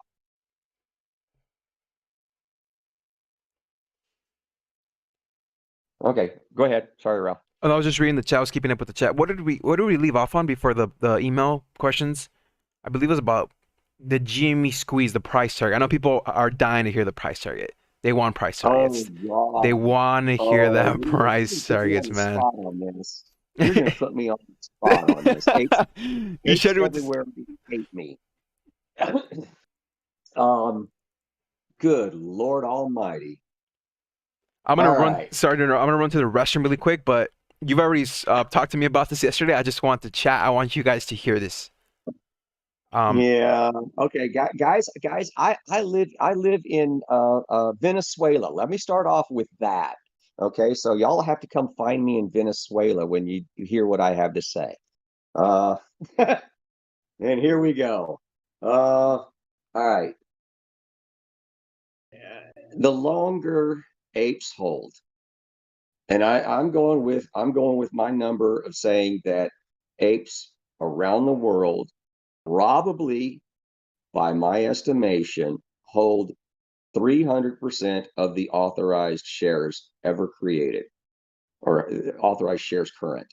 So that means not only do the shorters have to buy back minimum 200% of synthetic shares, but anything that the institutionals claim to own, which I think at last count was 117%, 112% of authorized shares. Then the 20%, 23% owned by insiders. So we're at 450% of authorized shares. I have a feeling that if the shorts have to buy back 400% and apes are holding them all, they've got to buy back synthetic shares first. So they're going to try and get those cheap. So whoever caves first, whether it be an institutional, whether it be uh, 10% of the ape population, what have you. There's going to be people that have their own. Okay, that's good enough for me. I'm out. I don't want any more. But the longer that the vast majority of the apes hold, the higher it's going to go. There's no question about that, because at some point, the institutionals that did hold, that did not let go of their shares, that did recall their shares, they are going to be screaming at the people that they loan them to. We want our shares. The votes votes next week. That kind of thing. And the pressure is going to be on, because there's going to be lawsuits, but there also might be, visits in the middle of the night at somebody's house. It's hard to say, because they're talking lots of money. Now, that being said, and yeah, thank you, Ralph, for putting me on the spot. Um, sorry. I did throw a number out there to Ralph. I easily see 1,000. I easily see 3,000. I easily see 5,000. I ultimately see a $10,000 to $25,000 share limit. That is not without, that's not with outside of reason. Anything beyond that, that just means a shit ton of apes held and held and held. Can it go higher? Absolutely. Do I think it will? I don't know. 25,000 is a really, really big number, but it's not as big as it could go. But I can see 25,000 real easy. Then there's going to be questions. Isn't that going to bankrupt? Yeah, you know what? I don't give a damn if Citadel Securities and Citadel LLC and Melvin, and I don't give a shit if a bunch of other hedge funds kind of jumped on the train here. Um, if they go bankrupt, I couldn't give two shits. But yeah, 25,000 is doable. The Is question. about 100,000. Go ahead. Sorry to interrupt. I mean, That number is just. I'd love it, of course. I love GameStop to hit 20K a share. But when does this get like stopped? That's my only concern. In the first couple cases when we hit what 500 or something, what was it? It all depends on when. If Joe Investor holds more than 100% of the authorized shares, they actually hold the real shares. The longer they hold, the more it goes, because everybody else is still buying back synthetic shares from them. They're buying back their IOUs, Hmm. and eventually the real shares end up with uh, Joe Retail. I mean, DFV is not going to. And right now, he may hold synthetic shares. He's not going to let those go until they're real shares and that they're at a price he wants. Me, I've got a little over 4,000 shares. I'm not letting go for a long time. Um, I mean, it really does depend upon when somebody wants to, when they've met. All right, Ralph, I'm going to use you as an example. Let's say your price is 1,000, Hmm. and let's say you've got 350 shares. All right, so you've got $350,000, and you bought 350 shares down at 40. That's a hell of a return. It's up to you. I mean, it's going to be up to whoever wants to sell their one, their five, their 10, their 20, their 300, their 500, whenever they want to sell. Whatever price is good for them, that's when they're going to sell. The longer they hold, the better it gets. There's going to be peaks and valleys. There's going to be games played still. They're going to try and make people think the squeeze is over, but the squeeze isn't over until it's dropped 20, 30% on the backside. That's when you know you've seen the top.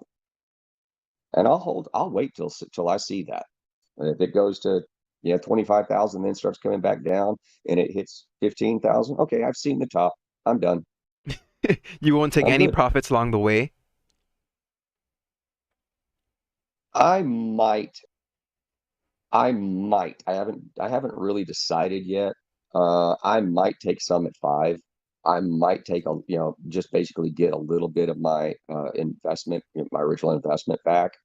Uh, but the vast majority of and if that boils down to, it's only like, uh, I think that's only like 3% of my holdings. Um, so I might sell 200 shares. Can't can't the market crash? Can't Citadel cause the market to collapse if this happens? God, we're all hoping not, because if Citadel, and that's what I think Citadel and Melvin and Point 72 are trying to do, specifically Citadel. I think Citadel is trying to cause another 2008, because if they can, and because 2008 really didn't have a whole lot of effect around the world other than banks, big, worldwide major banks. But this one's going to affect even Joe Retail around the world because that's who's holding all these shares. I think Melvin is actually trying to cause another 2008 crisis just so that they can get the major banks to bail them out and the federal government to bail them out. And if it's a worldwide crisis, the chances of the US government going after them for fraud, going after them for uh, various illegalities is much reduced because the federal government's not going to be more embarrassed by the fact that, hey, we let people do this in what is supposed to be a free and fair and well-regulated market, and we didn't do a damn thing to stop it. So that in and of itself is going to be a major embarrassment for the U.S. government if it gets to that point. Uh, the government could just end up bailing it all out, and these idiots get away scot free, other than being closed down, um, Galley losing their agrees with license. you. Galley agrees with Huh? you. Galley 1084. They are trying to burn it all down because that's what they want. A bailout again. At this point, who Yeah. pays for this? Well, at this point, if it stays with the hedge funds, The hedge funds are going to go bankrupt. They're going to, they're going to get liquidated. Maybe it depends on if they've bought. It depends on if they've put puts on all the rest of the market, and if they've put calls on GME, AMC, and anything else they've shorted. BlackBerry, costs. Yeah, it just depends on what they've done. Now, only the DTCC knows that. So it's possible that they stay in business, but they're going to be really hurt. They may not have a whole lot of money left. They may have a ton of money left. We don't have any way of knowing it. Are they going to come out smelling like a rose? Oh God, no. Because there will be all sorts of people going to the news, talking about what, who did, when, and how. And all of their investors, all of DTC, I mean, all of Citadel's investors, all of Melvin's investors, if they sit there and look at their statements and they go, wait a minute, I lost 90%. They're not going to be with any of them very long. That they'll have to go through their withdrawal period, which most contracts are 30 days, some more. But they will be pulling their money from these firms, and those firms won't have the funding to keep Mhm. going, Didn't because they're going to be moving their funds to where people actually do stuff in a legal manner and still make them a decent amount of money. Um, so the market's going to correct itself and punish itself, no matter what. But what we all hope for is the SEC and the FBI actually do the punishment, because that means somebody's going to jail. If it crashes the U.S. economy, crashes the U.S. stock market, if it crashes the world economy, then the U.S. government's going to sit there and try and protect the integrity of the system and not worry so much about punishment. So we don't want that to happen, just because they won't be sending anybody to jail. So that's where I'm at. That's where my personal belief system is. Where I don't want the system to crash. Is it possible it does? Oh yeah, because they're doing everything they can to make it worse. If they've taken what was 144% short interest, and they've upped it to 800% short interest or 300% short interest, they are making it worse intentionally. That's not accidental. That is absolutely intentional. Ah, okay. Now, I, I hope I covered that question. If I left anything out, that's refresh my such memory. a strong perspective right there.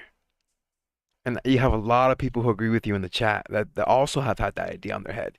And even with the investors, you said they were pulling out their investments. Didn't that just recently was that recently announced on the news? An article came out, and it has to tie in with the lawsuits they have behind them. Uh, I think that was in regards to Melvin, if I remember correctly. Um, and there, the legalities, I haven't looked into any of the lawsuits, and I don't know what's going on with that. And I'd have to start looking into all the briefs and everything else. But yeah, Melvin could be done with, like, I mean, theoretically in the next 6 months, depending upon how the courts move, and if people have moved their money out and nobody puts any more money in. Yeah, Melvin could be done in the next 6 months. If there's a bailout that they try to blame on Wall Street bets, what there's a question that came in about Wall Street bets. If they try and blame it on Wall Street, on retail, basically.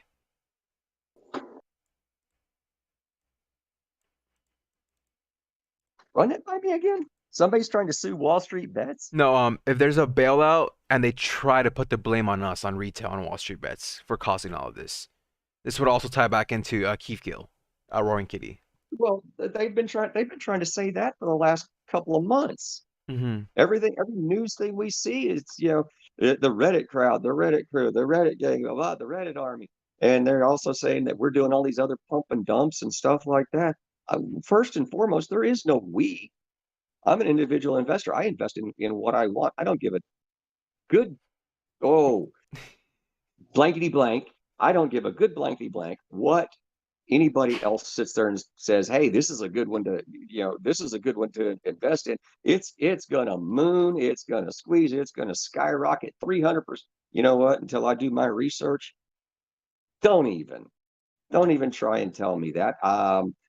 If it happens in your chat and I'm modding it, somebody's gonna be gone, because no, I'm not going to let anybody in here get stuck on something like that. Now if you want, if somebody, Daniel Mullen, sorry, I'm gonna pick on you real quick, so forgive me. If Daniel Mullen wants to come in and say, hey guys, I've been watching this one, and here's the ticker, blah blah blah. Here's why I think it might be a good play.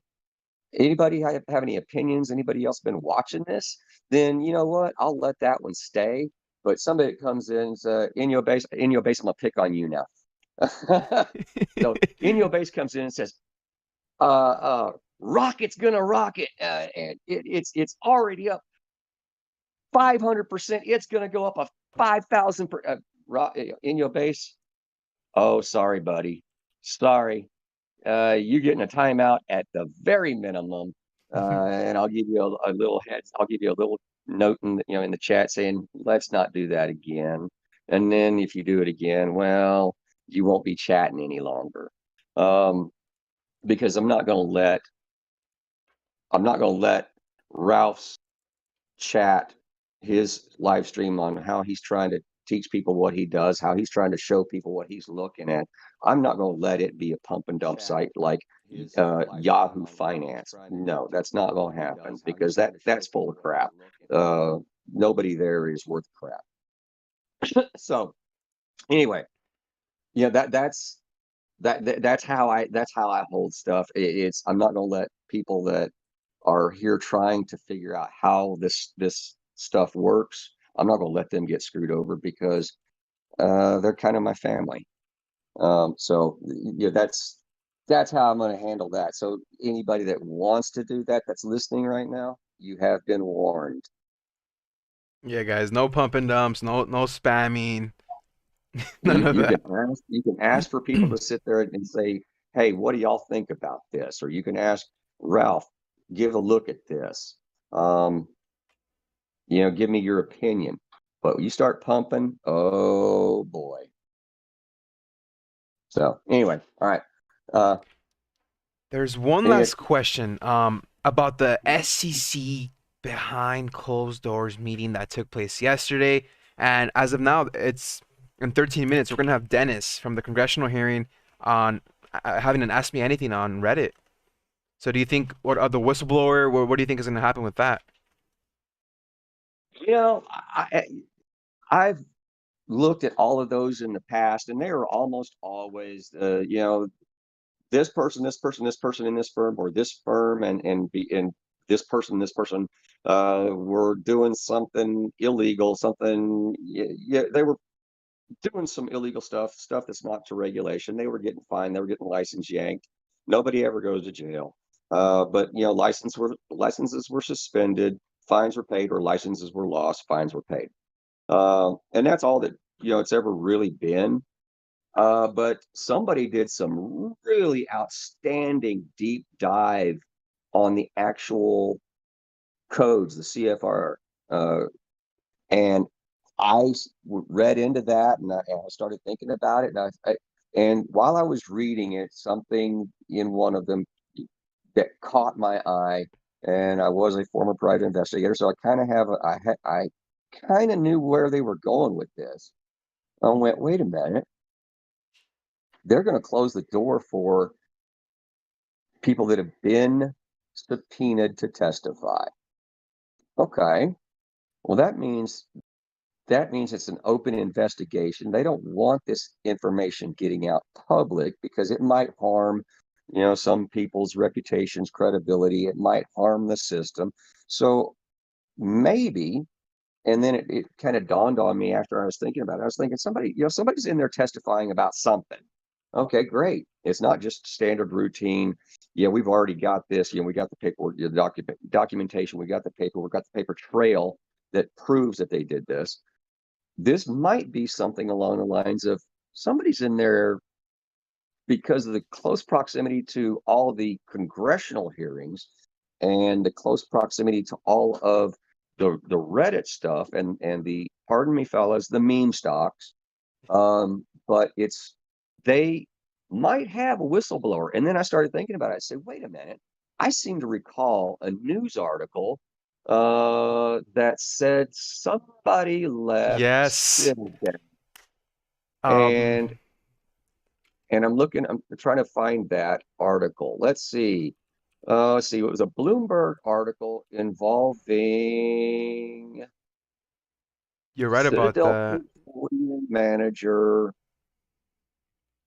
Come on, Pooter. I think Citadel chat, YouTube, you guys, Chris Wheeler leaves hedge fund. And I started thinking, what if he decided to become a whistleblower? What if he was in there chatting about it?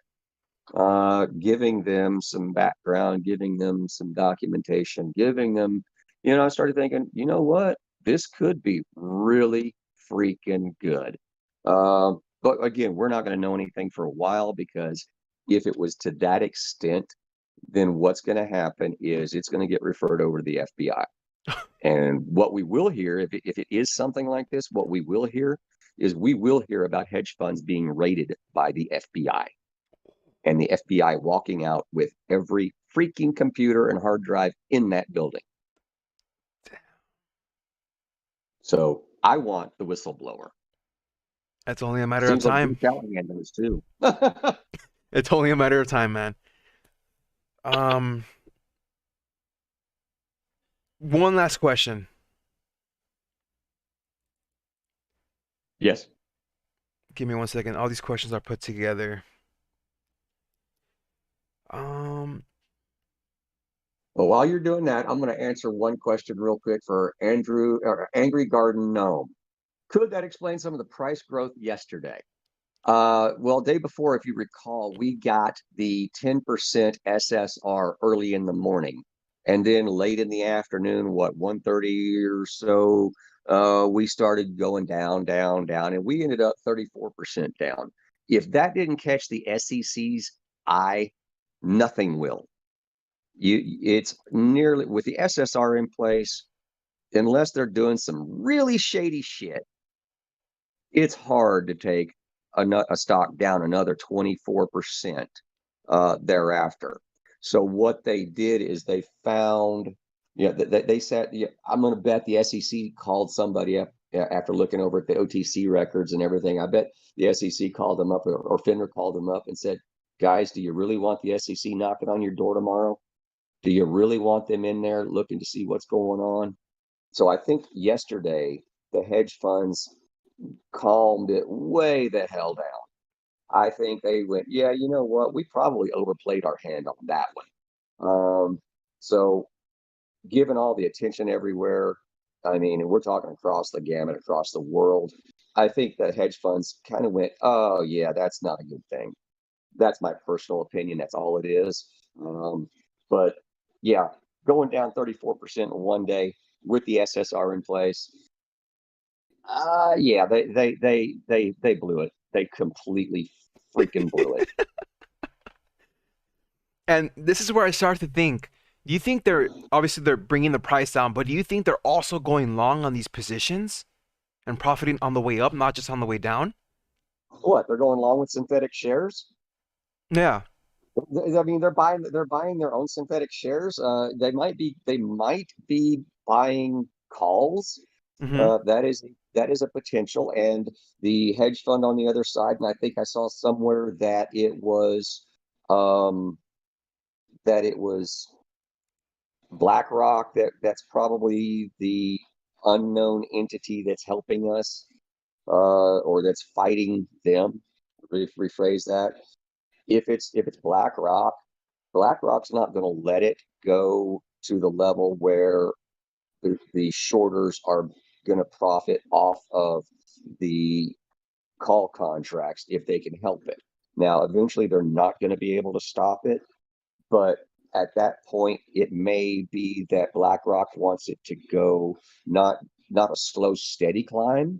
They may want it just to go, launch like a rocket. They may want it to go parabolic so that the hedge funds don't have a chance to write uh, more contracts, to make it where they actually do make money. Because if it goes parabolic and they're still owing 300% of the shares, it doesn't matter if they bought 20% or 30 or 100% of the percent of the AS, they still owe 200%. So they may want it, they may try and hold it till the point where it has no choice but to go parabolic. Mm-hmm. That may be what they're doing. I haven't given much thought to that, but if it was me, if I was trying to keep the hedge funds from trying to be able to slowly accumulate even long positions, I would be keeping it under where I think they're buying these contracts. I would do my best. It's gonna frustrate you and me as Joe investor, but I would keep it in a position where I can sit there and go, no, not yet, not yet, not yet, not yet. Okay, now we're like 2 weeks out from the vote. And that's when I would let it go parabolic, because that's what's going to happen. Because by that point in time, the hedge funds are so strapped. They're getting served daily with papers demanding their shares back. They are being threatened with lawsuits. They're getting those phone calls in the middle of the night. That's when they got to go, okay, we got to get these shares. Yeah. We're fixing to go under. That's when they got to do it. So if it was me, and if I was BlackRock, that's the game I would play. I would sit there and try and control the growth. And yeah, there's going to be games up and down, up and down. We're so used to this crap, it's not even funny. I don't even. I used to worry about red. It's actually my favorite color now. It really is. It really is. It's It's like, cool. I don't even have to worry about today because I know yeah, it's going you're red. so All numb right, to it. yeah. I get nervous when it goes green. I get scared. So it's just like, um, yeah, I think that's the game. BlackRock or whoever's playing, they are holding this down until a point where it's gonna go parabolic. It's gonna shoot off like a very little rocket. And what happens when a rocket launches? It's really slow acceleration to begin with. I mean, it's inches at a time. It's then a foot at a time. Then it's 10 feet at a time.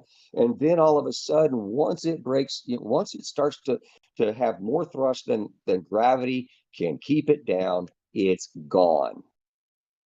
And that's what I think is going to happen here. And we're going to have so many stops on the way up. And it's still going to take days, but it's going to be straight up. It's not. I like the Elliott wave theory, but I'm not fond of it because it gives the shorts that opportunity to get, to buy calls and get shares. Make the CBOE and whoever's on the other side, make them buy those shares. I'm not fond of the Elliott theory in this respect. But I do like the Elliott theory. It's actually a pretty good theory. So Uh, anyway, and that's almost like um, the same similar price action we saw when it was at 40s when it found some support at $40 and it just went parabolic to 200. That same after hours right, we hit 200. There was no stops, there wasn't any slight pullbacks. It just bounced and shot up to 200. right, and then I think it did it something like that the next day, and then that's when they shut everything down, and we kind of recovered, and then we just went straight through the floor, if I recall correctly. But yeah, and that's the kind of action I suspect we will see again. And I don't think it'll be 2 days. Uh, I honestly think it'll probably be a week-long thing, 5 days straight. So if any of you people out there, I know I've talked to other people in other chats, that have done transfers and they're waiting on their transfer to, from Robinhood to wherever. Don't sweat it. We've got time. You've got time. You're going to be fine. This is one question. When hedge funds get margin called for their shorts, Will they only get called for the shorts due to be returned soonest, or all in future that are also outstanding regardless of their due date? That well, short shares don't have an expiration date. Um, Correct. so I mean, I could short GE right now, and I could say it's I don't even know what the price of GE is right now. What, $8? I think. I'm I sure. got you. I don't care. But I could 12. short GE right now, and until it goes up to a point where my broker says, dude, you do know it's like $80 a share now, right? And we're fixing to sell off all of your other holdings just to give you the cash that you're supposed to have in here for us. And if it goes up any more, we're buying those shares for you. Um, I can hold those from now, and hell, I could will the shorts to my great grandchildren if I so chose. Uh, Not really. It's going to be closed out by my estate, but I'm just saying, there is no expiration date on a short. So the margin call is about when the DTCC and the NSCC says, you know what, your short, the number of shares you have short is way over the money you have deposited with us. You have a couple of hours to deposit more money, and if you don't deposit more money, we're going to shut you off in 4 hours. And if you don't get us money by within that 4 hours, then we may not. They don't. They're not. They have the option to start selling the other assets that the DTCC holds for hedge fund A. Um, and that is just to go ahead and clear out whatever percentage. It could be 100%. It could be enough just to get them out of margin call territory. It doesn't really matter. It just depends on what the financial situation of hedge fund A is. If it's looking like hedge fund A is going to be, to the point where they're going to be liquidated anyway, then yeah, the NSCC rule, when it goes through, it can liquidate everything and close out all the shorts. But it's probably going to be only like a certain percentage initially, and then another percentage the next day or the next hour or what have you. It's going to go in phases, I think. I don't think they're going to be out 100% to close out. They're there to moderate the risk to the system. So their job is going to be to minimize the impact in phases. They're not out there to put people out of business, because that's the people that created them. It's the people that they work for, really. So they're not going to be out to put them out of business. It's just a matter of what does what does hedge funds financial situation look like in comparison to the risk they are involved in contributing to the system. And the DTCC and the NSCC are going to minimize, not completely erase that risk. Is that cleared up?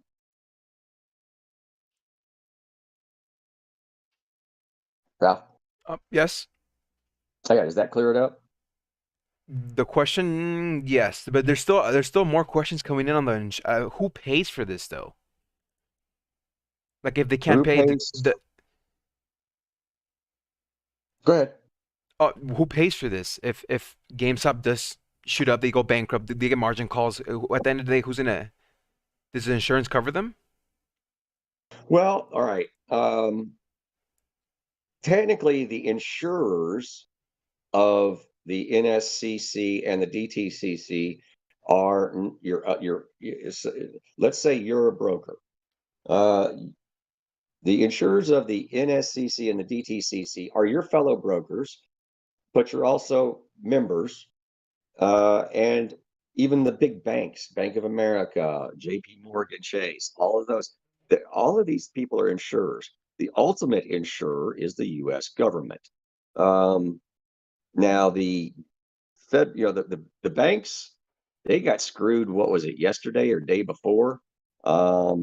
because the COVID relief for the bank's stress test expires, if I'm not mistaken, in 5 days.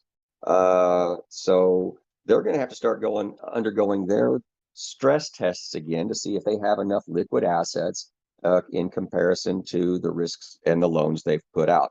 Thank you, 2008, and all the regulatory changes for that. So they're going to have to start going back through their stress tests again. And they are not, uh, if they're not liquid enough, then they're going to sit there and start pressuring. Well, let me back up. If they are not liquid enough because of obligations they've made to the NSCC or the DTCC or hedge funds, then they are going to start putting pressure on the NSCC and the DTCC to, hey, let's cut this down a little bit, because I'm about 10 billion short of the liquid cash assets I need to meet the stress test the federal government's now mandating again. So over the next 5 days, we can probably expect, the banks sitting there, they're going through their books going, oh, damn, we don't have enough. We can probably expect to see the market sell off a little bit. Don't know how much, but I'm willing to bet the only reason the market stayed going up during COVID was because of infusions from banks to the hedge funds and whatnot, and to the companies. So that helped keep the market stabilized. But when the country shut down, it should not have recovered as fast as it did, in my experience. And there's going to be a fee to be paid for that. Somebody's going to have to pay the piper. And what's Mhm. going to happen is the banks are going to start calling in some of these loans. And hedge funds or whoever have these loans out are going to have to pay up. How do they do that? They're going to have to sell assets. They're going to have to sell equities. And that's how they're going to return some of this money to help the banks stay liquid and pass the stress tests. Um, So we'll see some sell-offs. Hopefully not much. It's a correction that it's been expected. So it just depends on how bad it is, how bad the banks went. Uh, but could be 5-10%, could be 6%, could be 3%, could be more than 10%. Nobody knows yet. But it's going to happen. And now who is going to guarantee all of that? Well, guess what? Hedge fund A goes bankrupt. They can't afford the margin call, so their shit gets liquidated. Still not enough. Their cash is seized. Still not enough. Okay, they owe another hundred billion. Well, all right. So hedge fund, broker A, B, C, D, hedge fund D, C, E, F. All of you guys, we need some extra money because hedge fund A kind of screwed us. Hedge fund, all these guys, they pony up a little bit. DTCC and NSCC go to the banks and say, "Hey guys, this is what they could afford. We needed a little extra here. We need the money from you." And the banks pony up, and let's say there's just a little bit left over that still needs to be brought in. And that's when everybody turns around, the banks and the NSCC and the DTCC turn around, they go to the federal government, they go to the Fed and say, "Hey, yeah, we still got a little bit more here. We got to, kind of, need you to turn on the printing presses for a little bit." Uh, Ultimately, it's all going to ultimately go back to the federal government if all the other entities can't cover it all, and they will try to do their best to cover it all, but it's just in the off chance they can't, the federal government's going to kick in, and yeah, ultimately it's the taxpayer that's going to end up paying for some of it. I don't the entire system, everybody's going to have to go bankrupt for the federal government to have to pay it all, which would put it all on the US taxpayer. There's people out there saying, "Oh, that it's going to raise our taxes." I got news for you. We got tens of trillions of dollars of new debt anyway. uh, Another 100 billion or another trillion, not even going to be noticeable. um, but it's not gonna it's not gonna bankrupt the entire system. It's gonna give a serious, it could give a serious gut punch to the system. It could destabilize the system. It could destabilize the worldwide faith in the system. Hmm. Um, but as long as it remains and the problems are fixed, the faith will eventually get restored, kind of like, we thought it was restored back in, because we thought they fixed it in 2008. Faith was restored in the system. Um, and then we come to find out, oops, it wasn't fixed. Because nobody looked into it that deeply, except the people on the inside who were looking at ways to cheat the system. I think next time any regulations come out, I think everybody's going to be looking at it, because that's where I found this, and that's where I found the loopholes. I'm like, whoa, really? I thought this shit was fixed last time. Nope. So, yeah, it's not going to be that big of the pandemic, the panic that people want, or are trying to create. It's not going to be that. The shills out there, it's gonna crash the system. It's gonna cost you trillions of dollars. No, it's not. No, it's not. The brokers are going to eat it. The banks are going to eat it before it gets to the federal government level. Everybody's making money off of Joe Investor anyway. So yeah, if you have stock, if you own stock in JP Morgan, their stock is going to take a hit. If you own stock in Vanguard, their stock is going to take a hit, because they won't be able to declare the profits that they thought they were going to be able to declare, because they had to send money over to the NSCC and the DTCC to save hedge fund A. That's the cut, and that's the long and short of it. Um, so yeah, it's not, the money's there. It's not an issue. It's not a scare. Don't worry about it. Perfect. Okay. Right now, as we speak, Dennis is on Yeah, Reddit. I know. I'm missing that ADA. Yeah, the Yeah. AMA is actually live right now as of 10 minutes ago. Their questions are pouring in on him right now.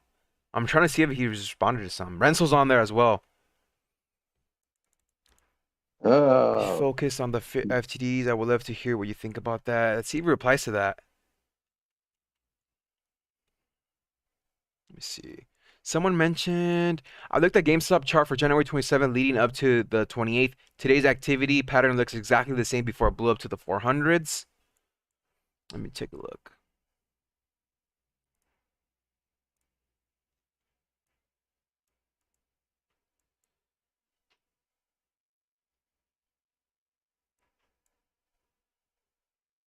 AMC is still pulling back to 10, 11. It looks like it might retest 10. What do you think about the whole numbers and them bringing us down to these prices due to the options? um, I even though I owned AMC, I never really did that much in-depth research into it. So I don't know what the exposure is by hedge funds on it. All I can say is I was actually hoping against hope that it got above and stayed above 11 today. It needed strong support at 11, because I was really scared when I saw it was fixing to go, when it was bouncing at 11 before. I was like, if it doesn't hold 11, we're gonna go below 10, and we're gonna probably go below 9. And I said, if it doesn't stop soon, it's gonna just keep going, because people are gonna be scared. Yeah, there's apes out there that have a lot of faith in it, but this was all after all of this went. All of this came into existence after that stupid proxy went out. Um, and I had a major problem with that proxy, but I saw it coming. The proxy's still a problem. Otherwise, otherwise we'd be up at 14, 15, 16. This is when that all went to shit. Now, what do I think about the whole dollars and the 50 cents? I think that's honestly people that are counting on it to go back up, and they are putting in stop losses. I think people are afraid of losing more and more money, and I can't blame them, but they're helping cause this. Um, me, my shares, they just sit in my account. I don't put stop losses in them because if I didn't believe in the company, I wouldn't worry about the stop loss. I'm not worried about, any company I buy because I've put in a ton of research. And I don't make a decision on a company until I have done a just a shit ton of research. I have to be confident in my decision, confident enough that I'm going to be able to hold through whatever game might be played. And I got to hand it to the Eighth Army, because had I gotten into GME before, without actually meeting a bunch of you guys and sitting there listening to, reading just how strong y'all were, how opposed y'all were to the manipulation. If I hadn't seen that, I'd have been out of GME a long time ago. I'd have sat back and said, yeah, we'll see where it goes. And I might have gotten in, back at the $40-$50 range. But no, I started at 300 something. No, yeah, I started off at 390 something, and I wrote it down, buy it on the way down. I bought. Um, and then I put my retirement accounts into it, from 100 down. And I'm not worried about it. I'm not worried about GME, and I wasn't worried about AMC before that proxy came out. Proxy scares me. So I'm going to sit back and I'm going to see what AMC does. If they approve it, I'll buy back in once I see how many shares they issue, if they issue any. And hopefully they don't do the full 500. Hopefully they only do like 10%, Hmm. just to cover costs or what have you. I mean, if that's how they want to do it, then you know what? That means they're doing it a well thought out way. But if they go for a large number, they're not thinking that, they don't even give a damn about what the shareholder. They don't care about the shareholder at that point. That's when they tell me that I don't care about you, and I'll turn around and tell them I don't care about them. I'm not buying anymore, and I'm out. I'm gone. Just because they will be proving to me that they don't care about shareholder value. Shareholder value. And that boils down to the votes, to us voting, basically. Right. Well, yeah. I mean, if the retail investor gives them the authority, okay, great, great. Now, how do they exercise it? Do they exercise it responsibly with the shareholder in mind? Because the shareholder is the one that gave them the authority to do this. If they exercise it responsibly, then great. If they don't exercise it responsibly with the shareholder in mind, then they don't care what the shareholder thinks or does. That scares me. So that's why I want to make sure I see what they do with it, once they have the authority, if they're given the authority. And that's the only time I will go in. Yeah, that's the only time I'll go in heavy with them, because overall, the theaters are great. I love going to the theaters. But if they are only in it for themselves, I don't have any faith that they're going to continue to do what is best for me as a shareholder. Absolutely agree on that. And don't you think Adam Aaron, I don't think he's shooting us off on the foot, man. I think he understands us, and Uh, I don't think he's a smooth brain.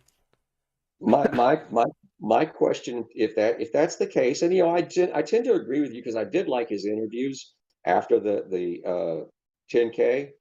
I did like his interviews and what he had to say. But then they turn around and issue this proxy. I'm like, wait a minute, what? How is that? That's that. how could you put that on paper after saying everything you just said on national TV a couple of times? I, I'm left to wonder who came up with this and why the board voted on it to go ahead, because the board had to approve it to go out for the proxy votes. I'm wondering, okay, does Aaron not have any, uh, can he not twist some arms and say, guys, this is stupid. We shouldn't be doing this. That this is not something that's going to be really good for us. It's not going to be taken well by our shareholders. It's not going to be taken well by the market. It's not going to be taken well by institutional holders. If we have this god ugly number out there, you know, and maybe, but this is kind of counterintuitive because it doesn't work that way. Let's just say there's 300 million shares out there that are synthetic. Those synthetic shares have to be accounted for, and vast majority of them gone, for enough people to vote to approve number one, so that they can issue the shares to sell to the shorters to get out of their position. And it doesn't, it's which came first, the chicken or the egg? Well, that's impossible. It's not going to happen because the synthetic shares have to be reduced to a number where the shareholders, the annual shareholder meeting can have a quorum to actually hold the vote. So you got to have 60%. It's not just 50 plus one. I think it's 60% for the quorum. That 504 million, 60% is 300, a little over 300 million. So there's 100 million shares, assuming we have 300 synthetic shares out there. Mm-hmm. 100 million shares have to be found and bought and returned, so that there's only 200 million synthetic shares. That means there's somebody out there with there's actually somebody out there with 300 million shares, and okay, we can vote on it because the quorum's met. Even though it's weird how it works, but it'll cause something of a squeeze. It won't cause a 100% squeeze, even though it should cause a 100% squeeze, because they only need a quorum to meet. So And Aaron, I don't get why that number was approved. I just don't get it.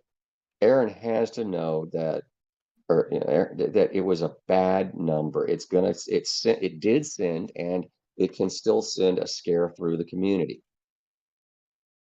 If it's approved, that's going to cause an outright panic. My opinion only. I don't want to panic anybody. That's what I'm seeing going to happen.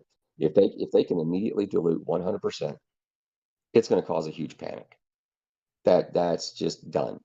It's going to be a 10 to 15% drop right the day of the vote, and they say, "Yep, we have the authority." There's a 10 to 15% drop right there. And the day they put out, we issue, we're going to issue, when they put that out, we're going to issue 200 million shares. Okay, well, you might as well have just said you're going to issue 500 million shares, because in effect, what they're doing is they are letting they are helping the shorts cover, because the shorts are going to be the ones buying them. My opinion. I think It was Adam's all. aware. I think there was an interview that I don't know how long ago it was, and he was aware of the manipulation going on with all these synthetic shares. Yes. I mean, there's no CEO, there's no president, there's no COO, there's no CFO that is not aware of what's going on with their shares, especially the CFO. Mm-hmm. CFO always knows what's going on. And so he knows, which really makes me wonder why they chose that number. I mean, they could have said 100 million shares, they could have said 200 million shares, and it wouldn't have had the impact. You're giving us the authority to dilute 100%. That is what had the maximum impact. Just the authority doesn't mean it doesn't mean they're going to. It just means, hey, we've given you the option to do so. We've given you the option to basically take our money and cut it in half. That I don't understand why he chose that number. It makes no sense whatsoever to me. There's there's someone in the chat saying there's speculation that they probably got paid to create proxy fear, uncertainty, and doubt. I don't think so. I mean, with all the things going on right now, man, it's just like it's just. Man,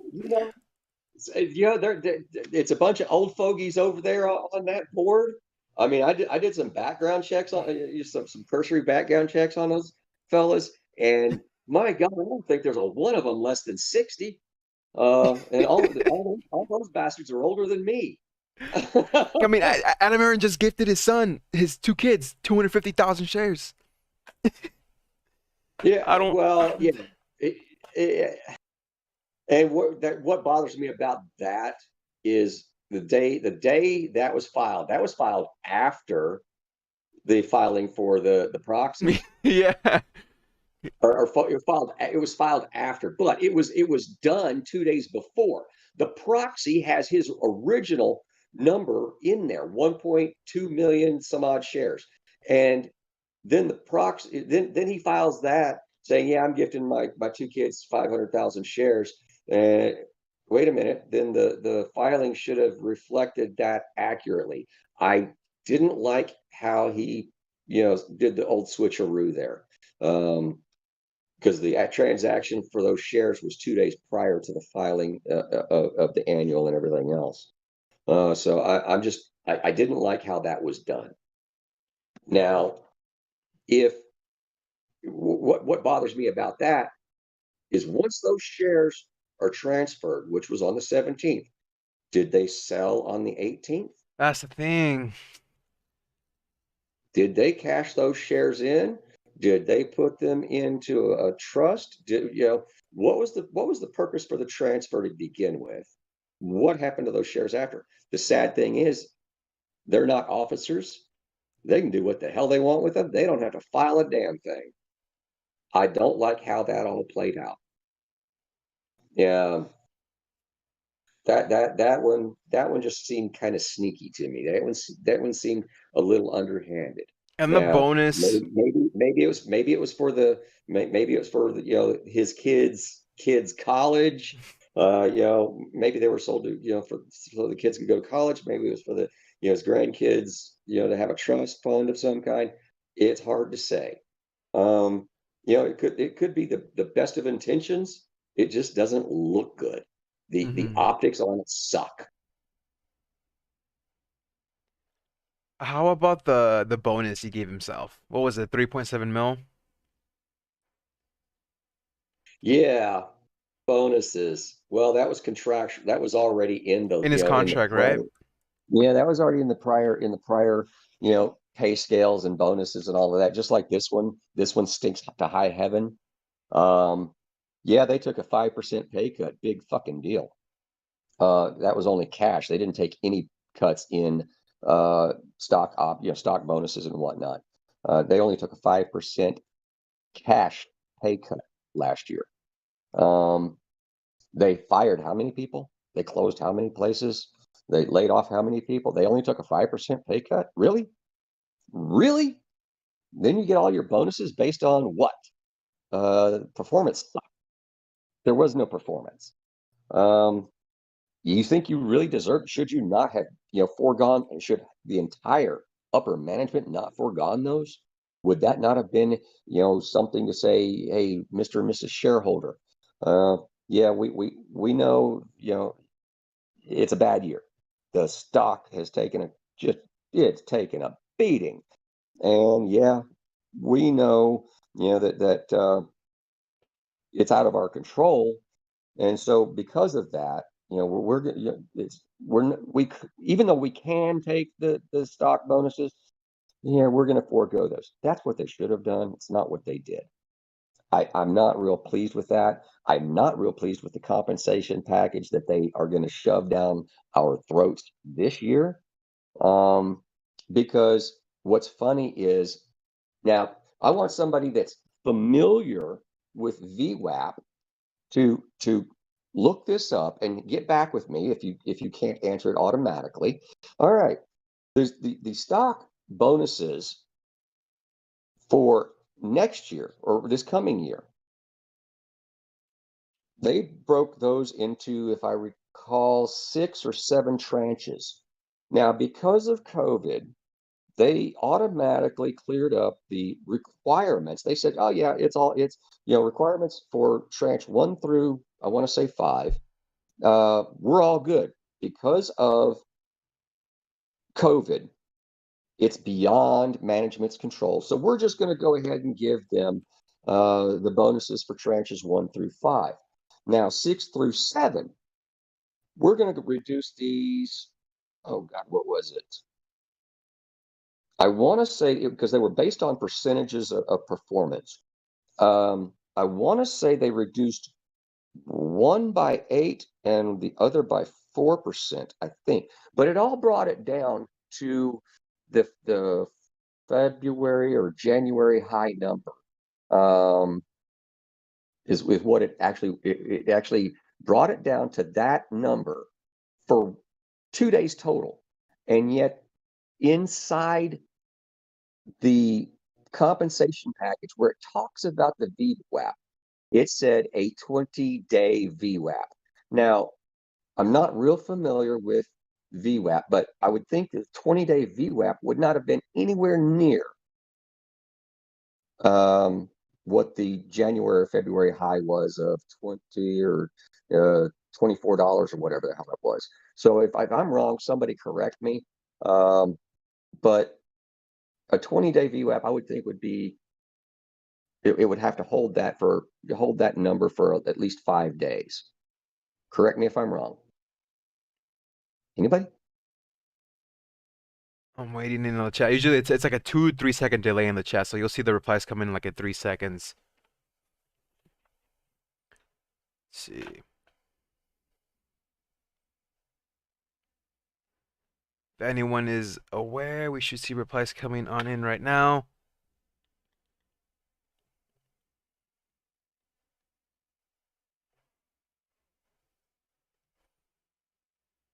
Later, Dante. Yeah, Dante, take care. We'll end it here on this closing thought, and then we'll be back for Power Hour. As of now, GameStop is still pulling back 182 and 1020 for AMC. Okay, Joel, here it is. What does a 20-day VWAP look like? I mean, does it if a stock makes it to let's say my bonus depended upon it making it to $24 a share, and it held that number for 2 days only, and then it cratered down to 15. And my bonus, I had to have the stock at $25 for a 20-day VWAP. Wouldn't my stock have to remain at that $25 for 4 or 5 days to accomplish that 20-day VWAP, VWAP?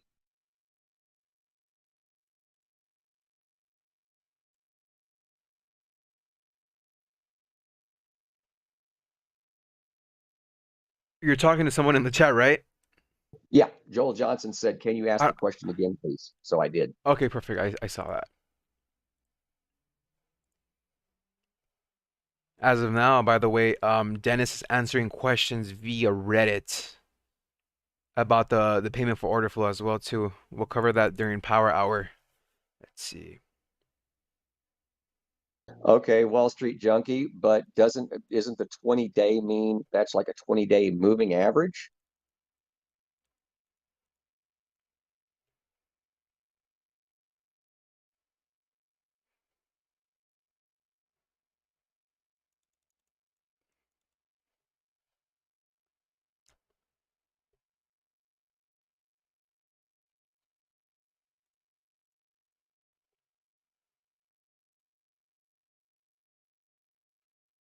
Andrew says no. No. Andrew says no. Yeah, okay. So just by them making it for 2 days, they actually did qualify for their bonuses. Joel said 20-day moving average is the way I understand it.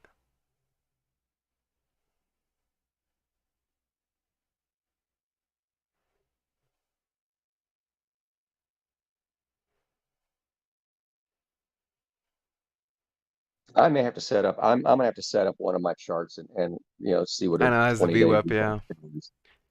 Because if I mean it's asinine that they did this after it already occurred. They changed the rules, they changed the wording to make it where everybody gets their bonus anyway. And what bothers me is they're getting those bonuses in shares that they're creating out of this vote. They're creating another 20 million shares for handing out as bonuses. They've already got 9 million in the treasury, and they're asking the shareholder to approve another 20 million. What scares me is, are they creating these shares because they know they're going to crater the stock price? Why are they asking for 20 Correct. million more shares? Are they doing this because they know that they're going to send this stock to the floor because they're going to issue so many shares, and their bonuses are based upon a dollar amount, but they're issued in shares?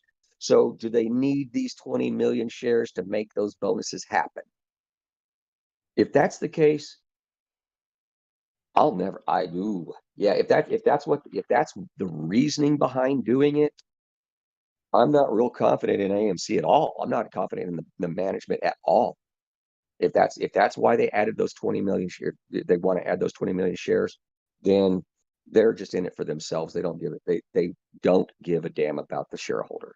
That is my personal opinion. I have the Yes, VWAP Ivan, here pulled up. We are talking about AMC at the moment. It's right under 20. Really? So the 20-day VWAP is Oh, under 20 day. the. Give me one second. I've never used VWAP, so I'm kind of struggling here to set it up. I keep it simple. Let's see. Just EMA, SMA. No, King of the North, I'm not a bear. I like the company. I don't like what management's doing.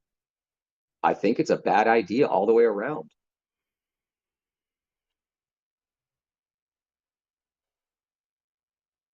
Would 2.0 on the VWAP be 20 days or is it 20? Let me see. I would say it's 20. I've never used VWAP. Let me see. It's still under 20 though.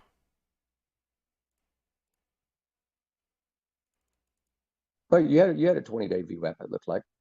It's still under the peak. I It's don't see still under, how they say yeah. it made it. I don't see how they say it made it, because that was a dollar. That's a dollar amount they set in the filing for the proxy vote, and their 10K. They set a dollar amount, and they say they made it. I don't see it.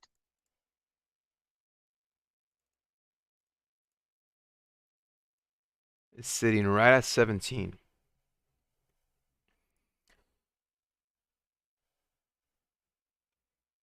Daniel, Weeble I got has news for you. I got news for you, Daniel. That Silver Lake guy that's on the board, he's gone as soon as the meeting happens.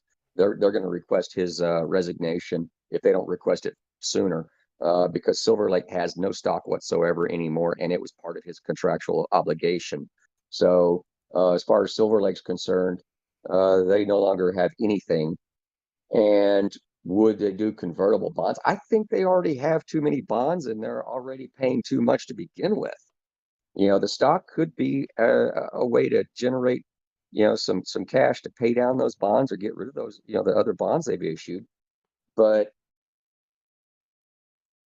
I, they would be better off just trying to renegotiate those things in 3 months, 6 months, when they start having cash come in. Uh,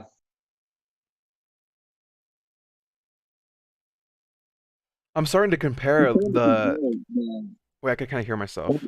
on your. Okay, Chris says if I enter a 20-day VWAP in the TOS, the VWAP on the day of the spike is approximately 30, if my smooth learning is doing it correctly. Okay, so 33. I might be doing So it then wrong then.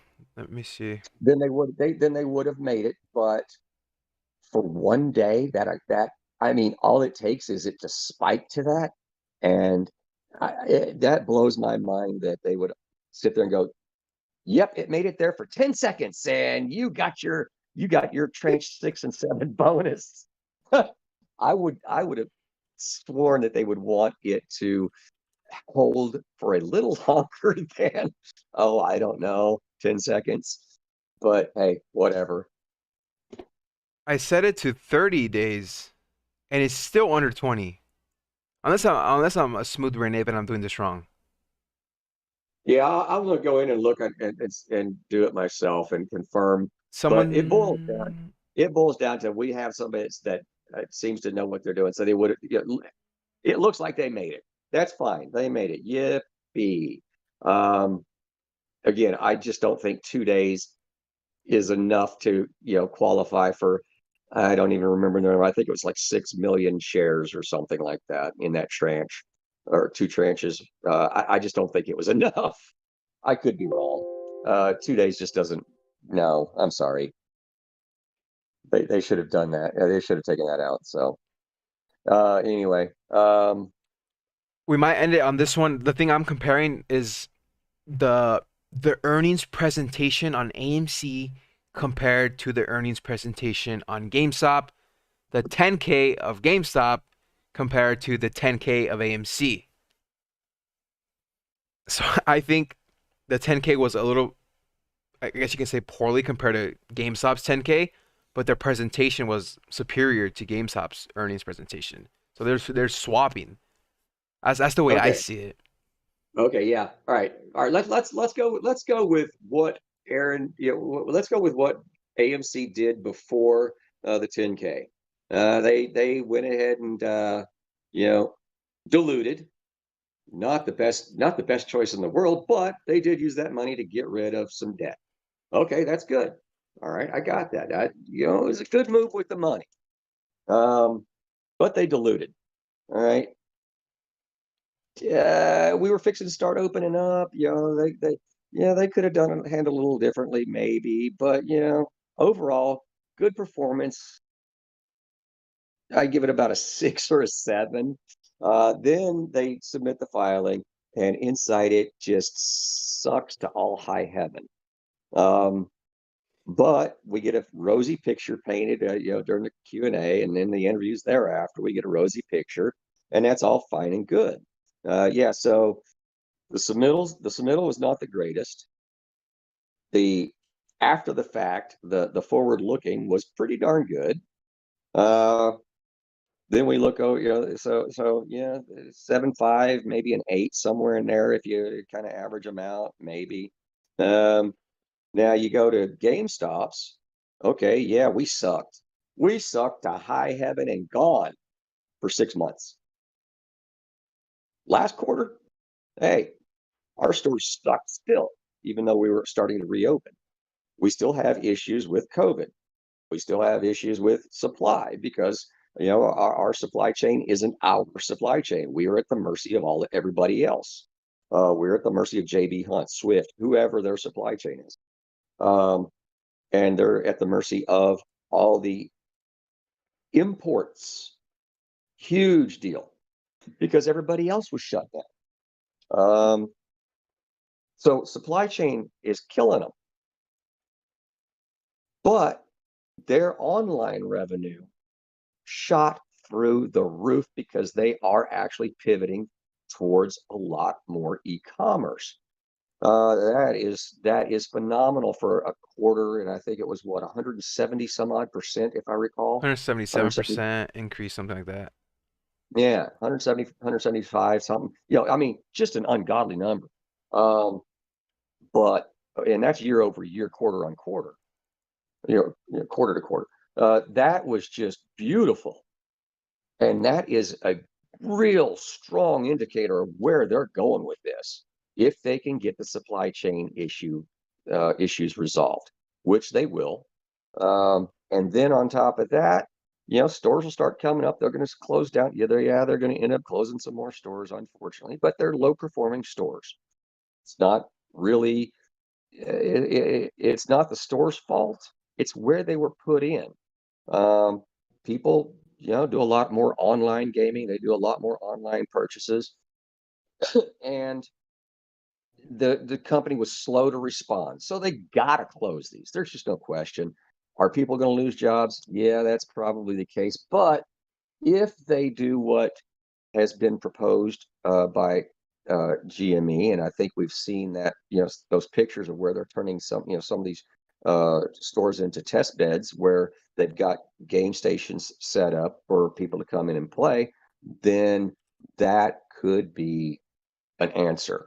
And that it can be like the old arcades, of my decade, because you just couldn't get me out of the freaking arcades. And I spent tons of money in the arcades.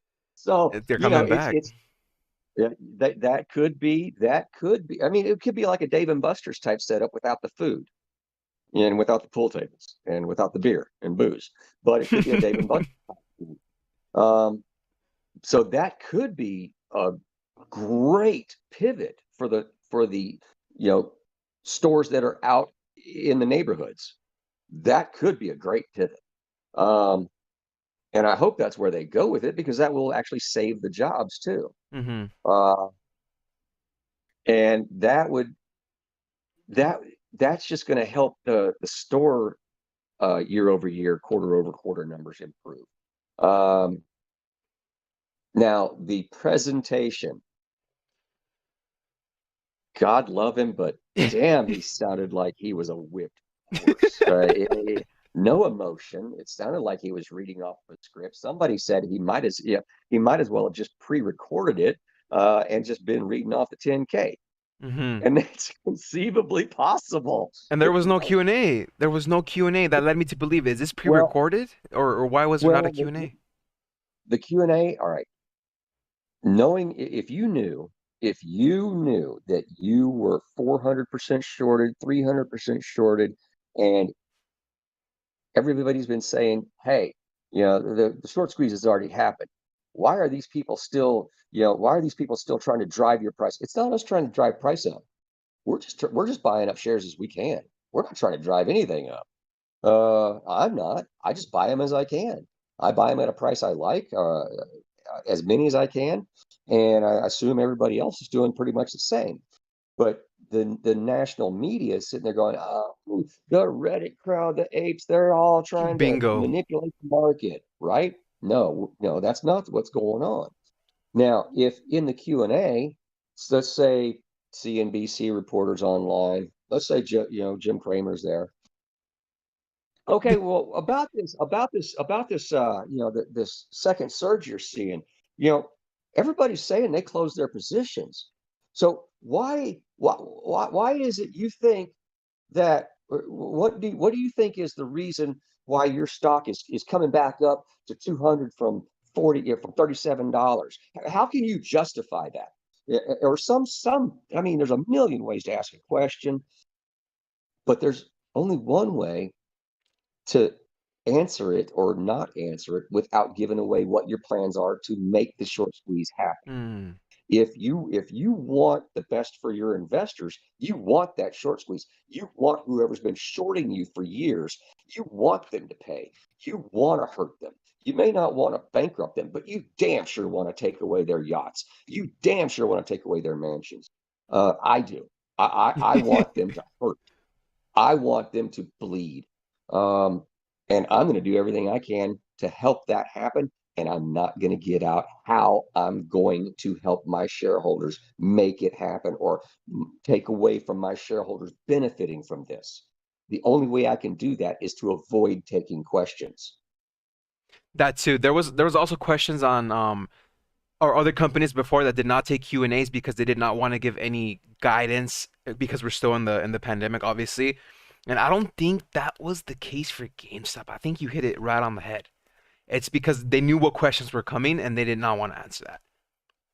And if you look at the That's just 10K, how I would handle it. That's how I would have handled it if I been doing the report. That's how I would have handled it. Yep. Here's where we're at. Look at it. There you go. Have a good day. See ya.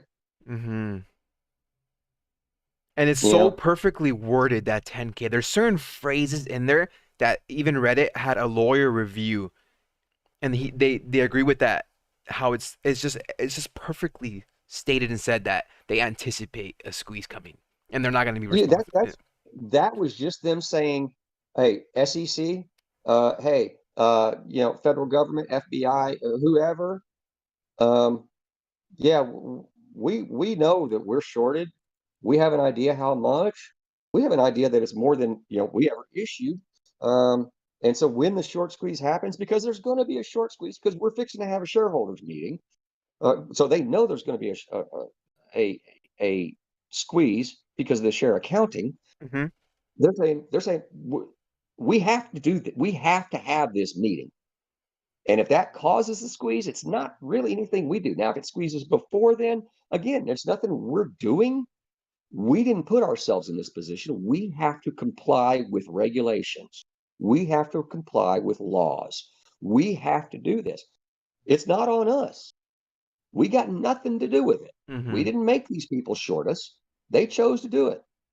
And somebody's going to have to buy these extra shares that were created because we're not doing it. It's them saying, not us. It's a big ass disclaimer. And GameStop It is is the hinting at us. It's so crazy what I'm about to say. It's like they're hinting. Coin the tweets, the Ted Bear hitting the bong, getting smoked. The bears are getting smoked. They're aware. You go to GameStop.com, you look at the okay. shop. Hold on, hold on, hold on, Ralph. The thing about these tweets, and it doesn't matter whether it's Keith or Cohen. JC or it doesn't matter what's Cohen. It doesn't matter who it is. It doesn't even matter if it's GameStop. The tweets can, all these tweets can be taken any number of ways. They're open to all sorts of interpretation, and there's a reason for that. hmm They because the tweets can also be considered a form of manipulation. Elon. Now, the teddy bear, Ted smoke, taking the bong hit and taking too big of a hit. It could be, he took a big hit. Him being the shorters. It could be him just chilling out, taking a ride, or could be us on because he wasn't driving, he was in the back seat. Could be us just going along for the ride, just chill out.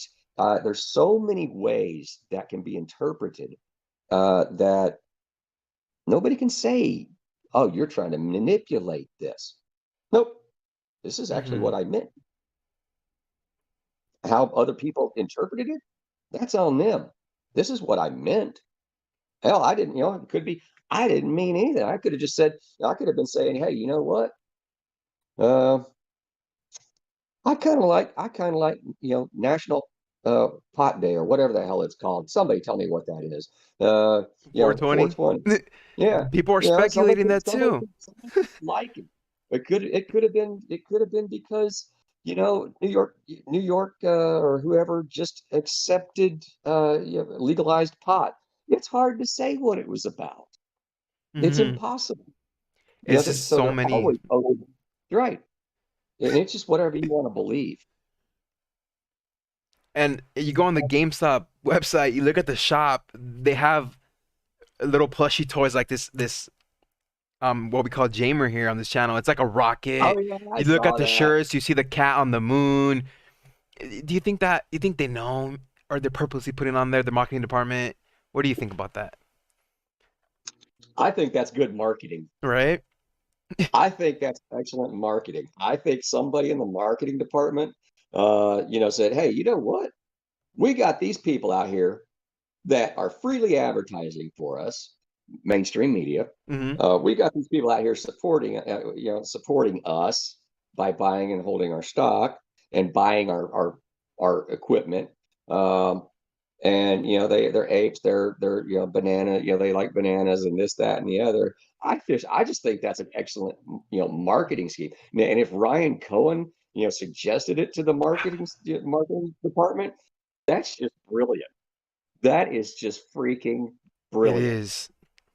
I think he really is pulling strings behind closed doors. I think he even just the wording on the 10K or the earnings call, there were certain phrases such as exception. I forgot what the exact phrase was about customer service. Exceptional customer service. That I can almost guarantee came from Cohen.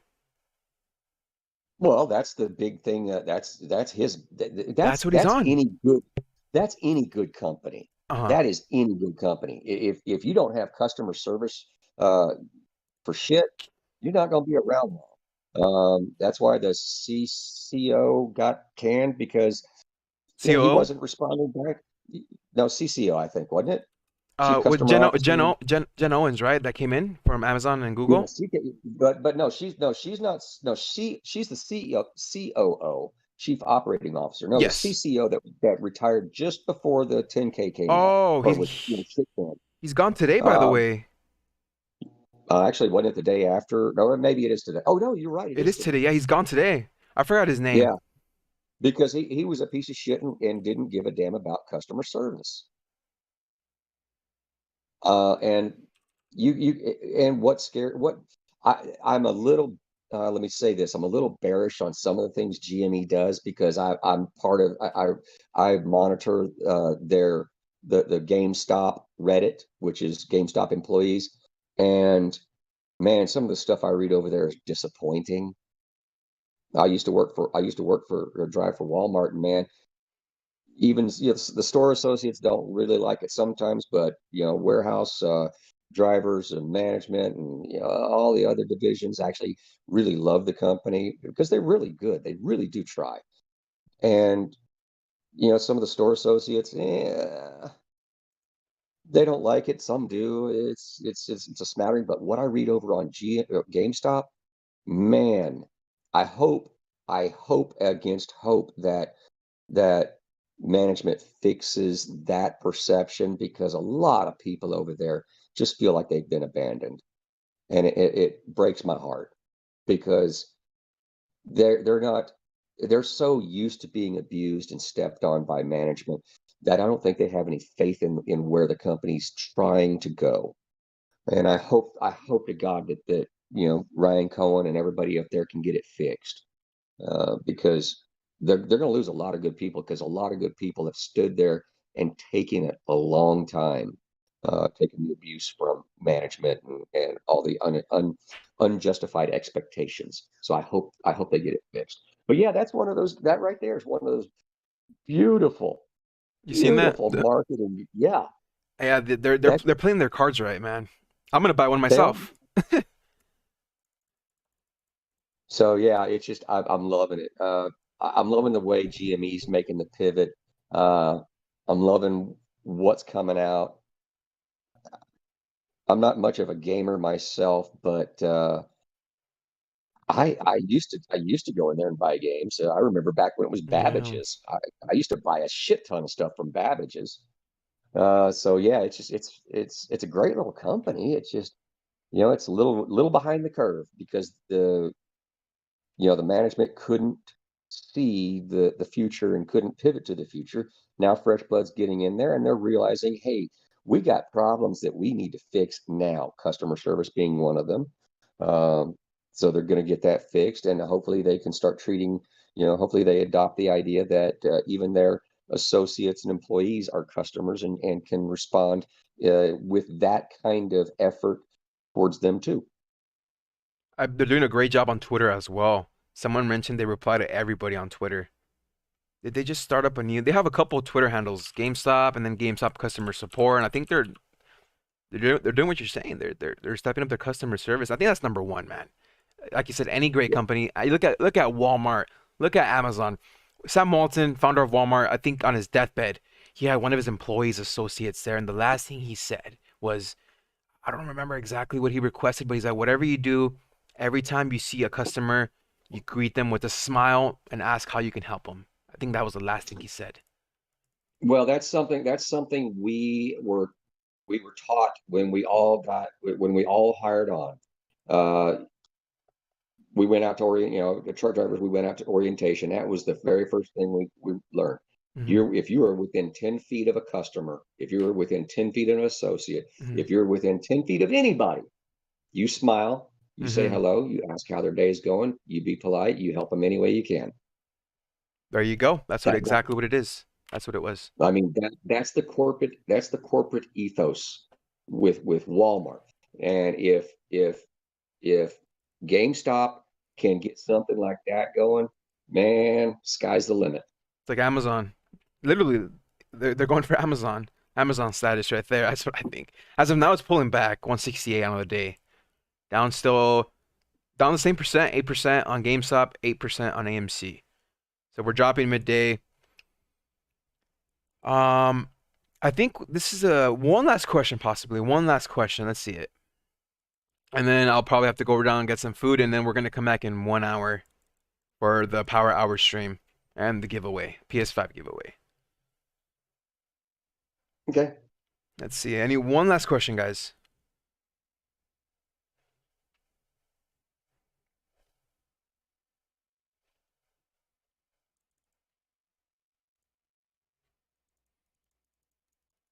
And then we'll cover Power Hour. The Dennis asked me anything. There's a lot of answers coming through as well. Okay, here's a question, and yeah, I'm gonna make it up. Arby's is great. You guys asked him, does Robert approve Arby's? Yes, he does.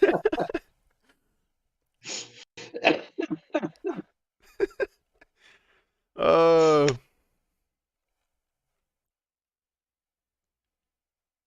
Oh, let's go. We'll end it with what we talked about yesterday. The large volume orders after hours. If you want to just slightly cover I that thought as. we already discussed that. Yeah, so I think we did discuss. I don't know. I think we discussed that. You know, it's my perception that this is all relating back to the DTCC new rule requirement that came in that they have to report their positions on a daily basis and confirm their positions on a daily basis in order to minimize risk to the DTCC and the NSCC and this market as a whole. I think those numbers that we are seeing are market on close type stuff of what their obligation is or what they are trying, you know, what they have to do to uh, report as far as new options contracts, new short sales, things of that nature. Their obligation. I think that's all that is. Hmm. Now, there's been something put out by somebody that says, oh, that's just the short sales being traded OTC and being reported and the can being kicked down the road. We will not know that until either close of business today or close of business Monday, whichever wherever T2 falls on that, because it reported after hours. It's always being reported after close. Technically, I guess T plus two isn't, T plus two doesn't start till the following day. So that would put it probably Monday. Monday. When if we were to see that 634 again, that 634 million or more, then that would confirm that. If it does, if it's 200 million like we've seen the last couple of days, then it's Hmm. new business. If it's 634 or more million, then I would suspect that it's old business and it's the can being kicked down the road. Yeah, you're right. We'll actually see today, actually, market close. Watch out for these huge times and sale blocks. Guys, remind me to pull up the times and sales at market close and to take a look at the volume blocks. So the last 2 days, these volume blocks came in, like you said, 290, 299 million. So let's see if that number is still true. And then if it's not, then we'll have an idea of what's going on. Like you said, if they're kicking that can. Yep.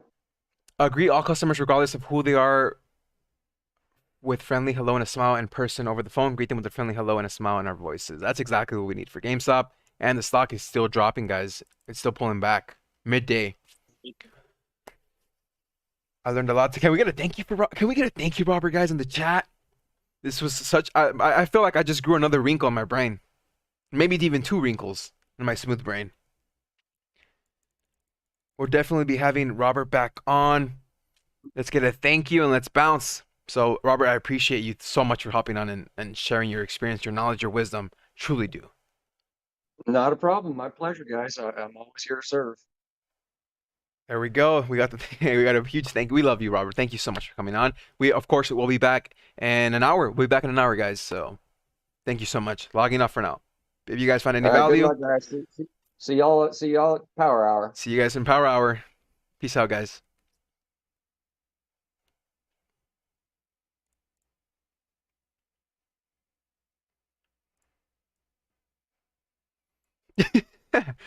I think I'm still live. Let's see. Okay, guys, I'm gonna be back. I'm still live. I'm still live. We'll be back Power Hour. Thank you guys so much. If you guys found this video of any value and think somebody else could possibly learn from it, share it. Leave a like. Subscribe if you guys are new. We are live every single day, Monday through Friday. So we will be back. I'm gonna get some food really quick, stretch out, get some water, and hopefully we come back to a nice balance, which is what we deserve. We deserve a balance on these stocks. We'll be back in 1 hour. PS5 giveaway. PS5 give. We're giving away 2 PS5s in the next hour. So when is PS5 a go? In the next hour. I appreciate that, Alex. I'll be back, guys. Thank you guys so much.